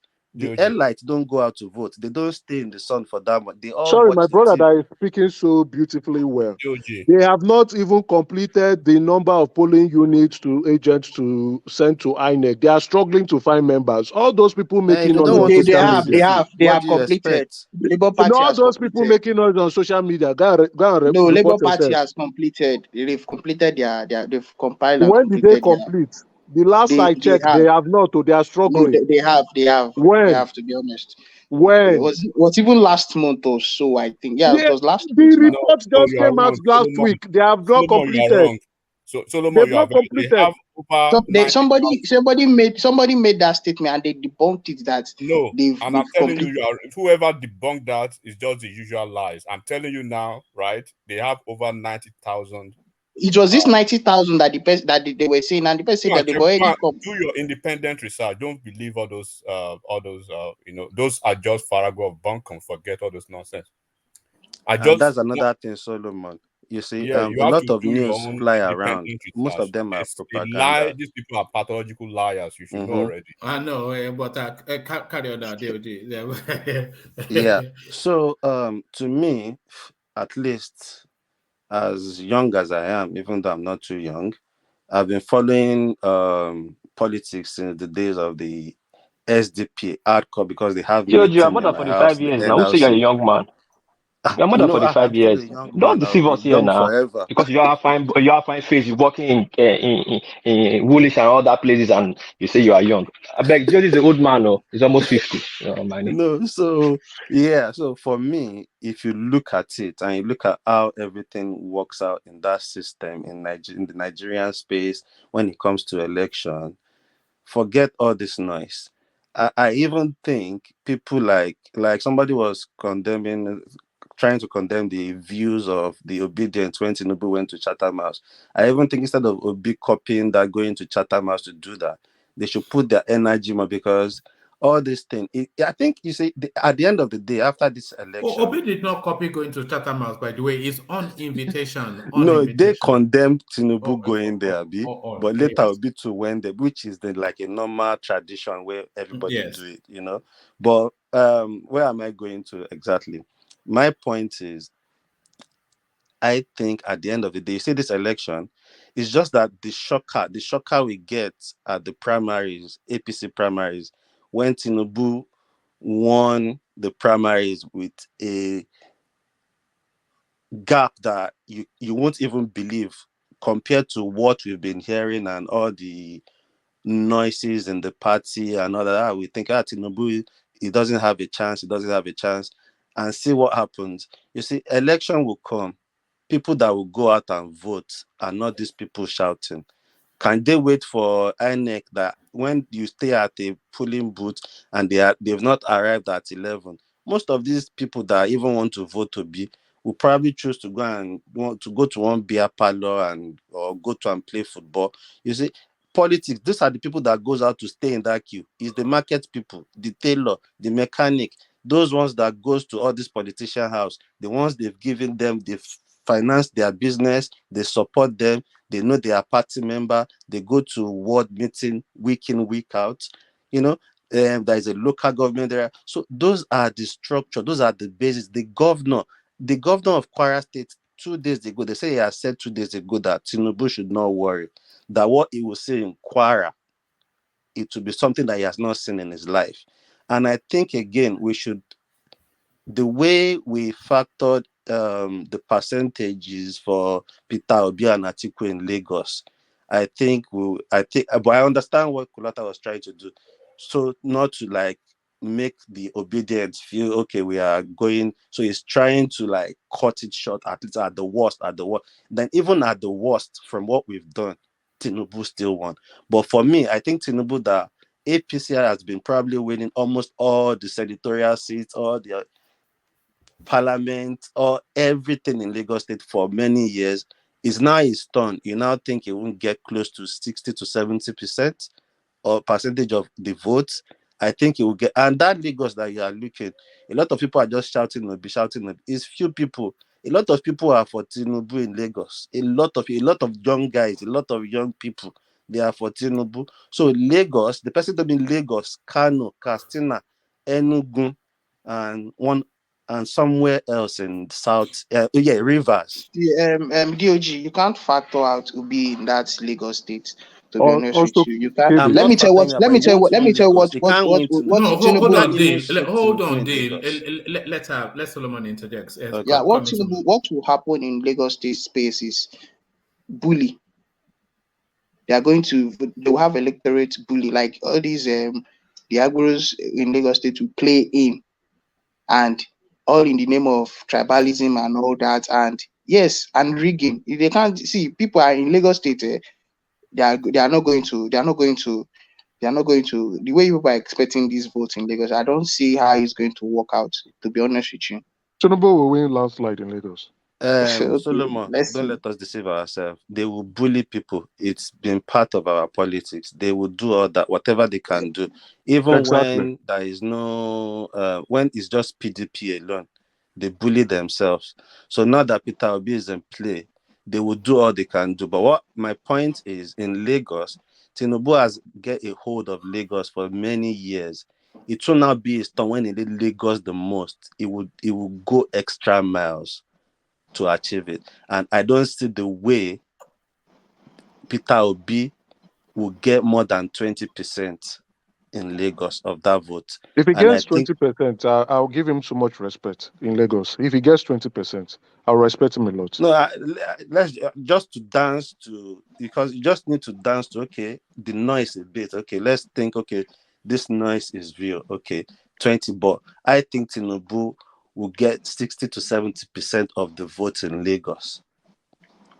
Point clear. Oh, no, hold on. So that means you are not registering PDP in Lagos at all. Yeah, because now hold on, Emeka. Let her did. Yeah, I think because of the momentum of Obi, most of the votes that is meant to go to Atiku will probably a bit of it to go to Peter Obi. That's why I'm saying that. And the new voters in Lagos and a little bit of people, because I don't think people factor in the NSAS. I think it's few percentage out of the NSAS people, the Sorosuke people self are supporting Obi. Even before the election, before this campaign and everything, we've seen a lot of people that are carrying placard that NSAS that are already organizing seminar for Tinubu immediately the election season started, that they are doing seminars up and down. I've seen Tinubu's rally in Lagos. I saw a lot of people that were part of NSAS that I know. They are there. They are there with Sheyi Tinubu. All of them were there. You can see them there. So all these things doesn't play in. That's why I said even Peter Obi himself, once he lost this election, that is it. Because now the Southeast now has probably 16 years to have a chance again. Peter Obi, this momentum would die off immediately after the election. There is no way.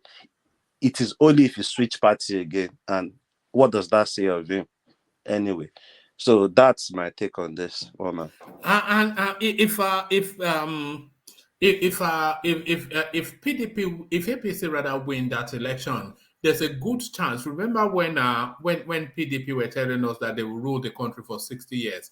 There's a good chance that APC will rule that country in perpetuity because Tinubu will hand over to Shettima, and by the time Shettima is done, he will likely hand over to his vice. That's a very quick call to say Tinubu will hand over to Shettima. We don't know yet. Anything can happen. They've not even won the election, right? They can fall out. You understand? 8 years is still a long time. I don't think they will. I'm not saying Shettima knows how to manage Tinubu. He knows how to manage. I'm not saying they will. I say they can. Right? It's a possibility. Anything can happen. But what I wanted to say in the last part that of the speaker who spoke very beautifully DOG. The reason why you made mention of PDP, the PDP in Lagos currently has collapsed because many of them now have moved to the Wike group. Some are still with Atiku, so that structure is very weak. Though they've been weak previously, but they are now weaker now. That's why you can see that the gubernatorial candidate is non-existent in Lagos. He's crying on TVC, exactly, and many are calling him. Why are they not supporting Funke Akindele? And I'm thinking, is he playing dumb? Does he want to tell us he doesn't even know TVC is like rumored to be Tinubu's TV station? He's aware. Some people have rumored that he's an APC spy in PDP, and I will not rule that out, right? To make the PDP look ridiculous and very weak, because he was supposed to pick this other guy who is the Labour Party gubernatorial candidate on the advice of Bode George. He went against it and went to pick an actress, and both of them are playing Mr. and Mrs. Smith, and as if they want to shoot a new movie in all their poster card going around. Probably, maybe both of them. That one, the actress also left the husband to join forces properly, a holy matrimony with the gubernatorial candidate, so that both of them can be Mr. and Mrs. Smith, patrolling Lagos State and dancing all around. So they've weakened the PDP so badly, and you can see in the rally, it looks like some people who came out to play football. To play football in Lagos State, when Atiku, who is the presidential candidate, came to Lagos State to campaign, the turnout was so poor. Emeka, I think somebody wants to interject. Let me ask you a quick question. Okay, let me ask you a very quick question. And in Lagos PDP now, I want you to give me numbers between PDP and Labour Party. It's a given that APC is definitely going to win Lagos State, but between PDP and Labour Party, who do you think is going to come second? And give me reasons why you think. Condense that a lot, America, because DOJ has a fall. I think Labour Party may put up a good showing than PDP because PDP is now weak, right? They are now very weak. So Labour Party, but again, you can't tell. But Labour Party, will do more. They will do well in Lagos. They will do well. They've never won. They've actually never contested. Most the votes that they get from previous elections are some party members who are voting. 300 in some states, maybe 2,000 or highest, probably 200,000 cumulatively in several elections, right? So what they do is they are just what do they call this stuff? Shell political parties, or off the shelf. So every 4 years, they will come out, dance a bit. INEC will give them money to campaign. They share it across party chieftains and states to share across the members. They go back to the chef box and go and hang themselves and wait for another 4 years. So this time around, Obi is now in momentum. So we must acknowledge that fact. And I greatly respect and admire his courage. Give me one factor why you think Obi is probably going to be second. I just need that. Yeah, because we have urban youths who are disgruntled and disenfranchised and angry about the way the poor governance in the country. So these urban youths in Lagos they are educated. Lagos is a metropolitan city rather, with highly educated individuals, young people, and Lagos State is a growing city. So these youths, which now is the core base. You know what? Obedience. Let me give you my response to that. Hold on, so that will give you floor. I just want to have. Let me give you the biggest factor that I was expecting you to speak to is the tribal demography now. Don't forget. Hold on, Emeka, please hold on. Let the conversation be fluid. Yeah. Do you know when you look at the numbers in PDP Lagos, even when Jimmy Agbaje gave Fashola a big run for the money, when you look at the people that actually concentrated, that he has a concentrated vote from, you are talking about when you put the numbers to the Southeast people living in Lagos, the Igbo people living in Lagos, naturally they tilt toward they are pro PDP, right? They are not true. They are pro PDP. Not entirely true. Hold on. I believe they are pro PDP. Now that Atiku has done what he had to do, and then Obi is a factor now. I see a big chunk of those numbers, right, tilting towards, because I see maybe 3 out of 5 Igbo person in Lagos voting for Obi, natural PDP person, extra PDP person voting for Obi instead of Atiku. So I'm not discounting your statement, but because I believe there's an element of truth in it. But what I would want, and I will speak more objectively to my own point of view, like there are also many Yorubas and many people from Edo who reside in Lagos that would vote for Obi. So in Lagos State, 2 local governments do not align to the popular voting bloc, Ojo and Amuodofi. Those 2 local governments have always voted PDP. And if you find that those 2 local governments is where hoodlums go to fight, Okota, Festac. Yeah, but no, hold on, Emeka. Those 2 local governments are not where elections are won in Lagos. Alimosho. I know. Alimosho is one of them. That's the only space that matters in Lagos. That's why I'm trying to say it is not tribal. They are more Igbo people. You are not getting my point. Let me put it straight. Alimosho has more Igbo people. Hold on, Emeka. My point is, we have South people, we have Igbos, we have Hausas living in Lagos. Given the fact that Hausas, they will probably divide their votes between Atiku and Kwankwaso, right?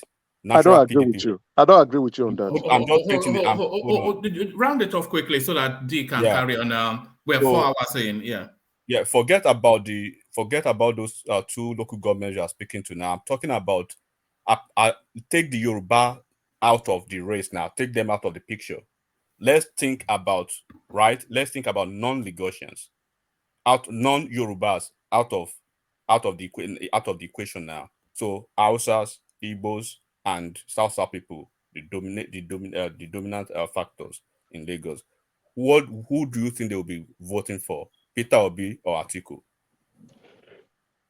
You see, largely, right? That's why I said the introduction. Sorry, I might not answer the question the way you want it. The introduction of tribe and ethnicity is sad. I would look at results, because in a particular local government, I would not want to say, yes, there might be a predominant tribe in that local government, but I would not want to conclude to say that this local government is an Igbo local government. but because I know I have once lived in Amuodofi local government. Actually, my family house is there. So yes, I am Igbo, but I know that local government, there are also Yoruba people there, but that local government has been voting PDP, right? They've been voting PDP. Festac, they've been voting PDP. What was this? Isolo local government will be voting PDP. So the fact of this thing is that, yes, tribe is a factor to consider, but we also have all that people, young Nigerians, those who are crying out on social media morning, day and night. I mean, morning, afternoon, and night. Many of them also reside in Lagos. The NSAS movement actually started in Lagos, predominantly in Lekki Toll Gate and then in Ikeja. NSAS don't start in Lagos. Oh, goodness me. All right, Emeka, let me just go back to DOJ because we are under pressure of time and so many people not. Yeah, so let's get back to DOJ. Yeah, so and if he like I like the question Enigmatic is trying answer to the question, DOJ, if you understand it. I would say majority of them will vote Peter Obi. But what I want you to know is there are still Igbos in Lagos that will vote Tinubu. Because Tinubu is not a tribalistic person. He has put Igbo people in his government and he has a lot of them around him. And Thank you very much. And they are Thank you working for saying him. that. What? Thank you for saying that. He was agreeing with you. Oh, yeah. And some of them are working for him. And it's just simple. You see, if we can even use the platform right now, Emeka is Igbo and is with Tinubu. So let's factor that into, like, there are some people willingly they will just love Tinubu. That's why for the fact that he has put Igbo people in his cabinet, don't carries put people along. Trouble. Don't let the obedient come for him. They already. Let me help you, DOG. Let me help you, DOG again. It's already too late. They are coming for him already. Let me help you, DOG again. How people can support Tinubu. Enigmatic, we are used to it. We no go shake. DOG. Yeah, coming. Yeah, let me help you out, Tinubu. See, let me tell you, there are people who went to Lagos, left wherever states they are, and how Tinubu will get reasonable voting in the southeast, even if at least he will get 25% in some states in southeast. There are some people who left their place, went to Lagos and started hustling. They got in contact with Tinubu. And because of how generous Tinubu is, it's not like, I'm not saying in a way of defending him, but in my own observation and with what some people I know, how generous he is, he will just come. He can one or two ways help them influence their life, either in the monetary aspect or with his influence, he will give them an opportunity to make it and to get established in life. And those people now, they've been in Lagos and they still come from their village. They always extend their hands to the village and to their own place, helping people. And with the kind of thing that they've achieved from Tinubu, they will canvass for him without even being politically inclined, without being in the political space. I don't know if you get what I'm trying to say. Yeah, you're making points. Yeah, so I'm with you even on in that, Delta State, just like in Delta State, people like Ayeri is one of, even if Ayeri was a PDP guy, but he's an APC. This guy is a very big guy. If they are calling guys as in with money, these guys are people. He will influence in worry there that they are having hope. Yeah, Ayeri. Yeah. In worry there, they're having hope that Obi is going to get vote, but people like this, Mr. Jollof is there now for Atiku, and he's with Okowa too. So this kind of way that Tinubu is going to get votes in the southeast, and they should not take it away from you. Yeah. Solomon, just a second. No, why not? Carry on. Solomon, let me tell you what we play out in Southeast, what people probably don't understand. And we've been very conservative about numbers to APC in the Southeast. What I've been saying all this while is, if Buhari, if I don't know who Buhari in 2015 and in 2019, right? It's just going to be a replica of what will happen now. anything. They will make it better than what Buhari even did, because Tinubu influenced even Sheyi. I'm trying to stay below the belt now, right? They will make a sweet deal that they've always made for the 25% for the 25% constitutional vote. Anything beyond 25% is like a solid sweet deal for them. That's what will happen. Then in Rivers State, if you watch one interview, one rally that they did in Ikwere, where Wike was Wike's faction were talking about Atiku and PDP stuff and all that. Wike told them, see, Ikwere, I forgot, like they have 13 wards in Ikwere, and if you see those wards, the kind of population there is even, it will cover some place. Ikwere is very big. That these guys are with Wike, and Wike has told them that I've done what you told me to do, so you will do what I as in they are in line with him. That's what I'm trying to make you understand. If this guy should go to APC, you can't take it out from him. Tinubu will get enough votes from Rivers State, and Amechi is still there too. Tinubu. No, I don't see. What? Let me tell you one thing, right? In Rivers State, I do not see Tinubu winning Rivers State. No, but at least he will get his more than his 25%. What if Wike endorses him? Even that, you don't think he will get more than his 25%. The politics in Rivers State, right, is probably still gonna, because these people are naturally entrenched, right, in PDP. So the only game changer that you probably will see is what Wike is doing now with those 200,000 foot soldiers. So there's probably an incentive that he has probably given them more or less like it probably along the lines that Emeka said, that each one bring 5, right? You know? They matching order to some certain numbers. So if Tinubu will be making anything at all, they will be trying to make a very big inroad in Rivers State, maybe instead of 25%, maybe 40% or 35%. But I do not see APC. Yeah, if Wike endorses Tinubu, he will win Rivers State. Reasons being that there's also Senator Magnus Abe, who is a close friend and ally to Tinubu. He's running for gubernatorial candidacy under SDP, right?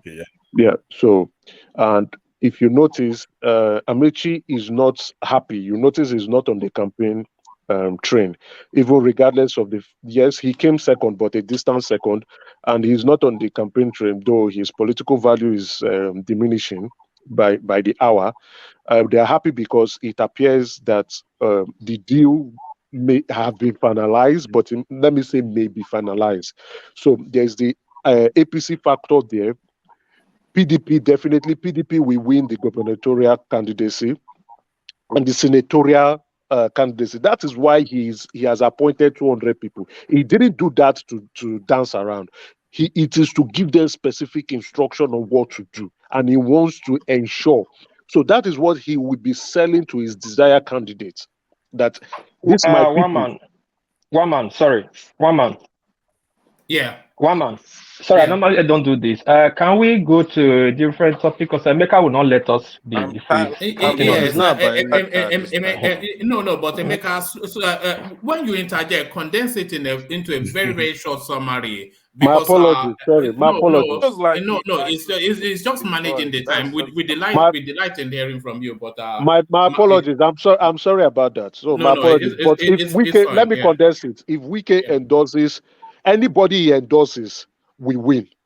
There's a more likelihood he will endorse Tinubu than Obi. He won't endorse Atiku, they're already quarreling. Neither will he endorse Kwankwa. So there's a more likelihood he will endorse Tinubu than Obi. But if he endorses Obi, Obi will win Rivers. But if he doesn't, if he endorses Tinubu, Tinubu will win Rivers, in my own opinion. Yes, I think everybody agrees with that. Without Wike, Obi will get votes from Rivers. Without Wike. Yeah. And I think that Lagos, right? I'm seeing Labour Party probably coming second after APC. I may be very, very. I'm kind of with you on that. I think Obi is coming second after, because just let me give you that floor to go ahead, just to have. But article is probably because what I know about PDP in Lagos State now, they are even there's a lot of things going on within PDP, and then because of the question I was asking Emeka the other time, that you should subtract every other thing and focus on that factor. So they will vote overwhelmingly for, except maybe if, of course, you cannot discountenance what will happen. MC Oluomo, they will beat nonsense out of anybody who doesn't want to listen that very day. No, you cannot count that out of Lagos State, because this is Jagaban's election. It's not any other election, and he will do everything possible to ensure that at least 60% of the vote belongs to him in Lagos. So that's just it. Go ahead, OG. Thank you. Yeah, so yeah, I agree with you on that. So I don't see the way the momentum wants to build and build up. This is not the Southeast, this is Lagos State. And this man has been running the show for many years, even for the likes of Buhari, the governors. Now is his turn. You think he doesn't have strategies and how to get numbers in? Like, look at what Wiki is doing. Assign people, each people 5. That's strategy. Is the game of numbers, and is looking okay. That's the easiest way to get people. Even each people from their family, they can get that 5, and friends. So the way I see it is, no matter how we look at it, we've looked at it from the Kulata spreadsheet and all that, and we've seen, even though it was really generous to Obi, we see what the difference was. So, and there is still a lot of things that will still go in play, because a lot of people will switch when you see where the music is. You want to dance along with them. So if I'm Wiki, obviously I'll be looking at, okay, I won't be governor, I won't be senator, with all this trouble, of course, with everybody now. I want to go with the winning party, or the most guaranteed winner. Obviously, he's going to choose the most guaranteed winner. He won't just go with the noise. He's not stupid with all he's been doing. He's not stupid to just follow the bandwagon of the noise. And so sometimes I think when we come here, we should be open-minded and try and be realistic.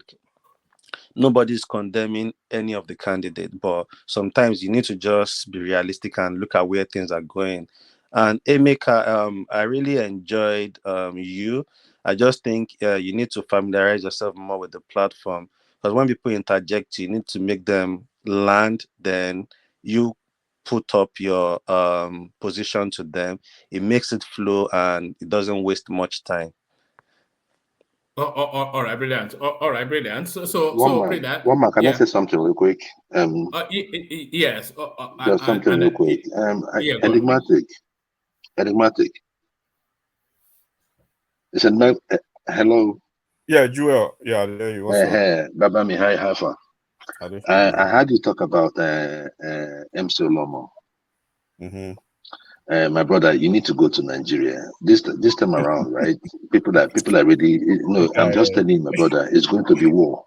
I'm just telling you, everybody should respect themselves. Don't go for what you cannot. Mr. Joel, let me tell you something, Mr. Joel. You see in Lagos, if you start war in Lagos, you guys will regret it. Don't just say. Yeah, people will regret the Igbos in Lagos will regret it. Trust me. See. Let me tell you something. They have these people are not playing this time. Hold on. Let me just tell you. Let me tell you why this election is different, right? This election is different because the numero uno of APC politics in Lagos State is on the ballot. 1. Number 2, there has been this agitation about this. This is not offensive now, about this. Lagos belongs to nobody. There has been a conversation behind the scene. This is a secret I'm telling you now, that Lagos that belongs to nobody will know who owns Lagos in this election. So some days to the election, don't be surprised if parents are warning their kids about going out to vote, because these guys are not. Do you know what they are doing behind? The best advice is, whoever is trying to try anything crazy in Lagos, they should please stop it. They should. Enigmatic.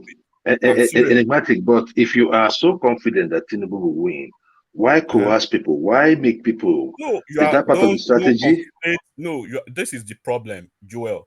Do not do not, conflate this argument or debate. I'm not doing anything like that. What I basically said is, number one, I just want to mention it, right? But in Anambra State, I see something similar happening, because it's like Soludo is having it out for Obi now. He's removing all his stuff. Don't be surprised if they go to some certain wards in Anambra State and they start beating some people on the day of the election. But let's stay in Lagos, right? They did it 3 months ago in Enugu State self, when the Labour Party were having their meeting. They went there and they even killed people in Enugu State. So it's already. Make I talk pidgin now. Look, Joel, we are all Nigerians, right? We are all Nigerians. Let's leave politics aside, right? Some of us, we are very close to the ground when it comes to politics. That's why we laugh when we come here. But if you know anybody who is planning something crazy in Lagos, even if you're a Yoruba person, right? If you are Omabule, that you are planning something crazy, these guys will deal with you. They are not playing this time around. But enigmatic. This you've not answered my point. My question was this. I said, if Tinubu is so confident that he was going to win fair and square, why do you bother about the little vote that will go to Obi in Lagos? I said it earlier that I'm giving Obi the second slot in Lagos. So that's to tell you how things going to pan out in Lagos State.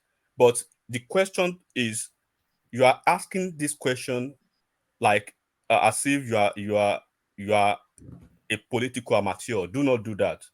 Do you know what? Thank you for you used a very very. I think I like the term you use, political amateur. Yeah. So it's usually neophyte that you've used that you usually use enigmatic. Or a Lilliputian or a Lilliputian. You see, this platform have made me develop this skin. So those words don't mean anything to me. No, right? They weren't offensive words though. Yes. So you understand what I'm saying? So those words don't move me no more. The issue is this, one man. It does not matter. Nigeria belongs to everybody. In this election, enigmatic. In that meeting, that cocoon you guys are meeting, right? No.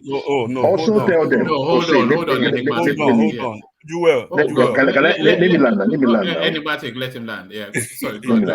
In that cocoon where you guys are meeting too, enigmatic. Also tell them. It's called a coven, not a cocoon. But no, you understand what I mean. You get where I'm coming from. No. Enigmatic. Inside there, right? Just make sure on that election day, right? Anybody that is coming to vote, allow the person to vote. Any attempt to disenfranchise people like the one they did in Agor the last time. Now you saw what happened. Now they tried it in Agor in the last election. Have you forgotten? Bro, this is Yoruba land. You don't need to say nothing. Nobody is fighting Yoruba people. They will take it to another level. You yourself will not even understand. The way you are talking, you talk like somebody that knows school in Nigeria. Hold on. You cannot make it. One at a time. You cannot make it a Yoruba versus Igbo. Just like you saying in the north. One at a time now, guys. Can I talk? Allow me, let me talk. This is just an election. You guys are making it tribal. We are just saying people that want to go vote in an election, allow them to go vote in an election. They are not fighting you. Just allow them to vote their hold on a second. Let's have this. And you're saying that I should know that I'm a political amateur because I know that violence, it has always been part of our election. I know that violence has always been part of our election. But in the recent years too, that same violence has come down. Do you understand me? So the world is not going to come down because Asiwaju is coming out to be the president. The world will not fold. So what I'm saying is this: with the way Nigerians are suffering, So you that is coming to fight me. We know Nigerians are suffering. No, we Good. don't have to hear that. I'm getting to the point. Can you hold on? We know Nigerians are suffering, so you don't have to add that with every delivery because you always add that with every delivery. Everybody here knows that. No. Yeah. The reason why I'm saying that is this, right? Yeah. At this point, Nigerians have been pushed into the war. So, and they're trying to make their own choice. And you're trying to tell them not to make a choice. No, we are calling for war. I do not care. See, I do not care where that election is. Whether it's in Lagos, whether it's in the Southeast, whether it's in Anambra, whether it's in River State. Allow people to make their own choice. Or you are calling for something you do not want. Nobody owns monopoly over violence. Nobody. Please, can you give me a second, please? Nobody. Eddie Solomon bleeds. He bleeds. Hold on. He bleeds blood. When they talk like Eddie Solomon is our spirit. Joel. Why are you guys trying to threaten? We are coming here for an election. Let us take this election. All right, now you don't have to. Okay, righteous indignation. Okay, Egmatic. Edmatic. Calm down. No, don't calm down. Edmatic, I want to talk to you. Okay. Sorry. Make your point enigmatic. Have your interjection. Wall piece. Round up that space. The DOG, and then we go on to Desmond. Sorry. I want you to talk. Can you hold on? It's spiraling out of control. So let's follow that sequence. Take us to where you want us to be enigmatic. Okay. Have your interjection war piece, round off the space DOG, and then we move on to we've just been spiraling round and round. But carry on. So look, I think everybody who with open mind, including you, I think they understand what I'm saying, right? Underline this. I'm not calling for violence. I'm not telling anybody to go do something crazy. I'm just saying more. It's like an advisory. It's just like in Edo State now. You can imagine what will happen in Edo State because what's his name? Obaseki will try as much as possible to deliver Edo State for Atiku, right? So he will throw everything within the range to ensure that Asiwaju or Obi does not take that state. So whoever wants to stand in his way in some of their solid areas, right? In the basis of PDP and then Obaseki, you can imagine what will happen. I'm reiterating this again. In Lagos State, this election will be different because Tinubu is on the ballot. Tinubu is not a politician that goes for anything less that he wants. So when he wasn't on the ballot, you can see what he can do. Now he's on the ballot. Egmatic, I beg, sorry. Let me tell you something. I beg. So go ahead, Wapit. I'm not calling for violence, and I want you to understand. Now, PJ, I want to speak with you. I want to speak that PGP thing. Now you want to talk to. Egmatic, you and I, me and you. You know, say I know, say me and you now go man for this place. You know. So calm down. Throw away for those things. No location. Yeah. We don't need to do it. We don't need yawa. You understand? Sure. We'll reason this later. Okay. No, thanks, bro. So Joel, okay, no wala. So calm down. Can I just chip in on something that I think many obedient and a few Nigerians do not get? That was the first statement I made on Niger Watch when I debuted. I said there's a clear difference between politics and governance. I also went as far as to define them. Politics is the process whereby you gain power. You play for power, you struggle for power, or you take power. You do that through an election. Or maybe you can do a coup d'etat and kick out the government and you take over the place. Governance is the control and administration of a jurisdiction, a district, a state, or a country. They are clearly different, but they are it's a yin and a yang. You cannot go into governance without being involved in politics. Likewise, without politics, there would be no governance. That's how you choose your leader, either by force or through a democratic process.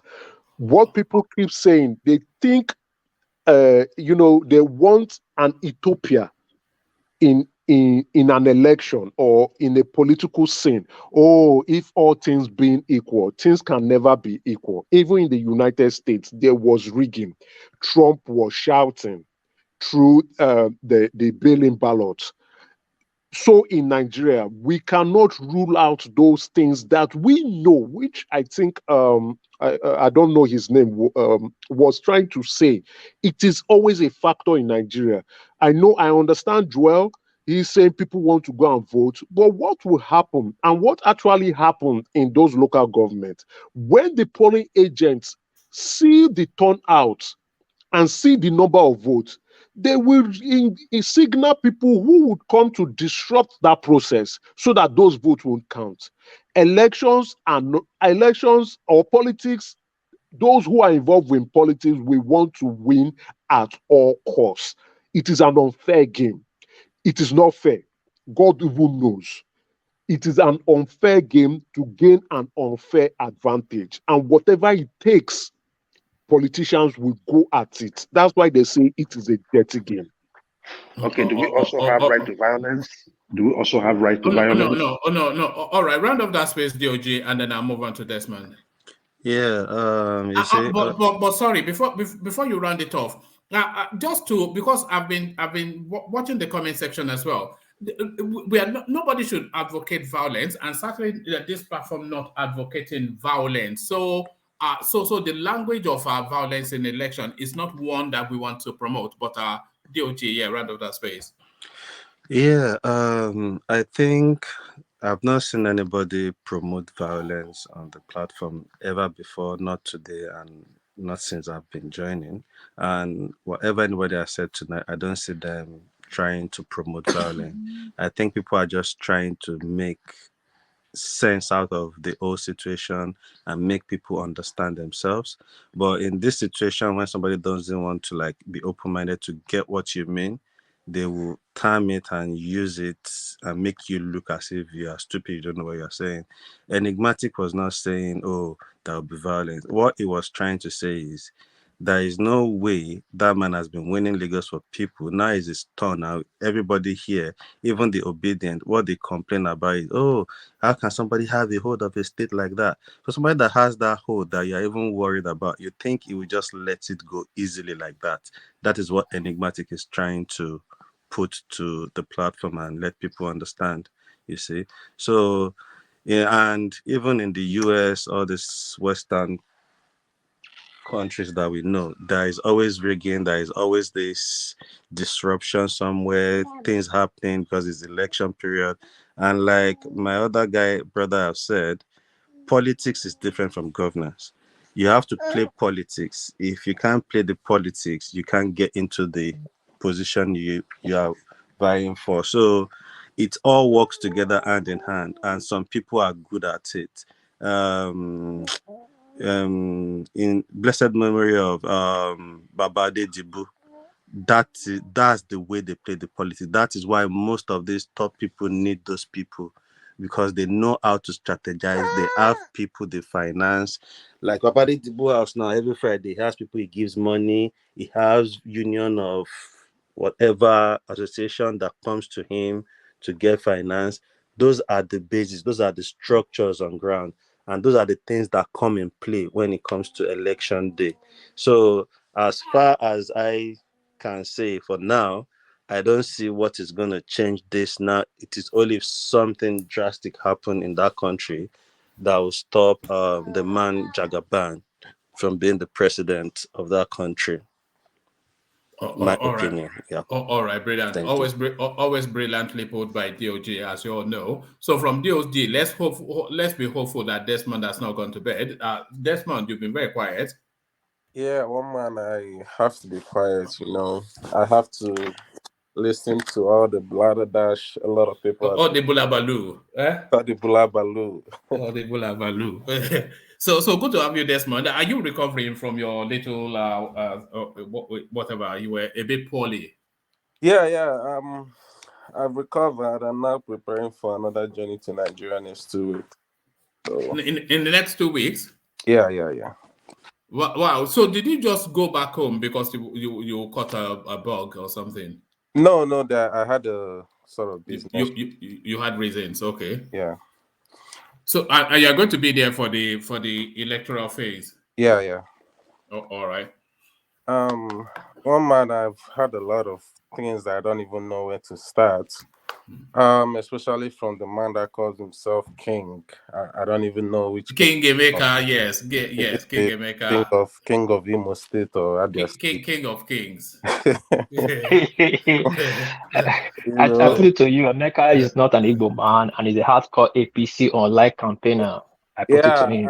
I know, but let's give it to his name, you know. Yes. Now king of Igbos. Yeah, King of Igbos. Respect. Be careful the way you talk to your king. Be careful. Oh, it's funny when someone that's not a king that calls himself a king. So you have to see the manner of, you know. Well, you call yourself Trigger too, but carry on. Yeah. So basically, I've listened to all his lies and all his contradiction on himself anyway, because I can remember when one man put out to him all the statistics that P2B would win, and he basically came out and debunked it and said P2B doesn't have momentum, and later around the section he said, okay, he has a momentum, so I don't even know where he's standing. And we asked him to bring out the facts of... Woman, sorry, my brother. Can I interject? Because I don't want to be misquoted. Is it okay? Finish, please. Moderator, I'm just asking the moderator. No, let him land, and then at the end of it, you can pull him back on. Okay. All right. Okay. I just wanted to know, so I don't, I know the flow. Thank you. So, all right, carry on. So now they asked you what P2B, Tinubu, how Tinubu is gonna win, and you basically brought out two reasons, which you first said he has 21 governors, which you basically cut down to 14, and said he has a Lagos base. That's the two reasons you gave, which I don't see that as enough reason. But anyway, talking about base. What is a base, one man? I'm gonna state the facts, right? What is a base? A base is basically like I'll say is a point where something develops, right? Or say, center of operation. That's what we call a base. So we can basically statistically say that P2B developed from southeast. So at that aspect, you will say southeast is not his base. But if you say it's the center of his operation, yeah, it might be his base. But where P2B developed from, we all know it, is the space of NSAS. We can agree to that, right? That is where P2B basically developed from. So his base, we can actually say, is the mostly entire places that we had a NSAS riot or NSAS movement or whatever. That would be his base, which is almost the entirety of the whole Nigeria, which is his base. So now, one man, I want to state some facts to you, right? How P2B is going to win. I don't want to go into Tinubu's rally, which is massive, which is understandable. Rallies are always going to be big. I just want to state some rallies are not. Maybe some so rallies. Then are you saying that rallies doesn't really mean nothing again because no rallies, sorry. I would say rallies are okay due to momentum, which also brings me to the point that when we say noise, all this noise doesn't win election. Statistically or factually, noise have always won election. You can't see someone like, Ajaliko Koshowore that doesn't have the noise around him winning election, or other parties. So statistically, factually, noise has always win election in Nigeria. So let's get that fact. But anyway, it depends on the noise. The noise can be defined. It doesn't have different type of noise. It depends on the noise. So you have to be very objective about the noise too. In 2015, Buhari had all the noise, social media noise, grand noise, and he still won election. So let's. Do you know why? Do you know why the noise resulted in Buhari in Aso Rock? Because can you tell me one reason? Because the main reason I would say, the main reason is because people are tired, was tired. No, that's not the answer I'm expecting. That is the main reason. No, the main reason. Let me tell you why the noise, Buhari's noise, will be different from Obi's noise is because you have to look at the numbers of political parties that came together to make that noise with their structures on the ground. No, hold on now. With their structures, with the finance, with the teamwork, with the strategies that actually brought him to Aso Rock. So you cannot compare that noise. Hold on, you cannot compare that noise, and don't forget, enigmatic 70% of the noise, right? Hold on, 70% of the noise that you have for your man now. I can tell you the numbers of they dominate. I think the Twitter space, social media, Instagram, the social media generally. I've heard it a lot of times. And then 60% of those the dominance, they are abroad. Maybe 2% or 5% of them. Fine and good. And Matic, let me finish. So we are talking about noise, and I believe that it's people that vote.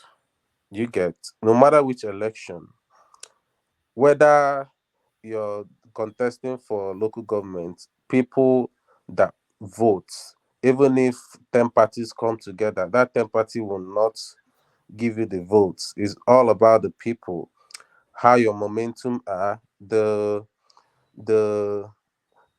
I would say the space around that period, whether people are tired of the current system or they're still, eager to vote the current system. That is why when we talk about structure, there are some governors that has been there and they don't even win their second tenure. Do you get? It doesn't matter because they didn't do well and people are tired, which is the people that vote. It doesn't matter whether he has the structure as a governor to win whatever. If he doesn't do right with the people will vote him out. Yes, he can rig and all that stuff, but if the people are massively unenchanted by that person, he's going, whether he likes it or not. But anyway, is it in Nigeria or in the UK? In Nigeria, I'm talking about in Nigeria. The people are. You say the people are what? We've had some governors that didn't go through their second tenure. True or false? Yes, true. There are some governors, mainly or your state. Hardly a governor completes his second term. Yes, you are right. But most times, most governors in Nigeria since 1999 complete their second term, whether they delivered poorly or not. So I was just wondering if you were referring to UK.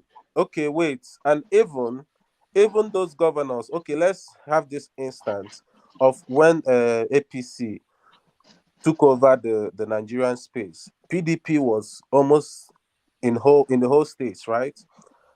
So what happened? What happened then is the people that... My brother, 5 governors, including Atiku Abubakar, pulled out from the PDP. Listen. They pulled out from the PDP to join APC, inclusive of Asiwaju's stronghold of Southwest region. And there was a merger with CPC. Everybody, and the merger, it was ACN, CPC, and ABGA. AD. No, AD was in ACN. ACN, CPC, and the G5 from the G5 PDP members, which was Kwara State, Saraki, Amechi, Kwankwaso, who again, this Tamboa, and who was the 5th one, plus Atiku Abubakar. Can you allow this guy to finish, my brother? No, he's making some fallacies there. He's making fallacies that need to be corrected. Allow him to land before you interject. Now we have not even understood his line of thoughts. This show is not all about you. For about 4 hours, you've been talking. Allow him to land on his point. All right. Okay. No. Let's do exactly that because the interjection. I mean, you interject and take over the whole show. That includes you as well. It's been second level. We've not had interjection to this level ever before. Ajale Popola attests to that, but I'll carry on this. Okay. Now, let me continue with my facts, right? So, one man, with all things being equal, I'm gonna state why P2B is gonna win. With all things being equal and all things not being equal, right?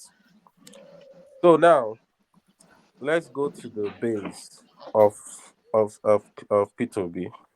P2B, whether we like it or not, is the loved son of the Southeast, which is his base, one of his base.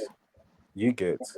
And one man, you can agree with me, whether a lot of people that are Tinubu, pro Tinubu, don't want to agree to that fact. We all know that P2B is gonna win Southeast. I don't know what Tinubu is gonna get in Enugu, but I know P2B is gonna win Enugu. I don't know what he's gonna get in Imo or wherever, but I know P2B is gonna win each and every state in Southeast. We all agree to that. So that makes it his base. Another base he has is the entirety of the places that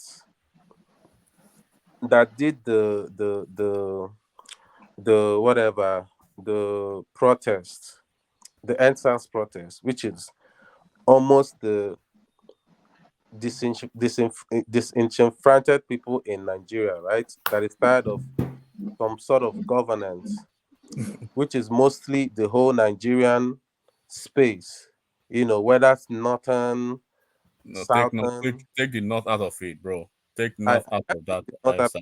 You know why? Because we still had an NSAS rally on the northern side, so it can be taken off. So when I But you began, can surrender the Southeast to Peter Obi. I'm not okay. Fine. That's part of being unrealistic. You asked him which state in the north did they hold NSAS rally? we already made that. We already brought Yeah, that. they did not hold any state in Abuja. Abuja is it? Facts out See, here. in Abuja, it was in Abuja that they countered the NSAS more. Solomon, we brought out that fact here. So I don't know why you're still trying these to people interject. Yeah, they did not do anything in the north. Please talk with facts. All right, no problem. One man, you can bring out the fact. No, you don't have to talk with fact. Or you can talk with whatever it is that you have the for this one day you have the privilege to present your prejudiced views. Okay, so one man, now these are the facts on ground. Whether King lies about it or not, he came and said the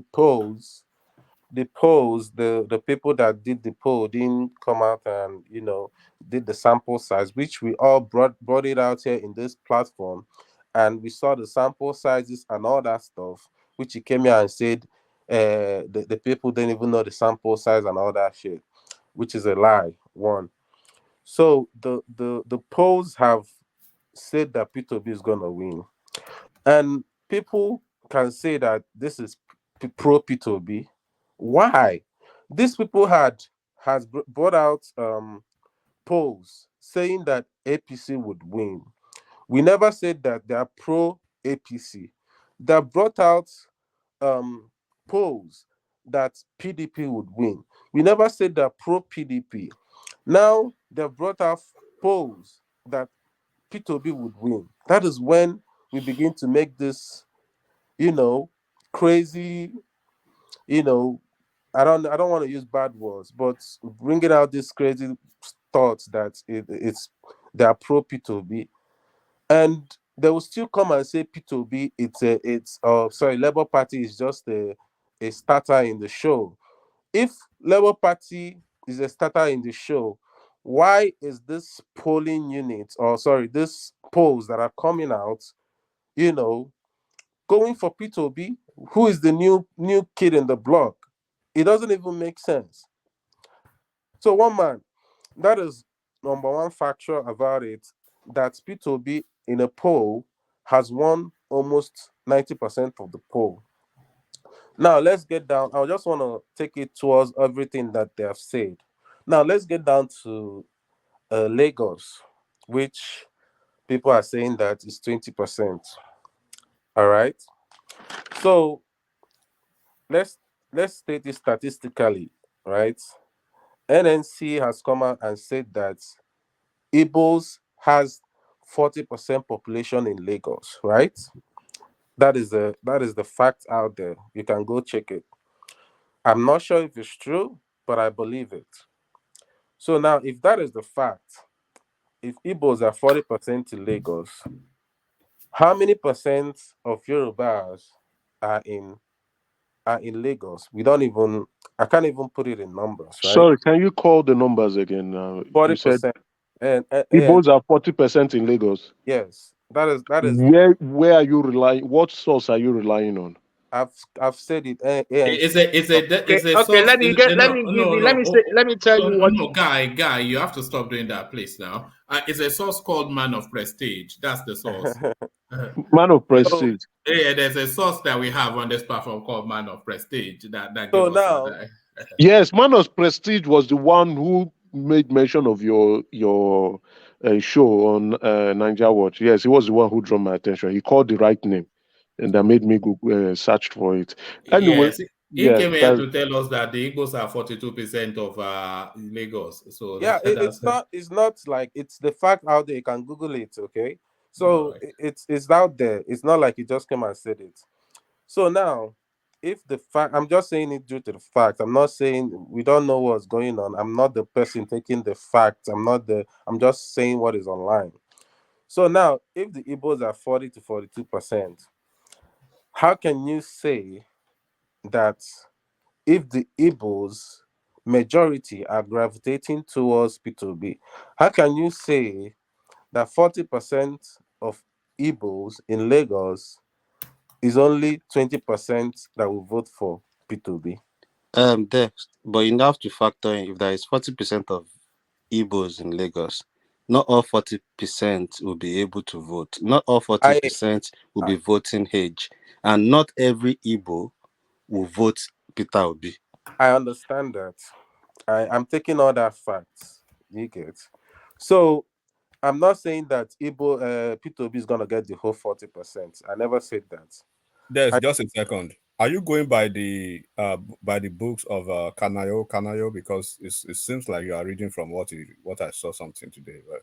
No, not. I'm just saying what I brought up online just now. Okay. So now, one man, 40% of Igbos. Let's assume that 30% or 25%, or even 20. Let's say 25% of Igbos vote for P2B. Now we go to the Yoruba part.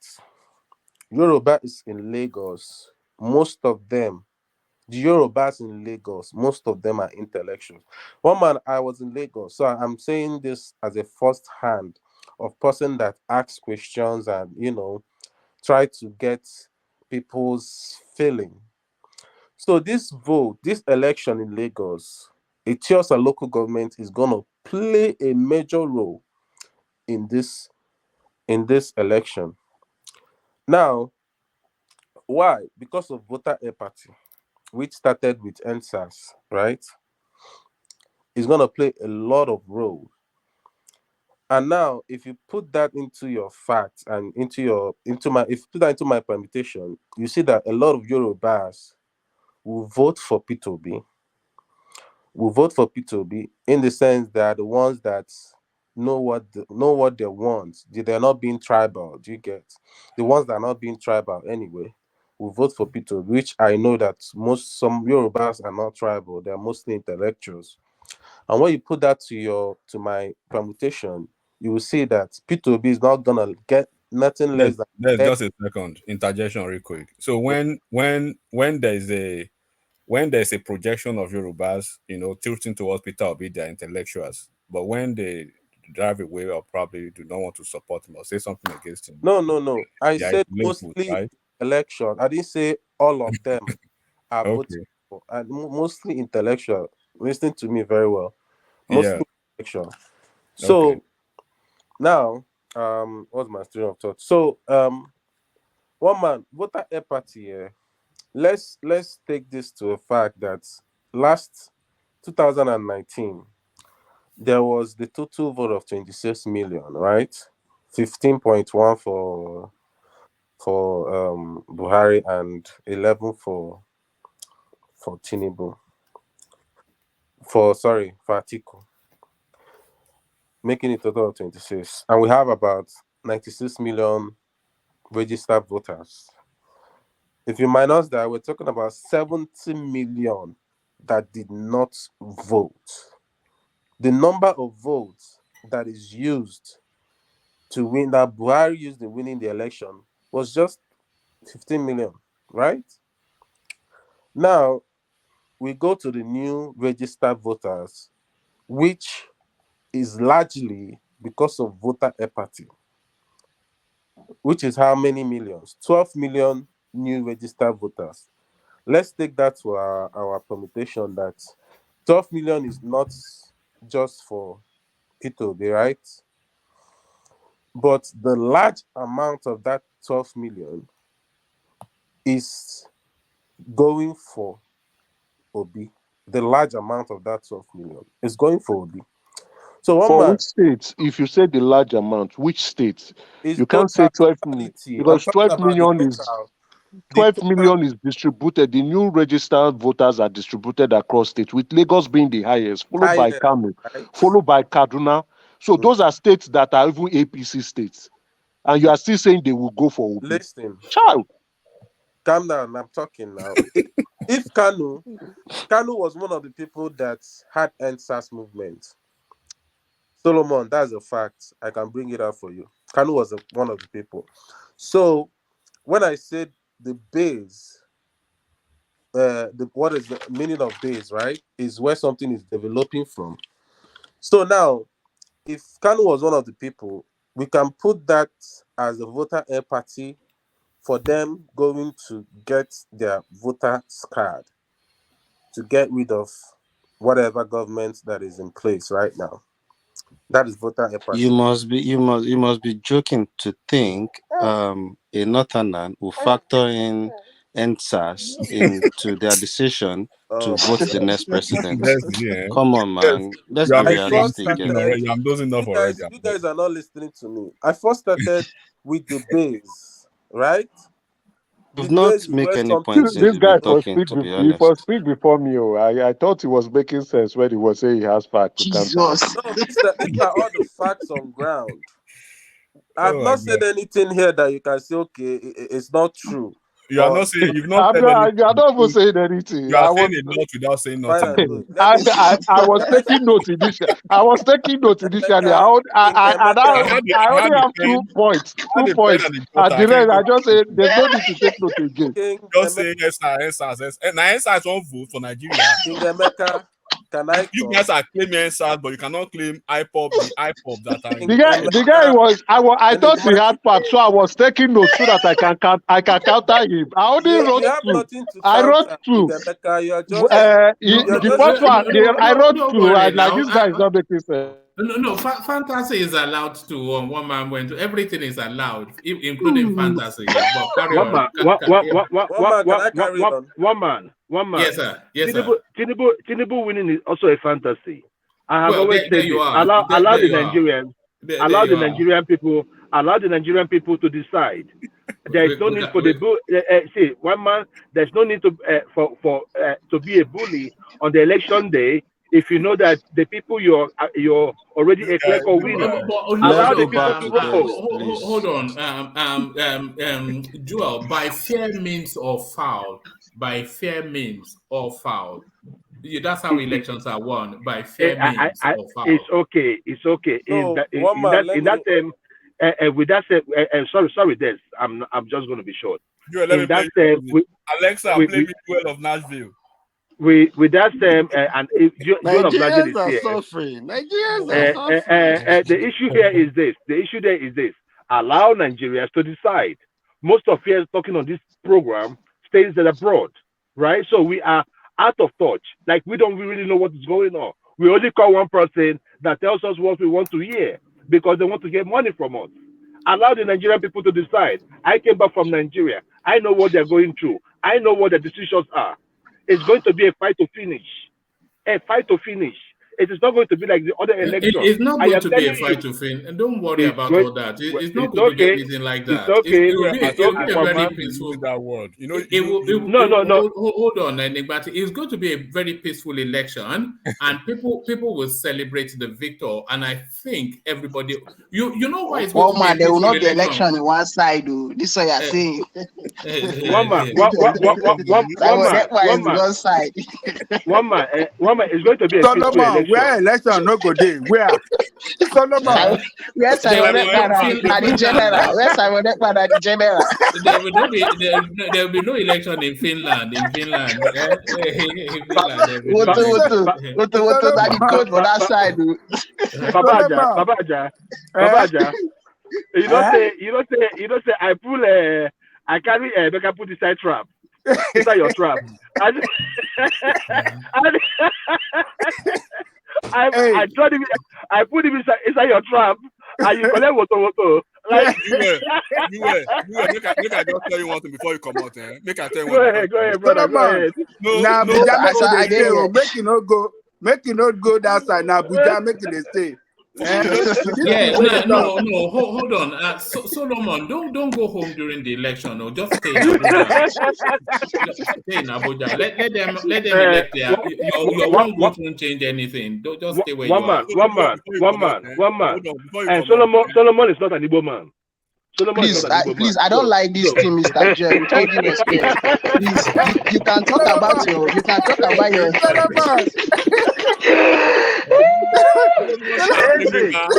Solomon is not in Nigeria. Where are you from? Solomon is not Igbo. He's not Igbo. Mr. Jerry, I'm more Igbo than you are. Let me tell you.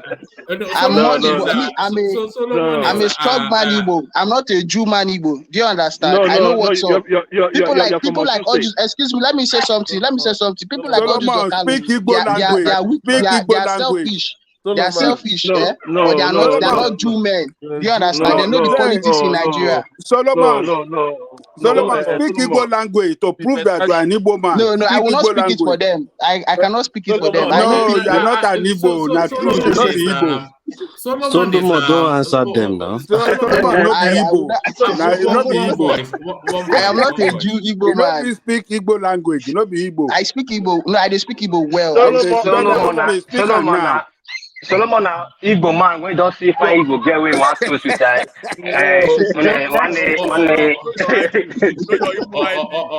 All right, back to Desmond. Solomon is our Solomoni from Sudan. Our Solomoni.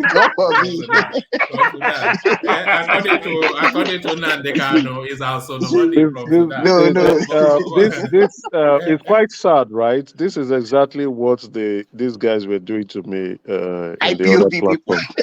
We were watching them beating you up. We used to enjoy that. It's really painful when people who really do not know you are saying you are not from a particular place, and you are telling them this. I can really feel Solomon's plight because I face it to a point you begin to. No, I'm not pained though. I'm not pained, to be honest with you. Oh, okay, I'm not pained. Yeah, that's because let me continue. We know those who are not Igbo, who are not Benin. That is not a Benin man. As a king, as Emeka, you're not Igbo man. Okay. Man, we don't know where it comes from. Solomon, we are not Igbo. Me and Solomon, we are not Igbo men. No. Yeah. I don't know. I don't know Igbo anymore again, Abi. Emeka, from your accent. You are only for Olaye's nephew. From your accent. Wonderful. Wonderful. Well, I don't know whether Solomon and King Emeka is good for now. You get, but what I care about is when Dex, if you want to talk, try and be polite in the way you talk. It's not every time. You don't need to talk like, you just try to be polite. It's very, very important. They are the hope strategies. It's just an advice. It's a piece of advice. Come down from your high horses. All right. Sorry, Solomon. Please allow Hope Merchant to speak. hold on now. Hope So, matter. Emeka, hold on. Sorry, Solomon, you are the full-blooded. You've even changed your name to Eze, but they won't let you. No, that is my name. My name is just Eze. declare. Just a piece of advice. Just declare for Peter Obi. Declare for Peter Obi, and then after just declare. See, for I will Peter keep Obi. on telling them the truth. Yes, my name is Eze. I will keep on telling them the truth. Solomon, analyze. I want to hear your analysis on who will win this election. You are no, we will get there, but Des is giving us his analysis at the moment. So let's get back to Des. Des, back to you. Yeah. One man. According to voter apathy, in Africa as a whole has actually, their eyes has actually opened. That is why you see a lot of African countries electing new party presidents, like Malawi and all that sort of them. They're electing new party presidents without that structures, that old structure and all that stuff. So when someone comes and say this structure has been there for a long time, I think it should go back to some African countries that recently, the structure lost their presidential election, and go ask them what happened, which is because of voter apathy that is going on now. And voter apathy, if voter apathy can happen in those smaller African countries, in Nigeria as the most populous black nation, I think voter apathy can go all the way in winning this election. But that is just me. I'm not sure what's gonna happen, but I'm just gonna stick to what I know. So what I know is that a lot of people in Lagos, like I said, are intellectuals, and people carrying this obedient movement are mostly intellectuals. That's why you go to diaspora here, and you say that most obedient are in diaspora. So, but that is a plus for us when you say that most obedience are in diaspora. So, what are diasporan votes? Maybe we can't vote. What can we do?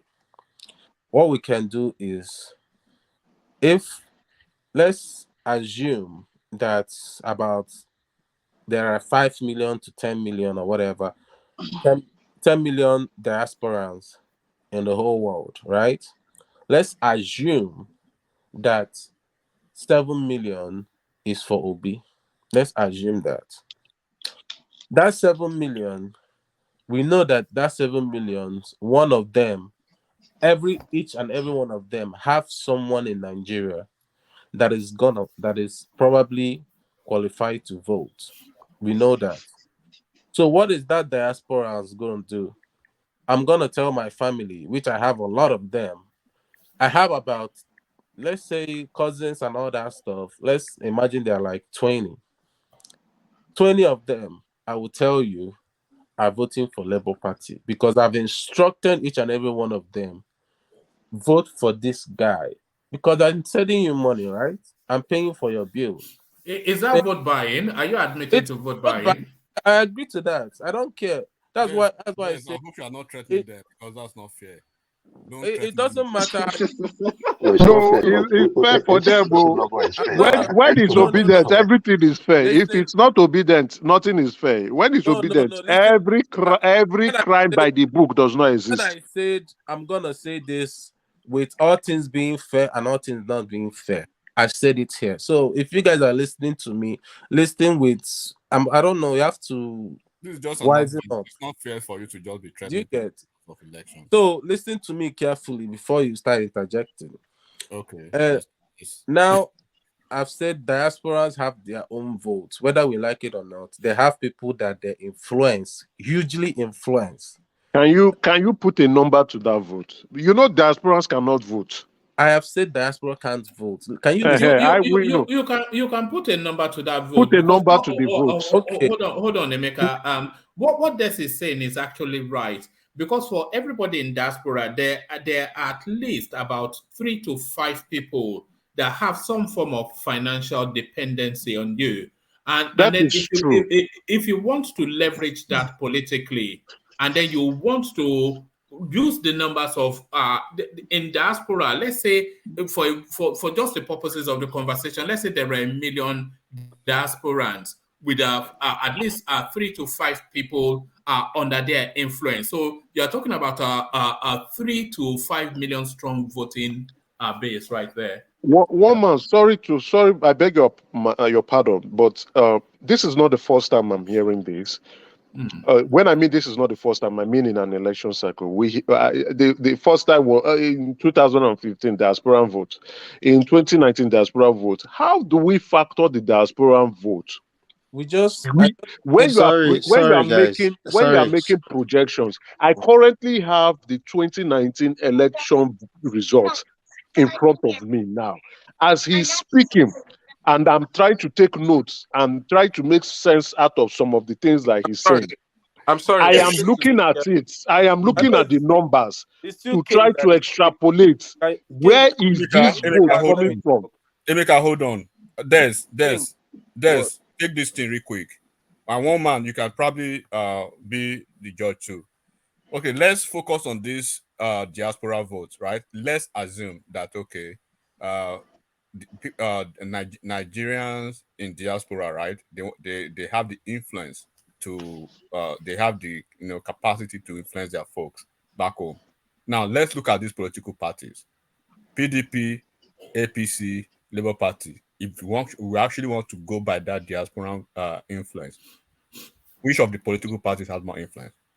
Right now, which of the diaspora is Labour Party? Are you serious? I will agree with that. No, I absolutely disagree. Let me tell you why. One man, do you know how many APC? Hold on. Do you know I agree. I agree. This, but Igbo people I disagree too. What are you I disagree. Let him make his point now. He's taking us somewhere. APC chapter in the UK. Gentlemen, when we have 3 voices, then no voice is really being heard. But land that point enigmatic, and then let Des carry on. Okay, what I'm telling you right, man, one man, right, is when you look, because this is part of structure, you need to understand that. So you need to look at the numbers and the capacity of these 2 political parties, and that's why we actually make sense of the legacy political parties. You cannot tell me that the Labour Party, has more numbers of population than APC or PDP, and then you can quantify that to the numbers of relatives they have abroad. So you want to tell me you have more APC connected family members? I mean, Labour Party connected family members abroad than PDP and APC by virtue of the numbers and the spread. Okay, now I'm sorry to add to that before you go on there. Sorry to add to that. I don't believe in this diaspora because you send money to people, you are telling them who to vote for. They will equally go and vote for whoever they want to vote for. How would you know? Do you have a meter to know who they vote for? Okay, they will dance to your tune because you send them money, but they are in some situation themselves in that country, so they know who they want to vote for. So if you say, "Oh, you people should vote for this," or "I've sent you 20,000, I've sent you this," or "I've sent your money for school fees," they'll say, "Okay," but that doesn't mean because what you said if really change their mind on who they are. No, DOG, it should go a long way. It should go a long way. DOG, bro, forget that one. You're bringing that permutation into what you're saying. Then you would probably say that buying votes is rubbish. It's a waste of time. That one is different. Let me even shock this brother speaking. There are more diasporans. There are more APC diasporans than Labour Party. Of course, I'm a member of the UK one. South Africa. I'm a member of the UK one. Exactly. There's APC UK. For over 5 there's years. APC Toronto and APC Canada. There's a Toronto chapter. There's APC South Africa. There's APC Ghana. There's APC. Hold on, Emeka. You're leading us up a garden path somewhat there. He's saying diaspora votes, and I want him to say who are the diasporans voting for Labour.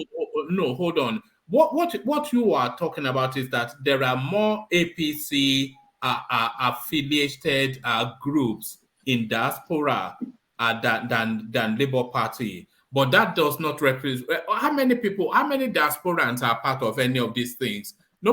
I didn't even know there was something called an APC whatever.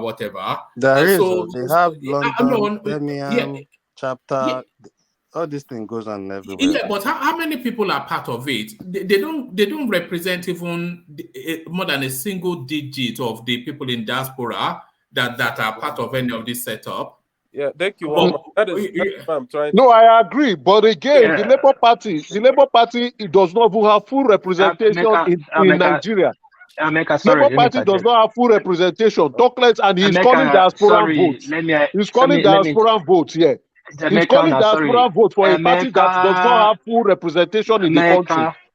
You have not covered 36 states in the country. You are talking of diaspora. Okay, please. I don't know what you are drinking. No. Can I interject now? Can I interject, Emeka? We understand you are APC hardcore member. You are on the line. You are convincing people, and you are making it clear. You have showed your card. You have showed your hand. So no, please, I'm somebody hold on now. That's the issue. That's why I don't talk when you are talking. Because when we give you the floor, you would speak to that in 2 hours time, and you are good in that. I like it. You're a good debater. I give it to you. Does not mean what you are saying. I must buy into it. I think let me speak my mind on that diaspora vote. I will agree with that and agree with a little bit to the enigmatic and support what one man is saying. When I meet diaspora vote, example, use Edo State. There's hardly any governor on the election that you're going to win Edo State now. If diaspora said no, you're not going to win. You're not going to win because there's no house in Edo State. You don't have somebody, 3 or 4 person abroad in that place that's carrying that household. And they decide to vote one person and they like one person. That is how that house will go. In a street in Edo State, let's just assume like 14 houses in a street. At least there's one person in abroad in a house there that's carrying each houses, you know. So when they say we are voting this person, that will influence the general vote of the 14 houses in Edo State. When I mean diaspora, it does not mean a APC group or a Labour Party group. How many people in the group? Maybe 12 or 20 people. But when I say diaspora, like people living abroad from a particular place. Now, when I agree with a bit, there are a lot of Yorubas in London and UK. You understand? Which are diasporas too. If those who decided to play the ethnic politics, that is a big vote for Tinubu or APC. Now, PDP have a lot of diasporas too, but they have cascaded into obedient, good Nigeria government. That boasting Labour's diaspora votes. In all, to be fair, Labour have more diaspora than any of these 2 political parties in Nigeria. They are made for they just protest. They are protest people. They are protest voters. We want better Nigeria. But so I don't think it has much effect in people on ground in Nigeria. Regardless of how much you send hold on. Let me land my point. Sorry. But Emeka, sometimes when you just disagree on everything. No, leave Emeka alone. Don't personalize. Okay, let me leave Emeka alone. Sorry. So at least sometimes when we see the fact, let's acknowledge it. Doesn't mean it will take any vote from your how you say your aspirant or add to it. That's my submission. Thank you. All right. So people are asking you to calm down, Emeka. I am very calm. Sorry, I'm very calm. Hold on. This is Jeje Laye. It says, at one man, if Emeka interjects again, please step him down. He's been talking all night. Let others talk. So to that, let's now hear Desmond continue with his narration. Desmond, back to you. One man, if you can watch all the facts I have been bringing out, it's a lot. You get, I've been bringing out so many facts why P2B would probably win the election. I'm not saying he's that has the more chances to win. With Emeka's 2 facts of governors and Lagos base, but yeah. So when we're talking about diaspora votes, it goes a long way. Last elections, why you wouldn't see a lot of, I would give it to Edo people. Edo people started, I would say Edo people basically started voter apathy in Nigeria. I'll give it to them. They started it. Even if you actually look at it, you will say that is the place NSAS even, carried on from. I'll give it to Edo people. But now, this 2023, so many, years, 2020, 2019, 2015, there hasn't been that much of voter apathy. That is why you don't see this diaspora, carrying one person, except, when you guys are talking about political parties that have structures there. We haven't seen that voter apathy in diaspora as we are seeing now. Last election, far back, whatever, we don't see this voter apathy right now that is, gravitating towards P2B. That is why this election is going to be so, so different from whatever people are saying. When Emeka said he has the last election in front of him, it's not going to be the same. It's not going to be the same. There has been a lot of, you know, people are not awake. I would say people are not awake. If you're in Nigeria, you would understand what I mean. I was in Nigeria a few weeks ago. I saw what is going on. I was even with Professor Pat in Abuja, so I really understand what's going on in Nigeria system right now. That whoever is in abroad permutating whatever he's permutating is going to be so surprised come 39 days time. Is going to be so surprised what it's going to get. It's Because just funny how everybody that goes to Nigeria now knows everything about Nigeria. No. You've only been to Lagos, and you don't even go to all of Lagos. You've only probably stay on the highland, never even touch the mainland. You can't just say that. You can't rubbish what people are saying from abroad. They have people on ground. I don't have to be in Nigeria to know what is going on in Nigeria. People know people. People talk to people. People understand people. People even finance people too that they are talking from abroad. Because you go to Nigeria once or twice in the space of 2 months doesn't mean you know everything going on in Nigeria. Did you go to Oyo State? Did you go to Ogun State? Did you go to Ekiti State? We have 35 states. You've only been to like 2 or 3 states. And you say, oh, you've spoken to people in Nigeria. You know what is going on in Nigeria. It's not like that, my brother. Don't be rubbishing what everybody says. People might not travel, but they have more information than where you are, safe than you. Why I selected Lagos and Abuja is they are basically mini Nigeria, right? These two states are mini Nigeria. If you can get a poll in Lagos, in all the whole Lagos, and they're telling you the same thing, you would find out that it's basically. So, can I ask you a question right there? You people say you talk, even just say I talk to people. So, how many people do you want to put numbers to this? Do you want to tell me you talk to half of the population of Lagos State and you ask half of the population of Lagos State? Sorry, is that doing a poll? You don't talk to the whole Nigeria. No, you can't talk to 2 people. Your vicinity, your surroundings. If you're in Lekki, I want to bet with you. If you talk to 10 people, 5 of them are probably going to tell you obedient, or 7 of them. But if you go to other places, if you talk to 20 people, maybe 19 of them will tell you bad. So you can't base what you hear from people that you are drinking together or hanging out together, or you meet, or you're just talking to on the roadside, what they say to you. You can't base your point on it. Are you me? I don't understand why you're trying to put it. I don't have to be you to make the point I'm making. Don't take me to where you're taking me to. I'm making a point to you. I'm making a point to you. You are saying you talk to people. You didn't talk to half of the population of Lagos. How do you know? How can you talk to half of the population of Lagos? I've worked in Lagos for 10 years, my brother, before I even travel away from how do you know? There is no way you've talked to half of the population of Lagos about politics and asked them what they going to vote for and what they think. But let me finish what I'm saying. Finish what you want to finish. Just makes sense to us, because you're just talking since we don't even understand what you're saying.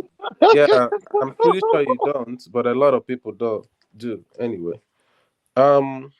So I don't even know what I was trying to say. Anyway, sorry, your senses has been assaulted by. I'm telling you, he's just trying. Let me reboot you, Des. Do you know why? Do you know why? I want this thing to have some flow. It's been 2 stop-starts. Okay, but carry on. Let's down in sleep now already. Yeah. So, Des, do you know why people ask these salient questions? Because it's like, if we don't want to waste time, do you know why people ask, when did you actually start following elections or politics? A long time. A very long time. I'm not. Leave this picture you're seeing. I'm very old.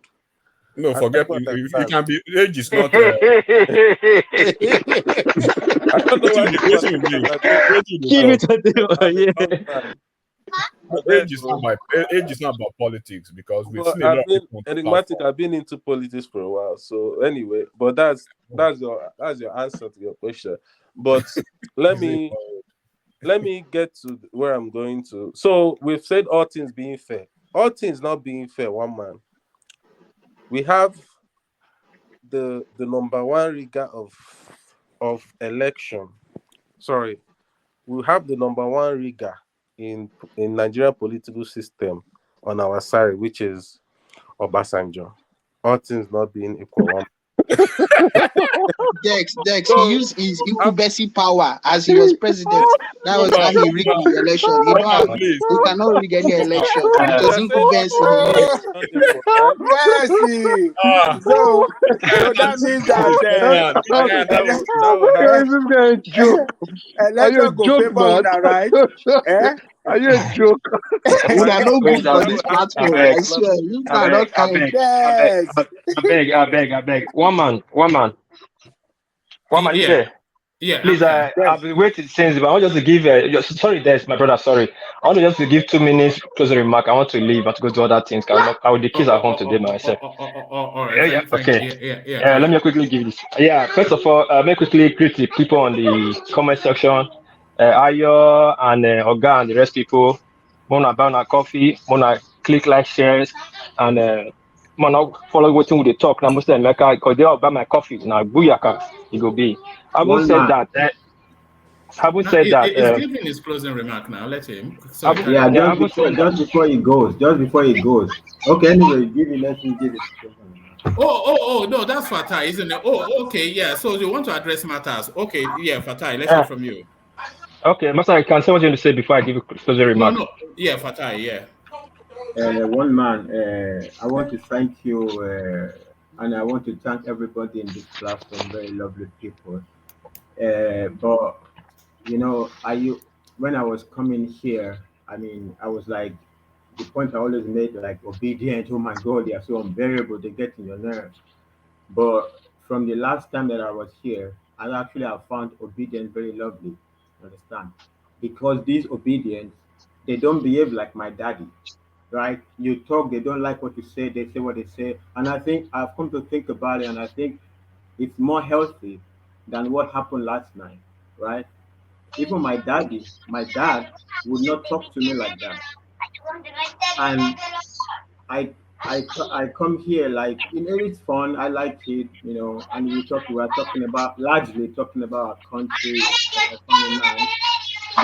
Sorry, can somebody mute themselves? Children in the background. Yeah, but the timing of this is like middle of the night where I am, right? So I am losing my sleep. My sleeping arrangement is completely disrupted. And over like yesterday, and I was thinking about it. Over what should I take somebody making such ridiculous statements to me? Like, they must to decide for me what I would say. Not only that, with the God to come back and tell me that, that thing I was saying, I was actually talking about that Fatai. Hey, fuck you, Fatai. Oh. And I said, like, I would come back and I would say thank you to everybody. I most probably will not be coming again. Hold on, you will. What do you mean you will not be? Hold on, Fatai. You will be coming back again. Because you're an established voice on the platform, and you have a very strong following. If you don't come back, people will just be harassing me on Instagram. Fatai, I'm your number one fan. Please, yes, we want you. I'm your fan. I like the way you laugh. Where else will we go and find a German Kwaran Yoruba man that speaks like? One man, sorry. Let me. No. Just hold on first. So you will be coming back again, Fatai. When we're discussing matters political, and when you have strong personalities that, like we have on this platform, always, things will spiral over. I think you know that. it's just by virtue of the maturity of the people on this platform that we've not had a lot of instances of things spiraling over. But in some circumstances, it will spiral over, and in those instances, when you'll find that it's actually it's just a breaking communication or a miscommunication. When you hear, because we had 2 incidents yesterday, and when we unbundled one of them, it was just a total misspeak and a total mishearing. So it's just we're finding where each other's thresholds are. So you cannot say because somebody just prod at you, then you take your football and you go back home. So yeah, of course you are going to come back. Of course No, that's not the point I'm making. Even after this show was closing, he was writing using some name Yang or whatever, Yenny or whatever, Yen, like telling me something South people, and I'm like, I don't want to get put myself through all that. Yeah, it's not my salary. I have a lot of projects I have to do that I don't sleep. I lose my sleeping pattern, and I'm going to be tolerating somebody behaving like my daddy. I'm going to be tolerating somebody tell me, oh, you don't know South people. What South people? Somebody telling me, threatening me, you don't want to see the other side of me. What is the other side of you? Bro, calm down. There's no other side of you. You don't want to see the other side of me. You are from South. You don't know where I come from. Oh man, please let me interject. Hold on. Let me interject. Can you hold on, please? Fatai, it does happen, and I'm sure you're a big boy. Maybe it was not to your taste, and every day we're continuously finding out each other's threshold. So maybe that's your threshold, and that's been established. So it is no more than a matter of I don't like that, and then the person can then explain that no, I did not intend it in that way. So it's not enough for you to say you pick up your football. No. It's not like he wants to explain. One man, please let me say. I will let you come in now. Please, can you let me just guide this? I understand misunderstanding. He came back with some name Yang Uyenwen or something. I hope it's him actually. I hope it's not another person, because that would even be worse. So there you are. Then you don't even know for certain if it was him. No. I mean, it's from Japan. How many? Okay. Anyway. Leave it there. So I can make it. I can make it. Fatai. Wait. Can I just finish? Oh, finish. And whoever it is that came back, telling me about how some South people. Essentially, it means that South people, like, it's like, no, I'll be from South. Oh, I don't even remember the continent. Some South people. This is a level of gutter that I don't want to get into. So what should I reply now? Oh, you don't know about Southwest people, or you don't know about Lafiaji people or Lagos Island people. I don't want to get into that level of garbage. No. Often we don't get to that level, but sometimes it does spiral. So he wrote that back at the end of my speaking. So it's not whether it was a misspeak. It was some kind of megalomaniac. Somebody thinks he's something in his head. No. Let's not take it. Let's not take it to that space. But let World Peace have the right to reply. But let's be elegant in how we handle this. So, I'm speaking to both of you. Let's be elegant how we handle this, so we can land it all in a good place. But World Peace. Yeah, thank you, one man. As Gomez came in here and I spoke about it, and a lot of people spoke about it, and I will not take it beyond that. I'm only one person that not carry. Hey, everybody, quiet. Nobody's talking. I'm one person that will carry past grievances to the next day. But since he has come back to talk about it, it's like he forgot before I left the show. I apologized to him as a bigger man. I called your name out. I said, Fatai, sorry, I was a bit emotional. I was emotional. Sorry the way I talked. I apologized and I left the show. Now you came back. Now that opened the space. Now let's trash it a little bit, because they said it's not broken, you don't fix it. When Plata finished their section, and I spoke not just long, I said I will not talk again because you everything you say is like a Bible verse. Anybody that come after you that talk, you say it's a bad law. I did not even call your name. When you stepped in, you called out my name. Did I come back at you at the show? I gave you time to talk. You gave your analysis, and I stopped when you start comparing his law's word, he's not reading for the prompter properly. I like, this is so low. This is what I was trying to avoid. So I didn't talk. You make all your assertions for 2 hours. One even called my name. I did not respond, because if I respond, the show would have gone sideways. I gave everybody respect. And at the last time I was giving my assertion, I waited to go to my turn.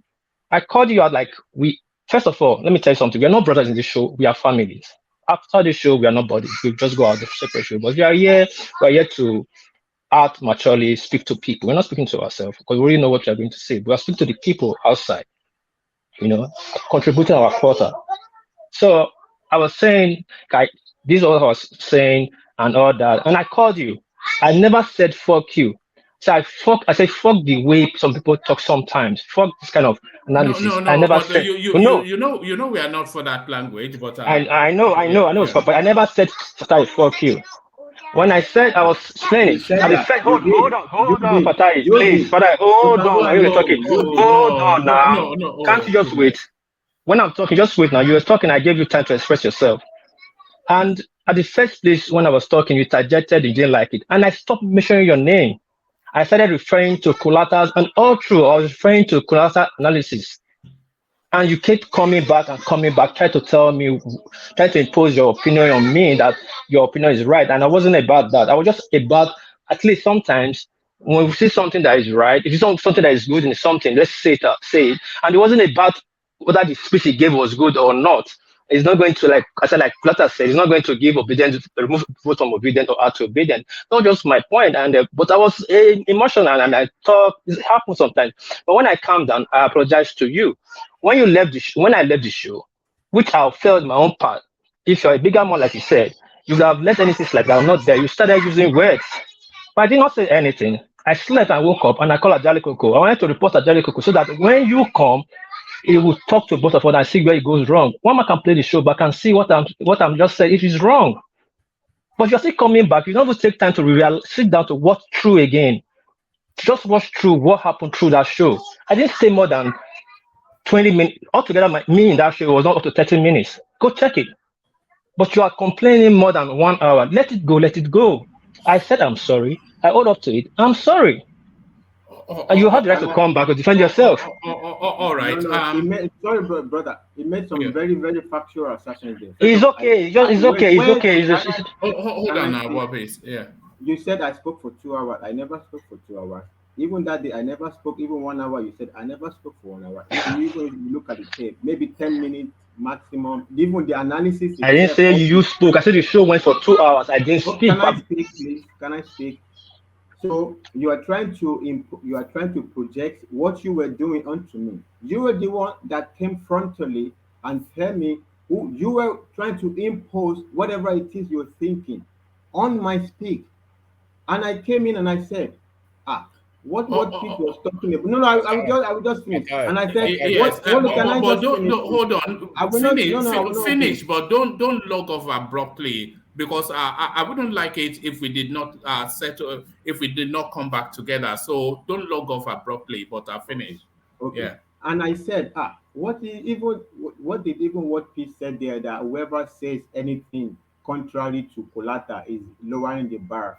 And I said, no, there is no lowering the bar. I can speak opposite to Colata, and it does not mean lowering the bar.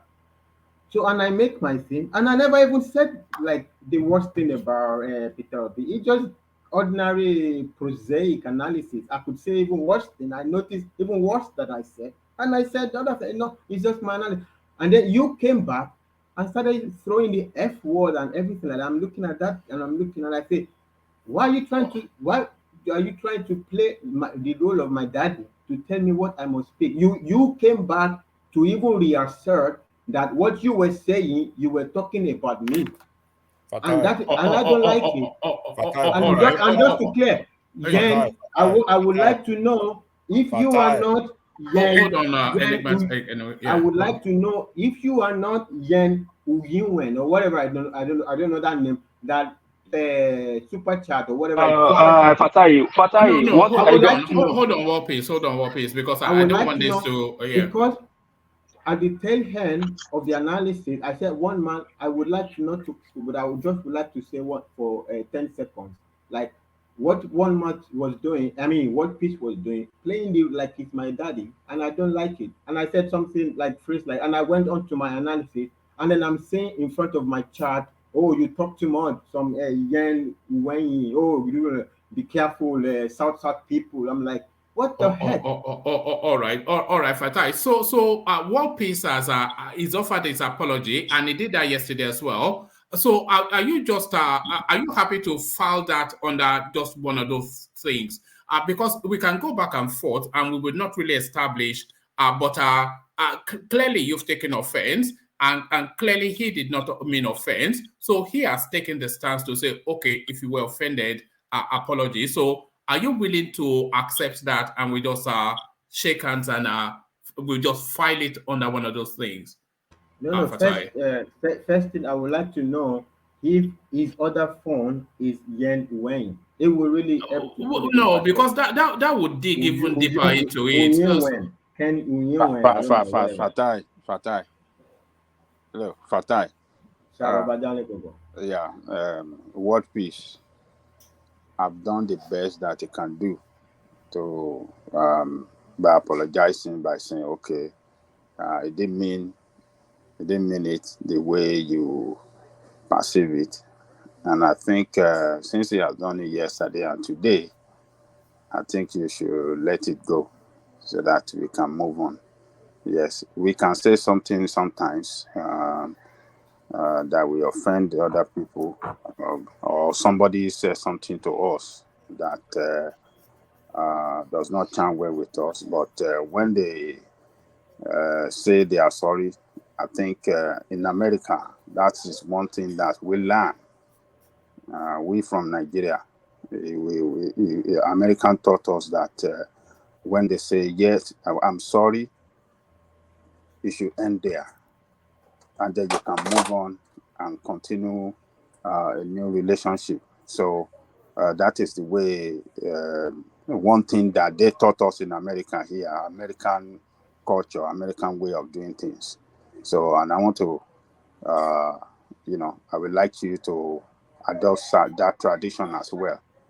Somebody have said sorry, I made a mistake, just accept it in good faith, and put behind whatever you have done wrong to you, and then move on. That is the best way.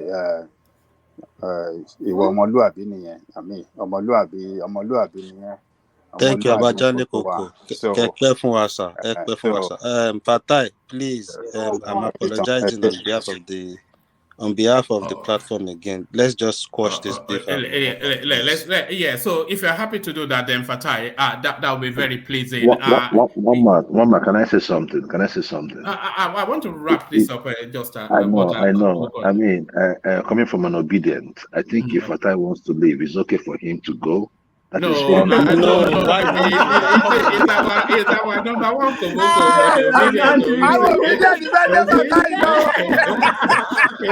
It's our number one koboko for the obedience. So with the jam.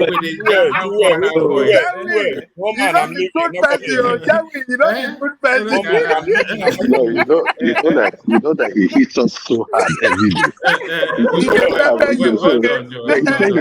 I was like, leave him to go now. Me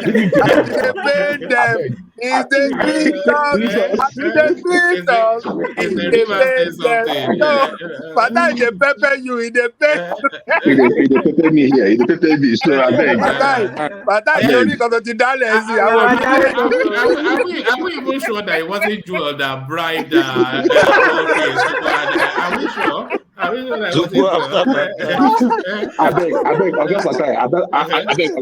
the reason I just wanted us to laugh about it, please. Yes. Well done, Joel. Okay, it's normal. So I just got it's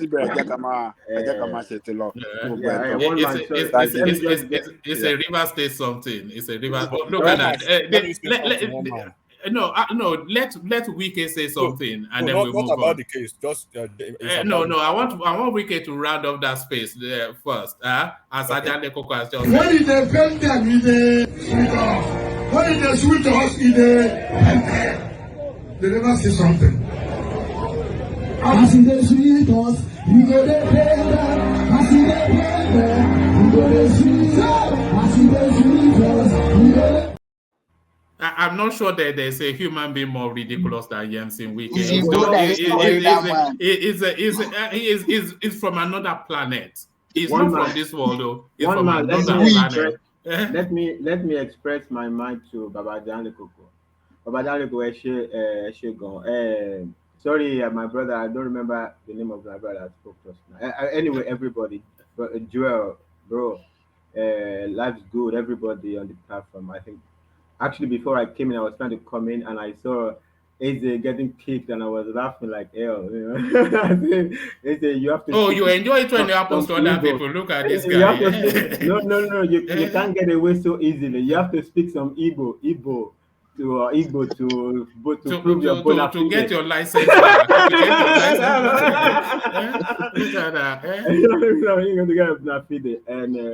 And these past days, it was delightful to see Joel of Nashville, and life is good, enigmatic, shaking hands. That's so nice. And no, actually, I was coming in just to say I'm on out of respect to say, look, it is below my own personal limits.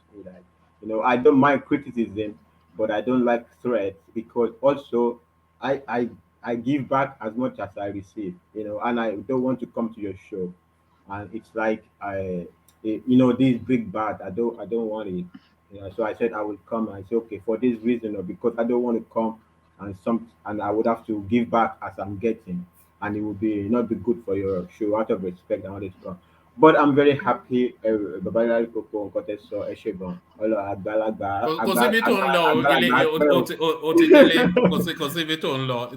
about that. Thank you. I just want to say thank you. All right, brilliant. Stay with us because we want your view still on this Kwara rally that Tinubu had. Why? Because I'm from Kwara. Oh, well, yes. Let me finish my. I want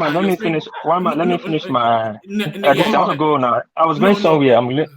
I thought I'm leaving the show. No, you still have the floor. I just wanted to hold Fatai to that space, and you carry on and round off. Okay, sorry. Martin, you wanted to say something before, but I think there's no need. Anyway, Fatai, sorry, August Fatai, sorry. Past is past. Let's let it. Let's keep. Sorry for the anger. Sorry, I triggered you. I'm very, very sorry about that. Anyway. No problem. Egmatic, you did there? Yeah, they're here. I changed my number. You give me notification. My Texas number. I be seeing I go relate with you tomorrow. I shut my company down. That company, I tell you before, I shut them down because of new tax season. I don't want to pay tax this year. I don't get power. Anyway, we go relate now. No, we relate. Yeah. So, so this narrative of today was very nice. Sorry, I have to leave. I'm at home with my kids. I have to take them to the park. But this guy, please, one man, I would like you to invite Emeka guy here. What he was saying is good. It's what we've been hearing before. There's nothing new about it. We call it yam yam or there's a word we always use for it. But I would like us to really look at Emeka because he's sitting on the fence. I want to know if he's really a Tinubu man or he's just it's not made that clear enough. It's not made that clear enough. No, he's not making clear enough. He says it's not for Tinubu. He has all Tinubu data. He has everything. He was in the caucus meeting. He's even in a caucus meeting. So I wonder if he's not an APC man. But I would like to scrutinize his how let's say political affiliation and support. That is my only everything I agree with him. He's good. He's a good debater. He has facts. Don't take it from me. Don't take it. Don't doubt him. Even state one single fact. No. No, that is your opinion. But he has facts. He has facts. I respect him. What is the facts? Name one fact. Wait now, I'm not there. I'm not there. Wait, Please, just leave this matter. Hold on. He doesn't have no fact about winning the election. But allow him Just now. He make said your he's point. going to take his children to park and he's making his last. Let him have his say and go. Why are you guys easy now? Why? him? DAG, you just a para today. It's the song. He know where they put mouth. Some of us are depriving ourselves of sleep. Some of you are in a country where you are during the day right now. So you have to factor all that in. Somebody said he wants to round up and talk. He's taking his children back. Somebody wants to start interjecting and start interrogating him again. Carry on. That's what I was trying to say. I was just giving my this thing. Rounding up is not so to say it's fact or not fact. Please, that's your opinion. I'm just going to say, please, Emeka, I like your analysis, but I want to scrutinize your person. I'm saying it. You're not an Igbo man, and you are a paid APC online debaters. You go around to the places where places where they talk about where Tinubu is not really popular. You go there and make your stand and make it popular. I agree. You come in here, you know this platform is both sides, Tinubu and Peter Obi. You just come in here to. Quiet, yes. Oh, Article is yes. Oh, I don't know if you like that. I will not have the article. Only you.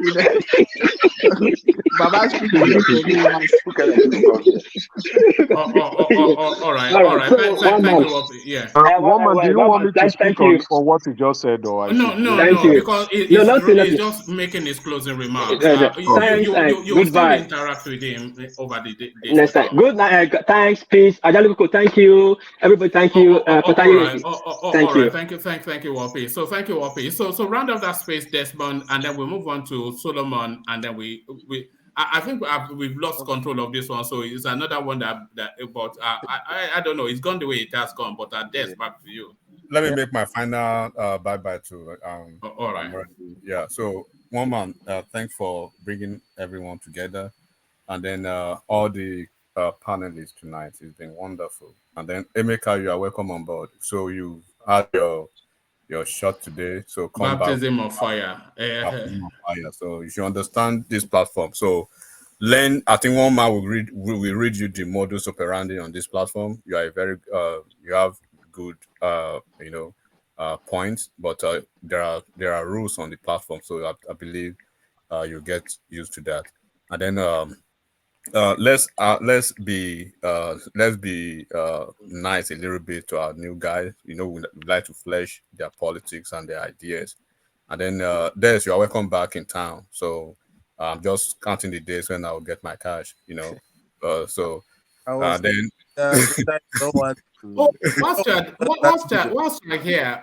you're here, what if it's neutral? What if Peter Obi does not win? What was the bet even? Peter Obi, you will just take your grand rent. Yeah, then we split. That's it. All right. Okay. Yeah. So finally, why you see a clash of personalities on this platform is because this is not a kumbaya platform. This is a platform that if you are not really strong on your analysis you are not fleshing out intelligence, you are not fleshing out proper analytical theories. You just come with your let's assume this is some platform here that we are just basically worshiping, coming here to do hallelujah for one particular candidate. You wouldn't be here, you wouldn't be seeing this kind of clash of personalities. But because of the divergent opinion, that's why you see this. I was a victim 2 years ago. I had my own issue 2 years ago, and I thank everyone. This is one thing I've seen about the platform, the reconciliatory capacity. I thank everyone. We are all families. We are just working for a better Nigeria. So do not let us forget that APC, PDP, Labour Party, Obi, Atiku, Tinubu, whoever becomes president, they will be better than what we have now. So good night, everybody, and one love. Thank you. All right, brilliant. Thank you, Enigmatic. Always brilliant. So that's the brilliant Enigmatic Hondi. So from the brilliant Enigmatic Hondi, we go back to the brainy Desmond. So Desmond, as you were. One man. So I was basically, I'm gonna round off the whole thing because we're about 6 hours to the show. So one man, the truth is that what is good for the geese is good for the gander. If people are hoping that Tinubu will rig his way to Aso Rock, then they should know also that Labour Party is still on the ground, doing the same thing without a lot of people knowing. We're just doing it in a way that is not gonna be open out there. It's not gonna be known. That's why I mentioned Obasanjo. Obasanjo will not just fold down and do it the legal way. We all know that. He's always gonna try to maneuver his way, find places and potholes he can influence. And also, this coming election, that's when people would see that the Southeasterners, that why we have the highest billionaires in Nigeria. The money is gonna come out, one man.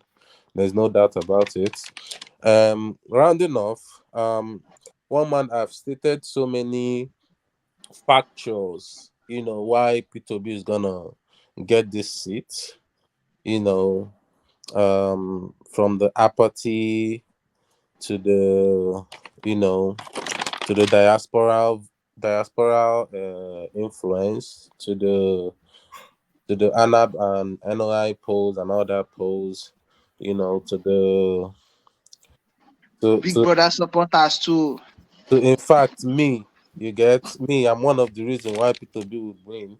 So there's so many reasons compared to just the two facts that King Emeka brought out here, saying that 12, 13 governors of APC and base, So one man, I would say that come the next 38 days now, we're gonna see a different politics in Nigeria, and by God's grace, P2B is gonna cling that seat.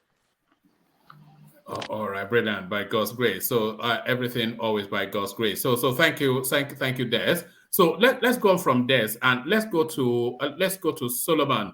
So Solomon, I want to take you to a completely new space. I was actually hoping to wrap the conversation a lot largely around this Emefiele back in Nigeria, but is completely surrounded by almost a battalion of military men. So what's going on in that space, Solomon? Yeah, Emefiele is being backed by the powers from, should I use the word, upper echelon? that they are the ones. But good morning, everybody, actually. Yeah, good morning, one man. Good morning. Emefiele, the backing Emefiele is having or has gotten is not just something you would underestimate or neglect or just come and intimidate him. No, the National Assembly and the powers that be in this country cannot. The National Assembly and the rest of them, they can't intimidate Emefiele because look at Muhammad. I think Muhammad Dara. I think he's backing Emefiele. He was one of the persons that instructed these guys to go and secure this Emefiele, and he resumed work yesterday. In fact, today, I think today or yesterday today, they will be having their first wherever meeting for the year, and these people are not going to do anything to Emefiele. Emefiele is going to start as long as Buhari is with him, and the other. Well, if Buhari is with him, then how are these people able to push so hard against him? They've not gotten him now, because if they've not gotten him, the fact that this guy, what is his name, this army general has instructed Lucky Rabo has instructed his some of his soldiers to go and secure him, to guide him. They used to show you, and he's coming. That's the instruction came directly from the presidency because he's the commander in chief. So this guy is in a safe hand. Yes, Don't you think? Don't you think they actually soft pedal after some probably people talk to them like, if you go in this manner again after this guy, people are gonna say a lot, and it's gonna because people are already saying, oh, like even the obedient are already saying, oh, they're actually going after him for this, for that, for the. I think they must have softened the pedal and just okay, maybe let's take another way. So giving him security and other is just to show him like support, like okay, have the rest of mine, no problem. Come, you are at peace. You are just come back. That's how I see. I think they just change the way they are going about it because of what people are saying already. Before you understand what I'm saying, though. Yeah, I get your point, but you should understand something that right from the day one of this his policy, whatever, the presidency has always backed him. So Emefiele now is not fighting. Is not in contention with the presidency. He's in contention with the National Assembly and the House of Rep. So he's not in, so the highest power, the highest office in the country is the presidency. So this guy is not going to. They can't do anything to him. That is just the truth. They can't do anything, but they would get him if after his turn. I heard there was something I read or I saw online. Maybe he will soon be handing over also. If I were to be this guy, I would have by now said, even after as in coming back from US now, I would have even booked my tickets and check my time of schedule, my time of handover, and just like Willie Obiano did in Anambra State. But that guy need to move immediately because if he doesn't move, yeah. But they got Obiano at the airport now. They couldn't quite make it. Yeah. Obiano owned the presidency. Nobody backed Obiano, but this one president is with him. At least he will still have some the impunity to make some moves immediately. Yeah, before they would they would arrest him or get him. So, but they can't do anything to him. He's in a safe hand, but he should be careful. That is just what he needs to understand. He has to be careful and come back because he's part of them. So you can't take it away. You can't take it away from them. This one now is just internal dispute among them, and it's not something that will not escalate to more than what we've seen. Yeah, it's something they will start tackling within themselves there. All right, and to the Tinubu rally in Kwara State, people are saying that a rally is not an indication of the direction of travel of the elections. But do you share those thoughts with them? Yeah, I share. Look at sorry to digress. Look at what they call it, Ekiti State. Tinubu went to Ekiti State and you saw the massive turnout that came out for him. And now, Atiku went there yesterday and it was massive. We will not take it away from me. I was like, the only person, if we are honest here, the only person that has gotten the lowest turnout in Ekiti State is P2B. He's the only person that has gotten the lowest turnout. I was even expecting Isaac and Fayoshe to come and make noise to post something about Atiku, because that guy is always tackling Atiku. To come and post something about Atiku and say this guy that Okiti down, but he did not even post anything. That is to see that they shut his mouth up because he claims to be in control. Like what Des is saying, those people are from Ekiti State and they do things, they are like philanthropists in their states. But how far? Why can't you? But it's in election day, that would know who is who. That is just the thing. So Tinubu getting this turnout in Kwara State. They are heavyweights in Kwara State. They are heavyweights, and this is to show. I got to understand that Lai Mohammed having the kind of power he have in this. He has had or he have in this Buhari's administration. He really worked hard for it. That is one thing I know for sure, because with this turnout, it shows that Kwara State as that like they are really working hard in Kwara State, not just only in Kwara State, in Nigeria. You can't, let's forget about the fact that people come here and say people are suffering, like the way Joel of Nashville says people are suffering. Yeah, people are suffering in Nigeria, yeah, but you can't come and people that they put it on is the person they put it on is on Buhari. They don't even put it on APC. There are people who are even suffering more than the people he has seen. But that party or whichever candidate that they've made up their mind to support, they will support the person. It's not about him coming here to say all the Nigerian youth. Which people are Nigerian youth? Is it people from south, some people from southeast, okay, majorly, then some Yoruba, then maybe some from, because you can't take it out. Obi movement is in these places where like they are really trying in these places, but it's not what will take him to that place. So it's not all the youths. You say some youths. You don't use all the youths in Nigeria. It's not all the youths in Nigeria that are supporting P2B. Yeah, it's not all the youths in Nigeria that you can't even give them. Who said all youths? Who said all youths? No, you come here. You've said it. You said it now. It's not. I'm not talking from a point of attacking you. I'm just saying. You say like most of the youth in Nigeria. You categorically say the youth in Nigeria. The youth in, and I'll be like, which youth are you talking of? No. That doesn't mean that. I never said that all youth. That would be stupid of me to say all youth in Nigeria. Okay. No. I'm just saying that being that the number of the youths, according to INEC, is 75 million. Obi is going to get a chunk of that number. Okay. That's what I mean. It's not like, I mean, there are people that are going to support other parties. Okay. So their APC are working. Yesterday, I'm not an APC person. I don't support APC. I don't support APC at all. But you won't take it out with what you see. When you see the truth, you say it. Even their youth president, the guy even went from Benue. It was yesterday I found out that you can use. There is a point you get to in Benue. You would or in Kwara. Is it Benue or Kwara? You would use canoe. He drove his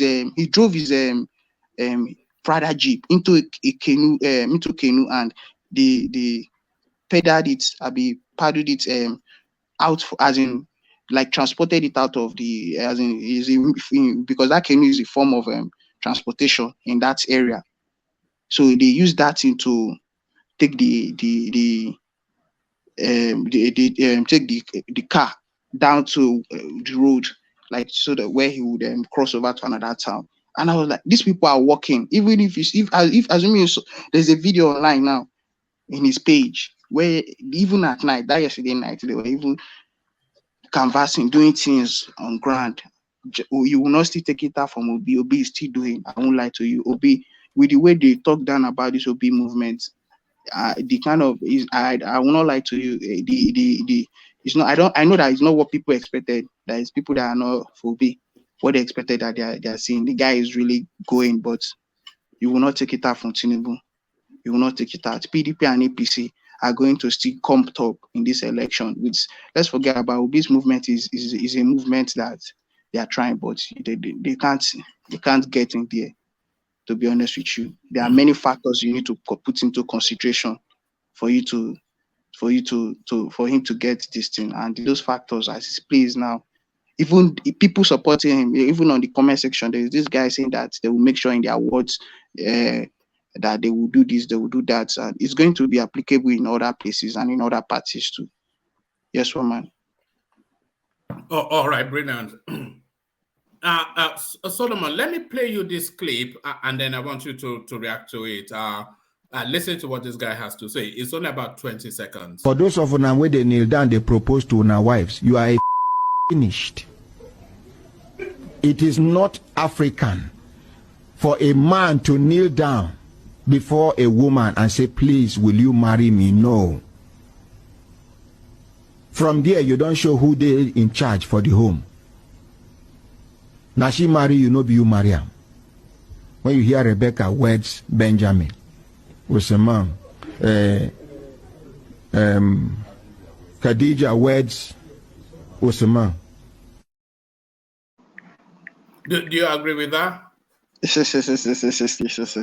You know, this thing is a Western tradition that they brought into the African space, and we've adopted it now. Like, if you don't behave like this, you're not a gentleman. Even if you're taking a girl in a date and you don't do certain things, maybe this ladies first thing, they'll just You know, call one of you. the most ridiculous things I've seen in recent times is black people buying flowers for women.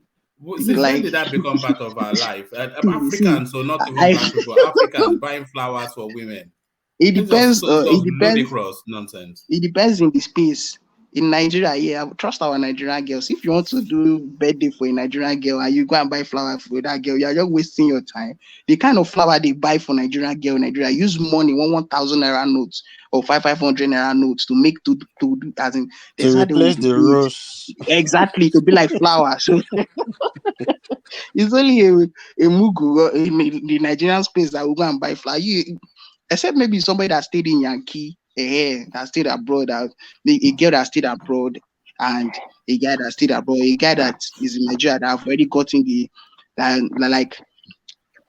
knows, as in, that have orientation or know what's up, that maybe he's checking or asking a girl from But Solomon, the out. now they are accepting it though. They accept. They do. See, let me just say this real quick. Look, Yeah, you see social media, eh? yeah, You see yeah.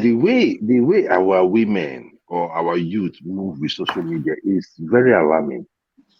I am telling you honestly, like the cultures we are imbibing, we tend to carry. Look, I was listening to Tiwa Savage, one man. I almost cried. Tiwa Savage happened to go to this show, right? And you know, we that are living here, we know the level of such shows. You know, all these bitter single women shows, you know, where you just go and you want to just like talk down on the guy, you know, just make them understand that this is what you want and all that. I saw Tiwa Savage there, and the lady there was saying that what she needs a nobody that just happened to have a podcast. And Tiwa Savage was sitting down there like moo. And she was saying on behalf of Tiwa Savage that what she needs is, you know, when she comes back from work, a man that will make food for her, you know, have a good dick, fuck her good. Sorry, can I settle down? Can I interject? Mr. Sorry, sorry. One man. I'm sorry, but you get where I'm coming from, right? One man. Yeah, I know where you're coming from. Yeah, that was how they were talking to Tiwa Savage. Tiwa Savage just sat down there like mumu. I said, where is and see, one man, you would think that these things does not have effect on our youth. It does. For Tiwa Savage to have a sex tape and people were supporting her is to show you the way our society have gone. So I mean, please, Solomon, I beg, come on, carry on, I beg. I want to ask you a question. Are you taking out the from the context that people? Okay, are you saying that the money doesn't really play the major thing in that Nigerian girls now beginning to accept the flower thing? Is that what you're trying to say? No. I'm not saying no. The money part, the money part is a constant, right? It's a constant. The money will still be there.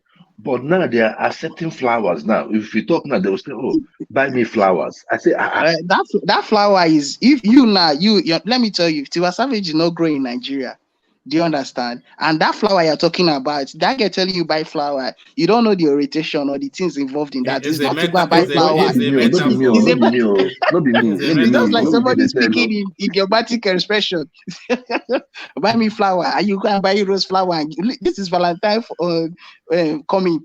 14th of February is Valentine, and you don't see people already posting that if you're in this social media thing and you have some guy, you have youths in your WhatsApp, you see the kind of things they post. People already say, how many days to this thing? They're not expecting flower. I know what you're trying to say, but not in this Nigeria space as it stands. That flower would see, it is money flower they're talking about. Trust me. It's just the girls that they trained abroad, like Tiwa Savage. She was not trained here. Somebody that even was in Beyonce's group. Look at you, her orientation is different from the common Nigerian girls. No matter what our Nigerian people see on line, It's just the few things that they would take, but they will not take like this flower thing. You can't take flower and go and give to the like somebody that has not eaten itself. You give her flower, she will stone you that flower and call you a useless guy. Not to cook them, not to Oh, cook. carry flower, go give Precious. My point is that right. My point is that they still take the money. They still ask for the money. The money is the number one. But there is this new trend about flowers these days. That's my point, right? That is the money I'm telling you now that they use money to. I have seen that one. I have seen that one you're talking about, that they use money to make flour. I've seen that one. I'm also telling you that I have this group of people these days that I see online, talking about flowers. And it's not just the Gen Z's generation. I'm also talking about the ones that are like above 30. Like those ones are the ones that you can actually buy flour for. They are the ones you can buy for, not these Gen Z's. Gen Z's, what you want is flour. Instead, you see, you buy an iPhone or you buy a gift that she feels that is very tangible. It's not a flower. These Gen Z's are the worst. They are the worst kind of people. See, guys. iPhone, how many people? See, why they put my name as a comma? My name is Eze. People they buy iPhone, guys. Which one is the comma? Eze comma. He's just talking out of No, I just caught it now. I didn't even hear it before, but I just. For me at Dex, I don't have any bad energy towards him. So it's just acting up on his own. See, people, what are you saying? It comes to Nigeria. Is it to buy iPhone? Is it because people just see, or these people supporting Obi? Do you think maybe they are the youth that are talking? What do you think is giving them the energy, or giving the youth you claim that they are supporting Obi in this election? Do you think they will just stay like that? Do you know what is going on in Nigeria?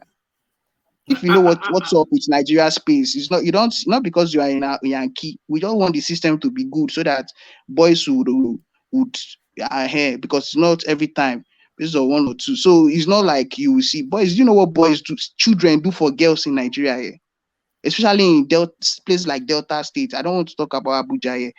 Places like all these south states, Benin, Edo State, Edo State, Lagos State. There, you see boys, kids. You buy girl iPhone 13, iPhone 14. Life is not out of. I'm telling you facts. All those ones are our boys now. And what do you think? What do you think is rampant in the south? That people are having hope in Obi that this one, or those youth are talking. What do you think is fueling them or engineering, giving them the mind to say no to vote buying? Come to the south. I don't need to talk too much about that space, to be honest with you. So let's not talk about this thing. Guys, boys do things for girls. Kids, you see, I know, like where I schooled, children of 18 years, 20 years, they're already getting married legally. Their parents would it's not everything No one lie, used to you're talk not about. lying at all. What are you saying?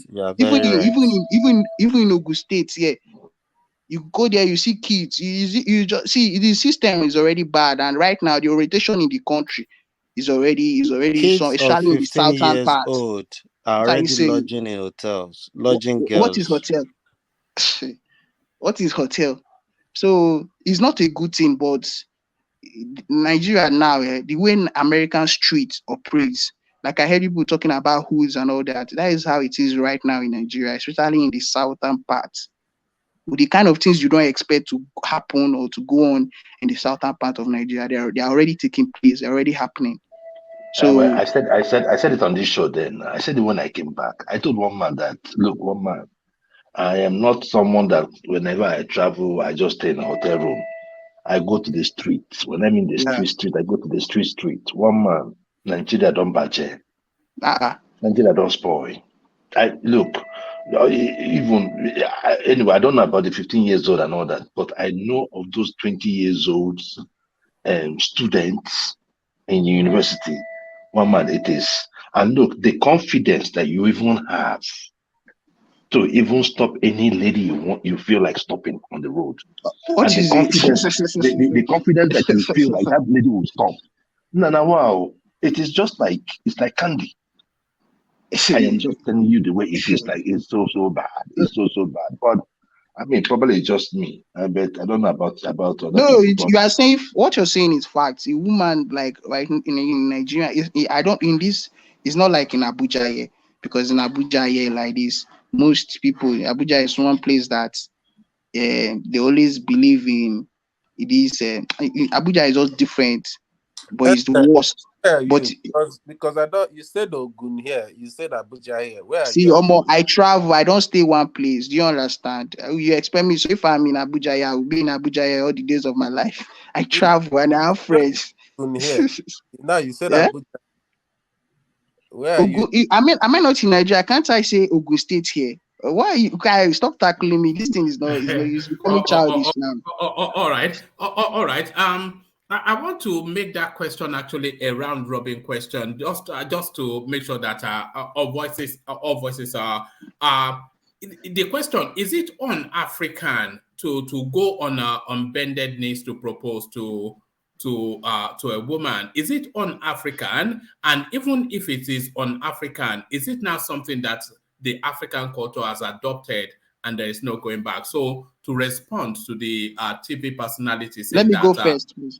Okay, you go first. Yeah, it's on African. It was introduced by the Europeans to the space. Normally, African man cannot. In those days before the Europeans came into the African shore, they don't kneel down to propose to a lady. Don't even know what it is to propose to a lady. You just be true. You just go to someone's house. You go and meet the person's parents and tell the person that that I'm interested in your daughter and all that. With what I've heard, They happen in your garden, I want to pluck. So nothing like this one now is a gentleman thing. You open door for a lady. If you open gates or you open door and you first a lady and enter, you see this guy is not a gentleman. Don't you know ladies first? This kind of orientation. So it is a Western ideology. Yeah. Yeah, but should it be our direction of travel though? Is it something that because the fact that it was Western doesn't make it bad? So is it something that we can adopt into our culture that this Can I come in here briefly? No, you come in. It's a round robin, so everybody gets to answer. Okay. But let him go first. Then then I'll take it round. Yeah. Yeah, it's already part of the system. You can't eradicate it. You can't. There's nothing you will do to clean it off. It's already part of the system. Like there's nothing. It's part of the culture now in Africa, in Nigeria. So there's nothing anybody want to do or want to say that will make this thing to get eradicated. Yeah, it's part and parcel of the culture now. All right, brilliant. So I'll take it. I'll kick it off with Joel to land on it first. So Joel, as you know, with the round robin, it's just a very condensed. So to that space, is it un-African to go on bended knees and say, it's "Will you be?" And also to add on to it, to the people that are married, did you do it as well? So is it un-African? So answer that. Then cap it off with, did you actually do it? Yeah. Anyway, first and foremost, I did not do it. Probably because I married my girlfriend, at the university. So I did not really. I'm not that kind of. I don't just follow trend. Like I just do things the way. I mean, some people say it's selfish and all that, but I mean, it is what it is. But I did not, and I did not cast aspersion on those who did. It's a culture. It's a culture that we've imbibed. We borrowed it, and just like democracy, just like religion, and just like white wedding. So you see, if you want to take away the kneeling down, then you have to take away the white wedding as well. So our culture has been infiltrated, and it has been going on for quite some time, without any breaks. We have more people that traveled abroad, and when we traveled abroad, we come back with our baggages. In the past, it wasn't like that because, like a few people, it was like a few people, making those decisions or traveling. abroad. When they come back with all these all these ideologies and all that. People tend to listen to those. Then now you have the social media, and that one just buried everything. So one man, it shouldn't be a part of our life. But here it is. I would just say at this point that those who want to do it should just go ahead and do it, and those who doesn't do it shouldn't be castigated or stamped on. That's how I see it. All right, brilliant, brilliant. So you're up next, Desmond. So is it on African? And if you're married, did you do it going on bended knees to ask a lady to be your wife? Yeah, a woman is an Africa.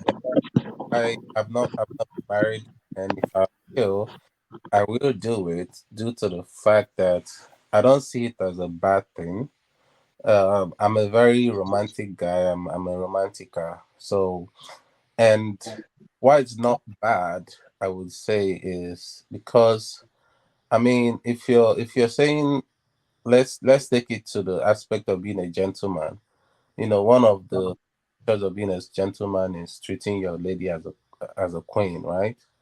And with that being said, you're gonna treat your lady as a queen. I don't see any bad thing in kneeling down and proposing to her. That's how you treat her. That's basically a sign of how you're probably gonna see her in the future when you guys are married. Because if you're to kneel down and ask for a hand in marriage, that means you can also be loving to her when you guys are married.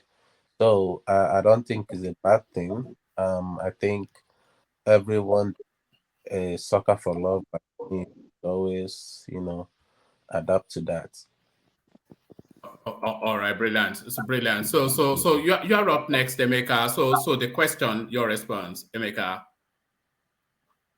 Yeah, thank you very much. My before I answer, I would want to ask you, woman, did you propose in such manner? No, I did not. But I would have, but I did not. No, that's not a problem. I'm just trying to tease you. Anyway, based on your question, it's not.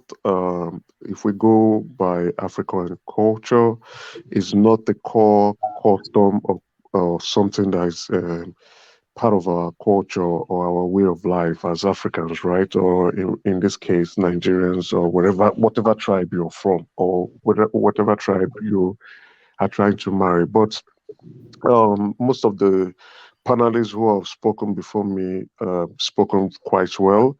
We borrow things. Ways of life, which is culture, is not stagnant, is not static, is not cast on stone, it's not a dogma. You change things, you learn new things, and it becomes a custom which you continue and pass on to the next generation. So I did it. Yes, I did it. It's a way to validate my love for my wife, to also show the seriousness and appreciation, and to also show that I'm serious, and for her to see that seriousness in me and accept my proposal for her. So I did it, and neither would I castigate anyone who goes against it and do not want to do so. If the end result is that your wife or to be accepts your proposal, yeah, that's good. If you don't wish to kneel down, it's fine. There's no big deal. If you do, it's also good. It's a choice. Is it a trend now? Yes, it is apparently, and I would say most men or many ladies, I won't use most, many ladies expect their man to propose or even make it more elaborate, like organize a party and organize a few friends and a few of our friends to be involved, make it very elaborate in such a manner that they can post on social media to brag about their proposed parties. These are one of the highlights of within a female's life journey, right? And the day she's been proposed, the day she gets married, that's her wedding day, the day she becomes a mom. You understand those things are particular well-documented highlights for women, and if you could be a medium to and document that process, yes, why not? It's good if it's something your wife do not care about. Yeah, no big deal. But I think many women these days care about it. Do you think we are becoming too westernized in the way we are? Well, definitely, I would want to say sort of. We are borrowing a lot of Western cultures into our community these days. We're westernizing our ways. Apparently, we can't rule that out. We were colonized by the West, the United Kingdom, for instance. So they brought in their culture, their way of life, even their food, which we have also emulated and passed on to our various generations. So if you say being westernized, we are getting westernized, that I think that's a major factor, the colonization from the West. But again, we still retain our own peculiar ways, right? We still retain our languages, we still retain some things we consider to be very important and valuable to us, and we transmit that across generations. Like our respect for our elder ones, we still retain that, and we do not act like we're individuals. That happens mostly in the West, but we still retain a resemblance of communal life anyway. You understand? So you're quite right. Yes, we are taking on and soaking up a lot of Western cultures, but not only African alone.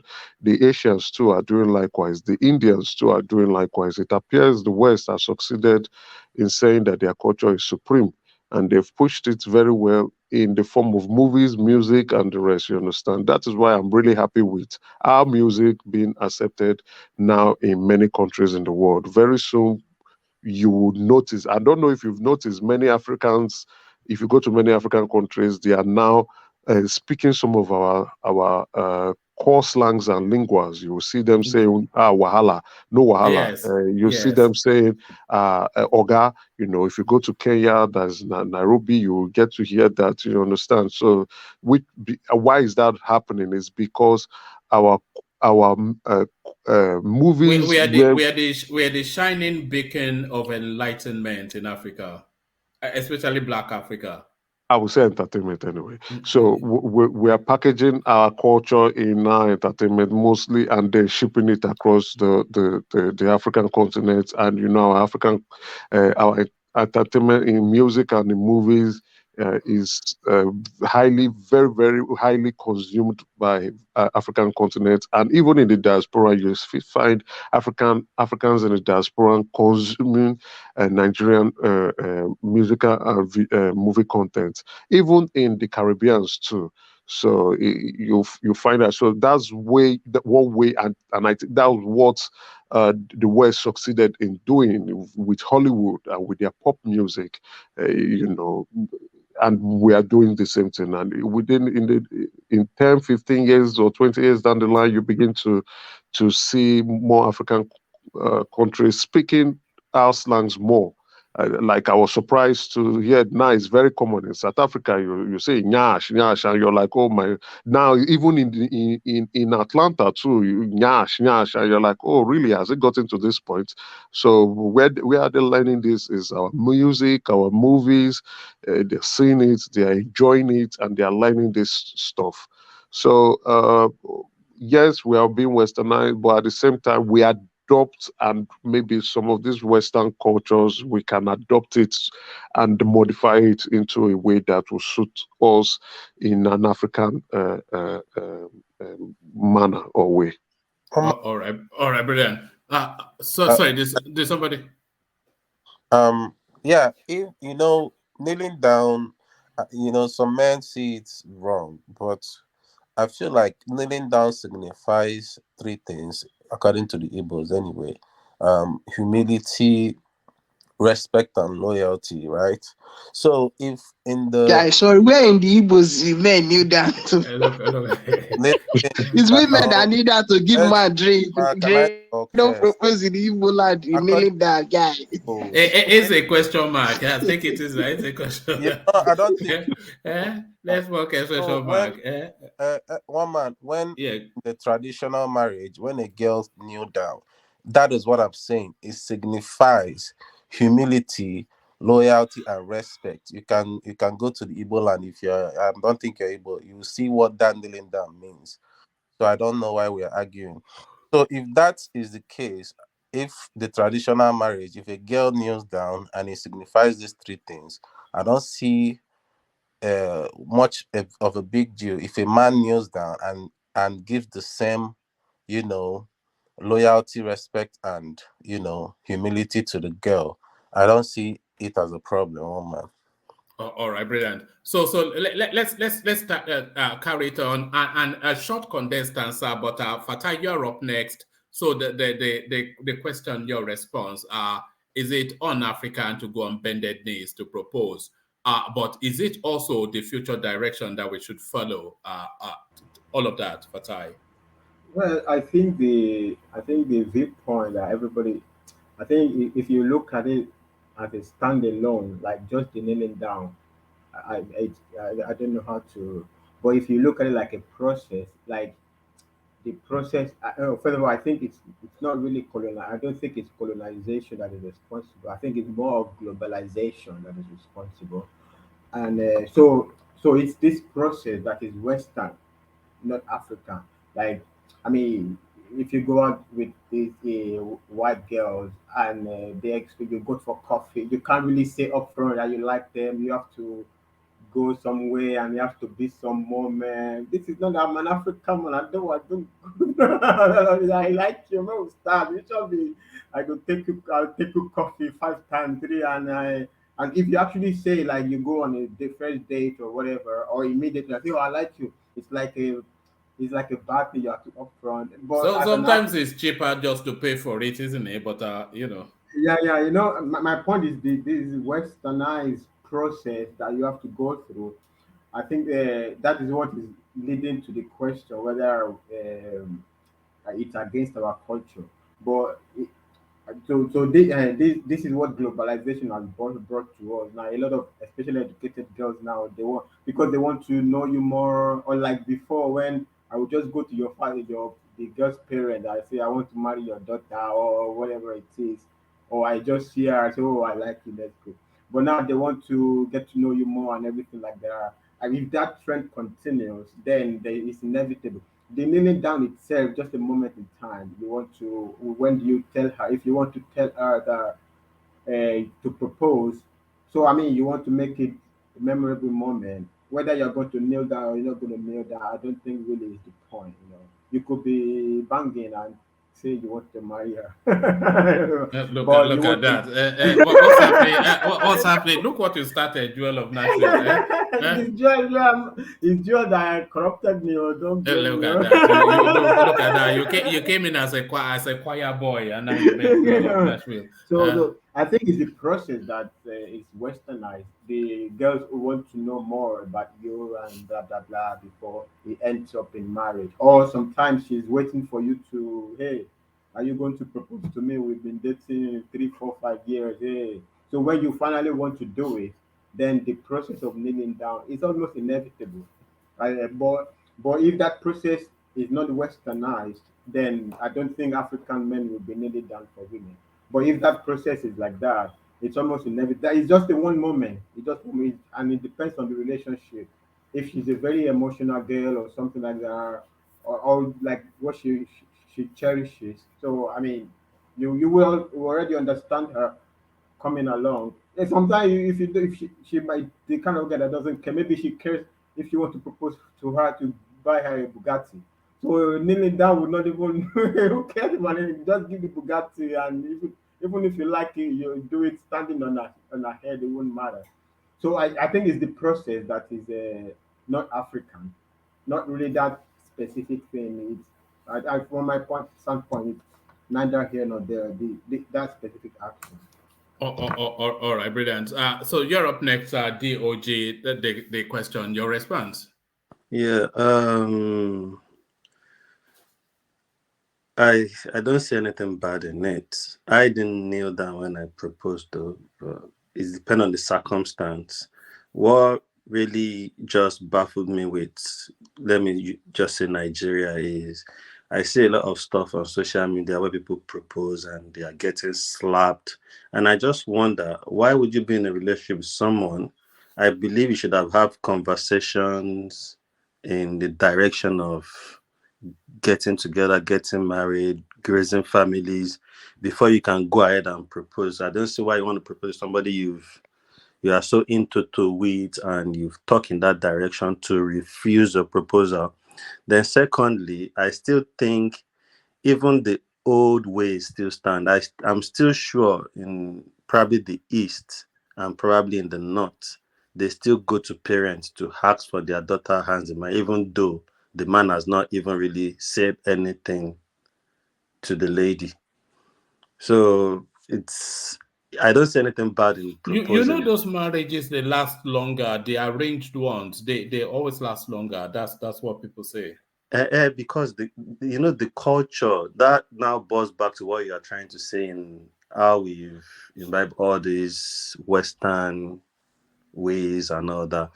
That goes along because it's more like when you say a needle has a thread on it, then the way and manner they go about it is hard for the lady to say no, and it's hard for you to say you are coming out of it. And the man would always come with a lot of things he will do for the lady that makes them really even stay in the marriage. So it's just what you choose, because I still believe a lot of people, especially maybe the East and the North, I'm sure they still go to people's house and say, oh, we saw a flower or a apple or something in your garden and we want to pluck it. I already heard that kind of thing. Then they will now say which one of them, if there are several ladies in the house, then they will now mention the name.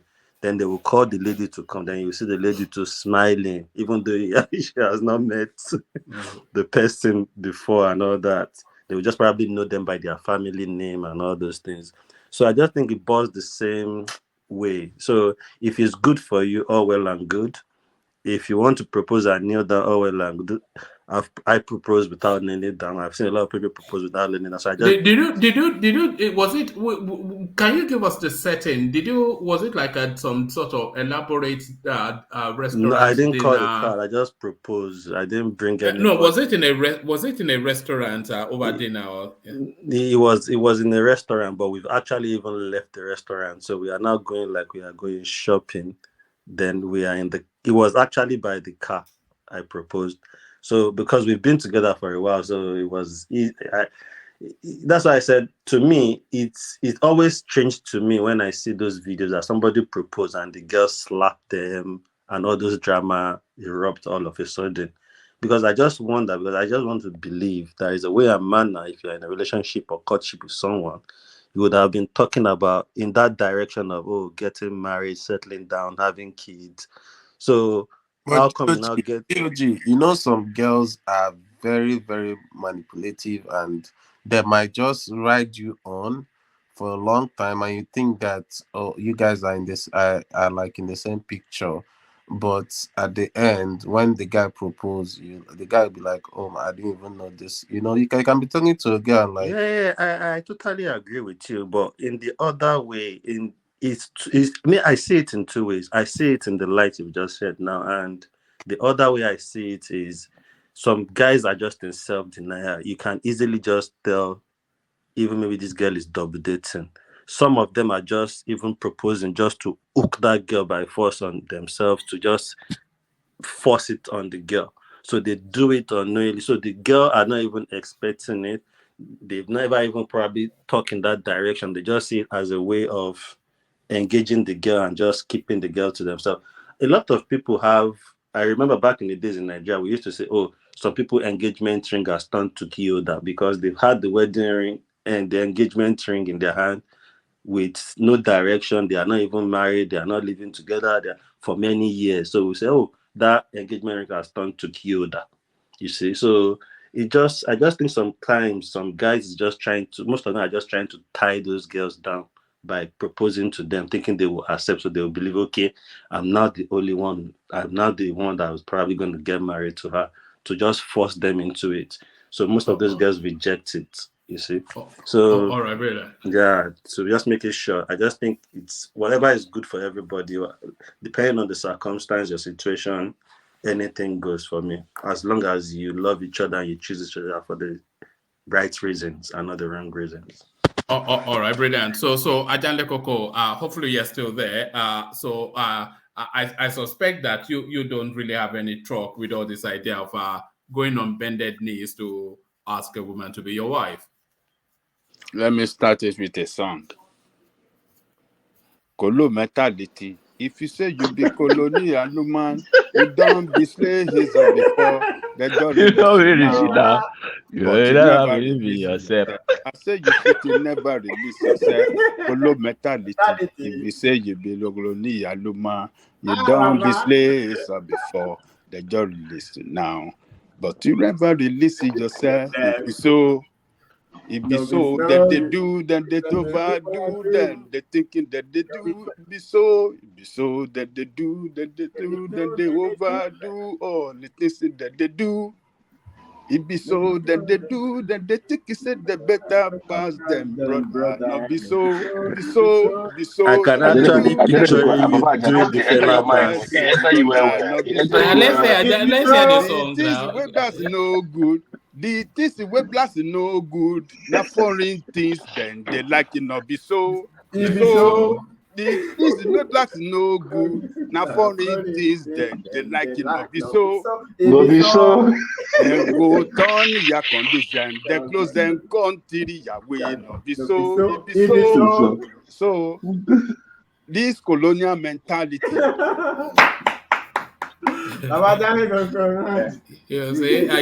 When you allow colonial mentality to continue to dictate how you will live your life, when will you stop to copying white man culture? When white man don't want to even copy your own culture. Yoruba culture is not for man to kneel down for women. No circumstances you must kneel down for woman. Woman, you have to prostrate. You can prostrate to your mother and your sisters, your aunt. But to somebody you are proposing for, you don't have to prostrate or kneel down. You stand up, talk. If she loves you, she will accept your proposal as a man standing up before her and talk to her. She doesn't love you, she will not accept it. So why do you have to copy white man culture where they kneel down from that day one? They surrender their manhood to woman. They surrender themselves for women to be supreme over them. That is their culture. Your own culture, you are a man, you are a king. She's a queen. King never kneel down before the queen. It doesn't mean that the king doesn't respect the queen, but it is not your culture. So I don't know where we are getting this idea from. You see people justifying it means that you do this, it means you love her. No, it is just it is not the way we are. We eat with our hand. We use our hand to eat ever, and not fork. Fork is for white man to eat his own food. Is anything wrong in that? That is the way they eat their own food, but not to eat amala and gbegiri. with fork. You not actually eat eba with a fork. I don't know. It's only for the reasons of not wanting to go and wash my hands afterwards. So like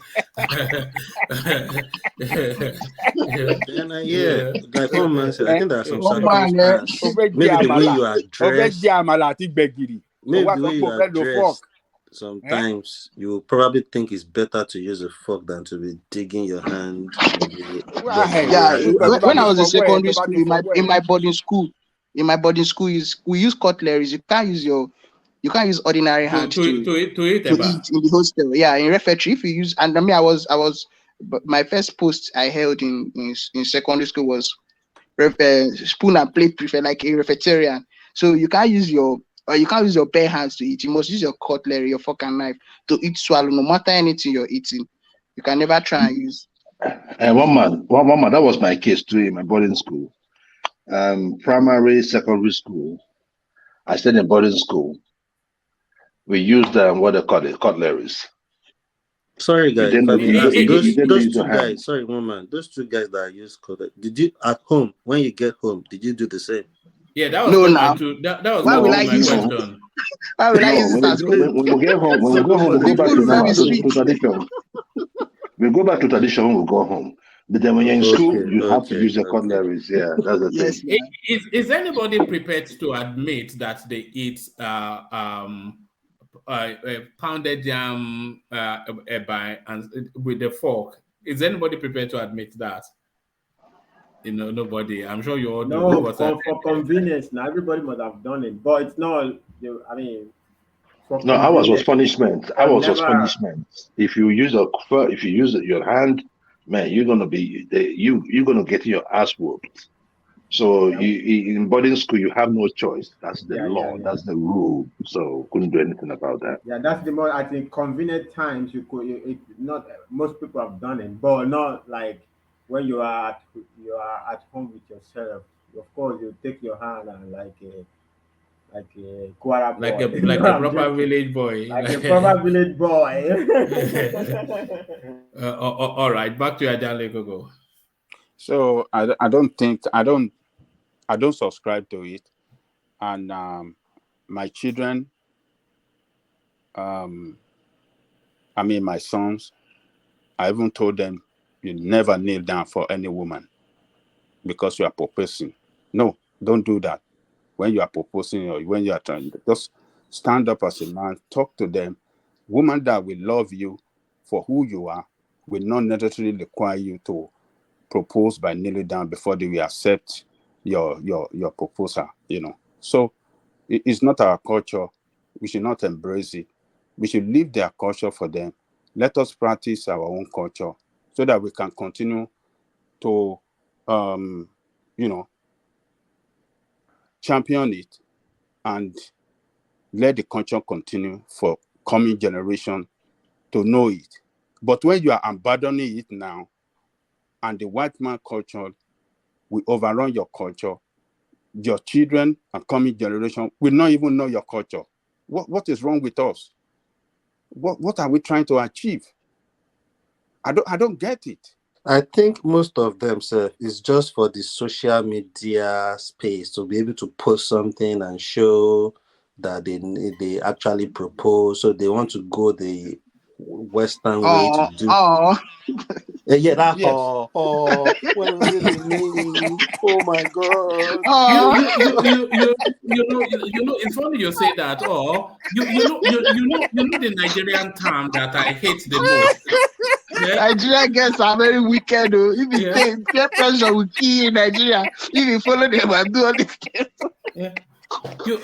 Solomon, do you know the Nigerian phrase that I hate the most? You know when they go, hey, I hate that. You know the pity that is embedded. I hate it. When they say, hey, I hate it. I hate it more than anything. I have this friend right in Nigeria. Actually, one of my best pals, right? If he sees you with a beautiful girl, right? Immediately the girl walks in. What you just say is, hey, yeah. Look at that. You know, because they usually do it for PTO. I just hate it. Hey, yeah. The worst is this. If any guy hasn't done it for you, you're not just your follow at all. I'm telling you the truth. But That's one man, now. Solomon, but the one that is making me, crazy the more, is that these days when these girls get pregnant, right? They come out with only pants on TV, photo on shoot. media, photo shoot. Woman, I am telling you, they take picture of them pregnant, putting on only pant and bra. Some go nude, some go nude. Some of them, they even go nude, right? So you just it just to baby bomb, but what did they call it? It's trend from Rihanna, from bomb. I don't know what Beyonce. That Beyonce shot, but after that time, it has been like that. So it is crazy. It is crazy. That's the reason why I want any person that is coming into power to look into our culture. Because even the morals in Nigeria, in Nigeria is any. But I don't know how they're going to do that. But we need to put a cap on certain things, especially the promotion as they did it in Ghana. Because right now, one man, let me tell you something. Let me tell you one other thing, one man. You know that lettered genders, right? Do you know that in Lagos right now, they have like bars in Lagos where you go and that is them. You'll be surprised. So, like they did in Ghana, why don't we pass a law to stop the promotion of all those lettered ideologies? I mean, it doesn't make sense. If we leave it at this pace, Nigeria loves something foreign. They love foreign stuff a lot. So if you understand the mentality of your people, you have to check it. I don't blame these Arab countries, that will say wear hijab. Then probably you now say, okay, probably we don't want to cover our face. They say, okay, if you don't want to cover your face, then still put on the hijab, right?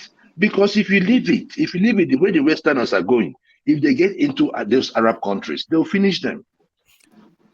You didn't see the journalist at the World Cup that went and promote LGBT. They sent him back. Okay. They said, Qatar did not take that nonsense. But you can't give it to them. Look at Ronaldo. Ronaldo was accepted with his girlfriend. No, they accepted him. That situation. No. That situation. The way I see that situation is, I don't see them as just partner. They have kids together already. Yeah. So the only difference is they've not gone to do anything. But it's against the rules in Saudi. It's against even if you have kids together. No. As long as you're not legally you can't live together if you are not legally married. Those are not his kids. Those are not his kids. They're not his kids. They're not his kids, though. Those are kids from his. They are kids too. From that lady, from Georgina, from that lady, yes. All the kids there. Because it's only the son that the lady did not give birth for him. The first son. Okay. So they have kids together. That's the angle I see it from. Like, these people have kids together, for crying out loud. They don't just do the proper. And they've been living together for too long. Exactly. Too. So what? Living together. What is that? But they let out people. Then that's what I'm saying. The promotion that did it in Ghana. Ghana stopped the promotion, so the people like Bobrisky will not fare good in Ghana. I mean, we need to put a cap. It's too much. We are drifting so fast. I don't want to talk about the drug one. One man before in Nigeria, before you see a girl smoke cigarette, it's like, hey, now one man. they smoke Igbo freely now. One man now in Nigeria, to smoke Igbo is nothing. If you see a girl smoking Igbo, it's like, Igbo now. I know now, like one man, you like everything. Yep. I didn't want to talk about the pills on. I don't want to talk about the pills on because what my eyes saw in Nigeria, like you light up a stick of cigarette, the girl sitting beside you will light up a stick of cigarette. Then they God, hey, no. It's a different world, isn't it? Yes. Now, when you don't smoke in Nigeria and a girl that smokes come close to you, she will look at you as a fool. like a guy like that don't a have Jew liver, man, like a Jew. Jew man, Oh, a Josie man. Yeah, like a Jew man. Though. She will say you don't have God. vibes. But and Solomon, the pills parts. That one You is know, crazy. when I came back, I was telling I was saying one man, my problem is that there has been an increased rate of kidney issues in Nigeria. I told one man that, and I said, one man, with the way things are going, if we do not get it right in 2023, look, the STI and the venereal disease in next 10 years, with what is going on in Nigeria today, oh God, it will be like COVID. The health issue in Nigeria is going to be it's going to be a big problem for that. It's going to be a big But can I problem tell in you the people next 10 something years. about these pills and these things? See, these things are social vices that were caused, that people got involved out of depression. I won't lie to you. People got involved in smoking because when they get high like this, it takes your mind out of thinking. You don't know how people think. No, to be honest with you. No, you're right. The economy influenced these things. So when but Mr. those Joe things is they are talking smoking, those things they are smoking and the drug, they are not cheap as well. Where are they getting the money from? See. Okay, go ahead. No, go you ahead, can Solomon. come in. You can come in. Don't The worry. boys they hang around have them. Of And course. most girls too, because they want to Coco. feel among. They want to do everything. They The want to show people you. that give you see those drugs, the pills parts, right? The pills parts, like if you're going to the beach, right? Those guys that you see, those that buy those iPhone, they're the ones that buys those drugs for them. In fact, when they're coming for a party, right? Because this one happened in my presence. We are going for this what they call it again, beach house. At the jetty where we were waiting for, they started asking, saying, "Oh, do you have pills?" I said, "What is pills?" They said, "Pills, party drug." I said, "I don't know what you're talking about." Oh, I started calling my friend. Look at this Anambra see man. their tongues Just blue. come from Anambra. I said, "Which one be party drug again?" I said, "Which one be party drug?" They said, "Oh no, I shouldn't worry." Before you know what, some other people now came. They now say, "Hey, everybody there are selling stuff. They're selling stuff. Oh, you get this one, you get this one, you get this one." Oh my God! When I started seeing it, I started seeing the pills, and let me tell you, true to it, immediately they took that drugs, they went from 0 to 70, 80. Is it ecstasy? What's the drug? Is it ecstasy? It's like an ecstasy. It's Molly. It's what they call Molly, Molly. Repno, and all that. Okay, yeah. So they call it party drug. One more. They call it party Tramadol drug. cheap medicine. They know they take tramadol again. No, be tramadol. DOG. This one. This one you go see their tongue. They blue. They had like different colors. It's different. We are just mentioning different type of drugs. Okay, different. Yeah, no. But this particular one I'm talking about, the party drugs, is the one that have different colors. Immediately they took it. One man. Oh my goodness. You enjoy them all. Because it's like. You're talking from experience, I'm talking from experience, one man, because they go from 0 to 100. They change. You see their eyes. They just go wide. They just go, So if you're coming from here, right? Because you have seen most of those stuff, right? You go the rock am, they go. But if you have conscience, they go they grind you, Abi. They go they strength you. Grinding. What's going on here? Are we turning X-rated? What's going on? Joel is corrupting the session today. Joel has corrupted the session completely today. He has lowered the tone. We used to be highbrow once upon a time. Now we used to be highbrow. I don't know. Round up that space. So my advice to our young one is that you don't respect yourself by kneeling down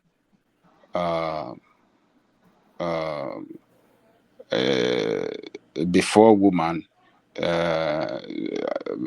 by trying to satisfy her, particularly when you are proposing. You don't need to do that. Your great grandfather doesn't do that. Your father doesn't do that. I mean, did not do that. Rather, why they want to do that? They were they married, live a quality life with their wife. So any woman that really love you will not require you to kneel down before they give you, before agreeing to marry you or do anything. Stand up. You're a man. As a man, talk to your woman, respect her. What women require from your man, they require you to respect them, and show love, show care. That is it. It's not when you kneel down that really show that you really love or care or respect them. No, don't kneel down. It's not our culture. It's not good at all for African man to kneel down before. It's a curse. As a matter of fact, it's a curse in Yoruba land. And I believe it's the same in Igbo land too. We don't kneel down before woman. It's a curse to do that. Your mother will feel ashamed when he see you as a man kneeling down before a woman. No. So please let us continue to practice our culture so that we can, continue to promote it and leave it behind for coming generation to continue to practice it and then leave it behind for generation that are going to come behind them. So that's my advice. Thank you, woman. All right, brilliant. Well said. Always well put by Jan Lekoko. So let's go on from Jan Lekoko. So he rejoins us after surviving the, or even delighting probably. So we welcome back our Saki Father, of course, a voice that the platform has made. So Saki Father, good to have you. So to the conversation, your response. Thank you, Woma. Welcome back, Saki Babas. Welcome back. Thank you, Jan Lekoko. It has been a very busy day for me, but finally we are here. Woma, on the topic of discussion, yes. Let me start by saying that globalization and globalism have tended to be powerful forces shaping the world, especially in the recent time, either for good or for ill. Let me also admit that culture is dynamic. Culture evolves. Culture interacts with culture. And then we end up having what we call cultural diffusion. Let me also say that it is regrettable that within this context of cultural diffusion, we have tended to allow ourselves to become more xenocentric than ethnocentric. In the sense that we have allowed ourselves to think that our culture is inferior to the culture of the West. And that is a very dangerous thing. I was listening to one of the symposium organized by one professor, one of the most intelligent man in the Southeast, Professor Geoffrey Ona, and the topic of that symposium was language and culture in the traditional Igbo society. But he was using it to talk about what is actually happening in the Nigerian space. So it is quite regrettable that we have, in the context of this globalization, we have allowed certain important, desirable qualities of our culture to fade away. It is very dangerous because one day in the future, time to come, we might be looking for these desirable qualities, we might not see them. In a traditional African setting, Nigerian cultural setting, it is not a desirable attribute for men to kneel down for women. And let me also emphasize that even in the past or in the olden days, I don't think there is something like this ceremonial marriage proposal. I don't think it was done in our cultural context. I think marriage is more of deeper than all these things. I think marriage is more of exchange of consent. It doesn't. It is not necessary to come and openly to do this ceremonial proposal. And in that light, a man kneeling down before a woman. So I think it is un-African, But we that are educated, or all of us here, we are educated, so we might not, we might tend to ignore those things, and say it doesn't matter. It matters. We should imbibe and rather, inculcate the mores and the attributes of our culture. Let our culture not fade away, because one day we'll begin to see other things coming. I think we're becoming too westernized. We're becoming too westernized. That in our mentality, we tend to think that the Western culture is better than our culture. That is what I call xenocentrism, and it is a very big problem for our cultural heritage. So I think it is important for us, not to be carried away by certain things we learn abroad and then bring it to Nigeria and begin to say this is way of life. I think it is all these things are really affecting, a lot of aspects of our life, our national life. Even today, the way we construct our buildings today, I think it is becoming more westernized. The way we speak today, you see some people trying to when, like, you see somebody when he speaks, people will begin to laugh at you and say this person is being emotic in speech. This person is being too Yoruba in speech. Will I say Yorubanic in speech? And this person is becoming. There used to be a time that there used to be a term that we used to use back in the day. They called it lokish. Lokish. Okay. Yes. As if somewhat local, a little bit lokish, So Yes. I think there is one man I respect so much, especially in the Anambra states. I think I've referred to him now. He's a professor. He became a chancellor of a university, Pontifical Urban University in Rome. Cardinal Arez, a very popular guy. He has lived in the Western world for more than 50 years. He speaks 32 languages. But one thing is very fascinating about this guy. Whenever he delivers a lecture or he speaks English, he speaks in an emotic way. So when people used to say, hey, but this guy has lived in the Western world for years, why is it that he has not changed the accent? I just laugh at people, Why don't you want to be the you that makes you? Why don't you want to be original? Why must you go and try to fine-tune your accent so that they will begin to say you are speaking like the Western people? Or so that people will begin to say, oh, the way the Westerners speak is better than the way an average Nigerian or traditional people or Igbo man speaks. I think it is wrong. You have to be original. It is dangerous that if we allow this trend to continue, we might look back to look at those cultural artifacts, cultural elements, in our rich culture. We might not see them. So I don't.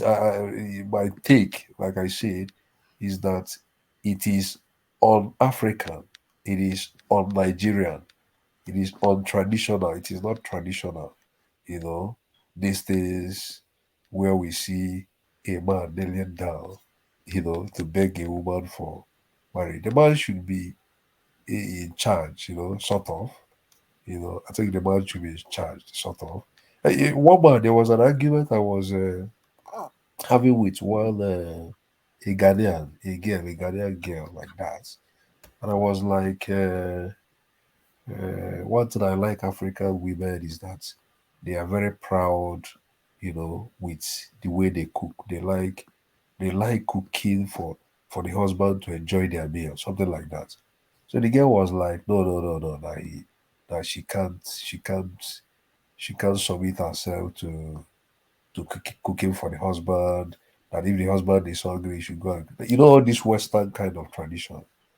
I was like, well, but I know that in my culture, many women they are very, very happy when they cook food and their husband say this food is very sweet. Second father Nanayo, it is getting bad now. That thing she told you is right. I am telling you, even now in the United States, it is happening amongst Nigerians. That's why I was telling you about the wokeism. The wokeism is getting so high as we speak. This thing now you're talking about now is normal. Very, very normal now amongst Nigerians. And whenever you're talking about all this stuff you're talking about now, you talk about West Africa. West Africa, whether be it Nigeria, be it Ghana, they have imbibed that they are, susceptible to imbibe these people's culture. I'm telling you. Sorry to interject. This thing is one of the factors that has resulted to, like this year now, there was a statistic that was posted online, and it was real. About 4,000 divorces in Abuja this year, this January. They've already filed for 4,000 divorce. In Abuja city, Abuja that's alone. not city alone. I'm telling you the fact. Wow. This was the fact. I think I screenshotted the headline in my phone. That is the Western culture. That's within the last 2 weeks. That's within 2 weeks, though. I am telling you the truth, for real. Because this year is barely 2 weeks. I don't think it's the Western thing. I think a lot of people, number one, pressure of, you need to get married. A lot of people are choosing to get married for the wrong reason. So when the little challenges of life comes at them, it's easy for them to give it up because they've actually been in that situation for a wrong reason. So that reason is not enough to keep them going, because love alone is not enough. Some people just see something. So once that thing goes away, it's hard for them to stick to the same marriage or the same relationship. So they just tend to go their separate ways.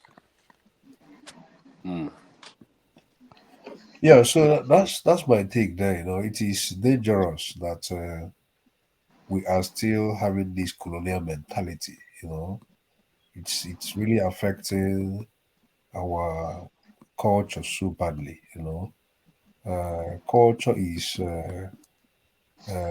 very, very important aspect of human society, and we shouldn't just move away from our cultural elements because we want to live like the Western people. It is very important to be original, and I'm not saying that there are no aspects of our culture that cannot be changed. There are, of course. That is why culture interacts, but at the same time, we shouldn't import most of their own and then lose most of our own. It is important to think of those aspects of our culture that are not actually good, like in the olden days, the killing of twins and many of them, those kind of things. But there are other aspects that we cannot just throw away like that. And one of that fundamental aspect is respect difference. It's very, very important. We shouldn't joke with those fundamental aspects of our culture. So we shouldn't continue like this. It is not African, and we shouldn't encourage that. Although it's becoming a phenomenal in our space. But we should we should put this thing on national discourse. People should make this conversation. This National Orientation Agency. I think they should put up these conversations. They are very, very important conversations, so that we shouldn't fast lose our culture. One day you wake up, you hear that a particular language has disappeared.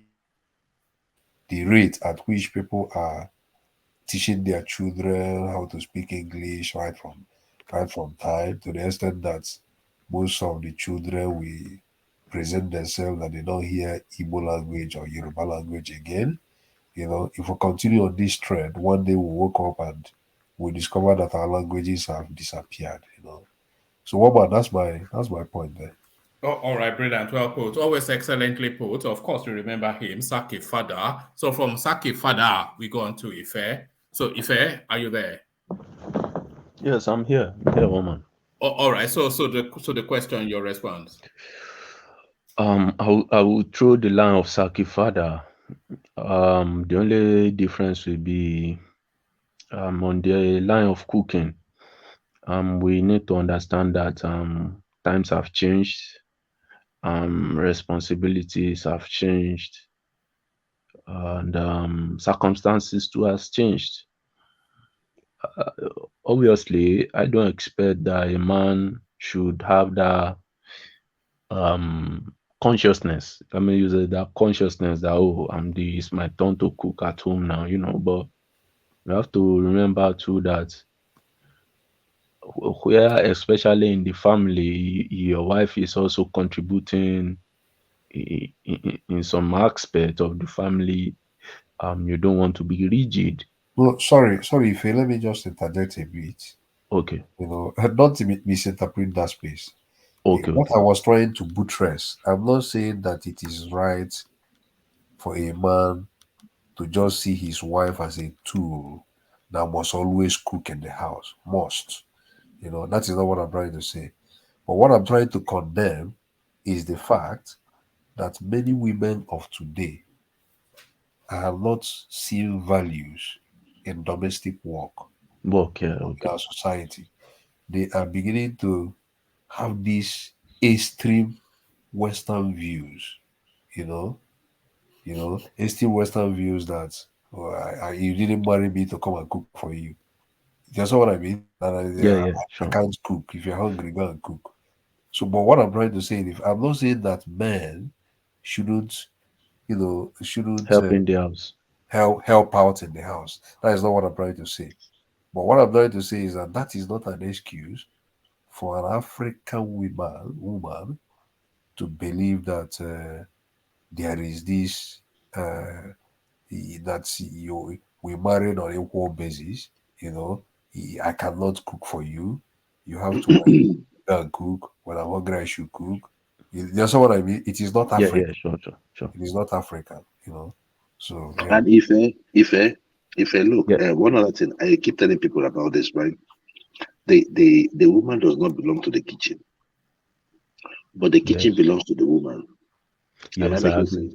I think in some culture itself, it's a taboo that when you get married, that you still go to the kitchen and serve yourself.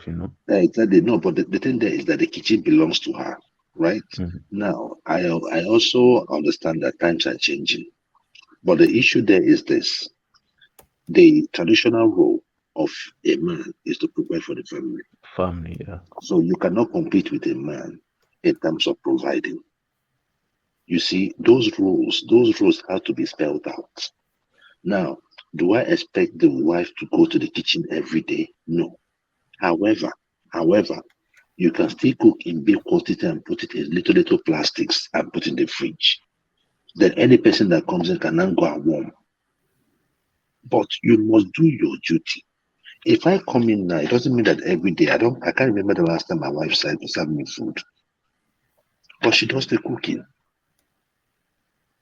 So, but now what these ladies are saying now is that they are following the extreme. I know that in Nigeria, when they're following ideations, they do not know the kind of people that are practicing it in the Western country. and they don't know the reason why it has been practiced. They don't know the level of people practicing it. I just remember those days we used to think about Tupac and Notorious B.I.G. We didn't know that they were hood rats. But you have people in banks in a bigger organization in Nigeria, jumping to their stuff, thinking that it was, so that's my point. Yeah. All right. If I bring it home in a short summary, then we can all go to bed. Okay. Yeah. So I want to just quickly finalize things that the Western culture we were even complaining of started changing because of the war they had that disrupted their society. So for us in Nigeria, we still have our society intact. We shouldn't let it go. I want to believe that before you get married to a woman, spell out some things that you would expect her to do if she does not want to go in that line, and it's not what you can sacrifice. It's better for you guys to part ways than to go into the marriage and start having problems, So that's the way I want it. But for us to imbibe Western culture, I still also believe it's part of the reason. The cause is our languages are not used as our learning. So subconsciously, we've been programmed to think like an English or like an American or cultures that speak English. So that's why I found out that if you go to Francophone countries in Africa, they tend to behave like the French. If you go to Portuguese country, they tend to behave like the Portuguese. And Ghana and Nigeria, that's why we tend to have similarities the way we do our things, because in these countries we are not using our local languages as our our mode of learning. So to appreciate our culture from our language is not in it, but it depends on the family you are from. Ideally, it should come from the language, because in Japan you have the Japanese culture, they teach them. In England they have the English culture, we have been taught in the schools to the children. In Nigeria we don't have a Nigerian culture that is being taught, but we have a Yoruba culture, we have an Igbo culture. All the ethnic nationalities have their culture. So I want to believe that, assuming our ethnic languages are being used to teach us either from primary to some secondary level, it will also help us to appreciate our culture anymore. Thank you. All right, brilliant. Thank you. So thank you, Faye, and thank you, everyone. So we're 7.5 hours in, and I can barely keep my eyes open. So I think it's time to go to bed. So thank you, everybody. So hopefully we do it again tomorrow. Tomorrow we are almost likely going to. Sorry, did somebody want to come in before I went round up? No, go ahead, Walmart. I just want to say I'll be leaving as well. Thank you very much. You're doing the Kwankwaso thing tomorrow, right?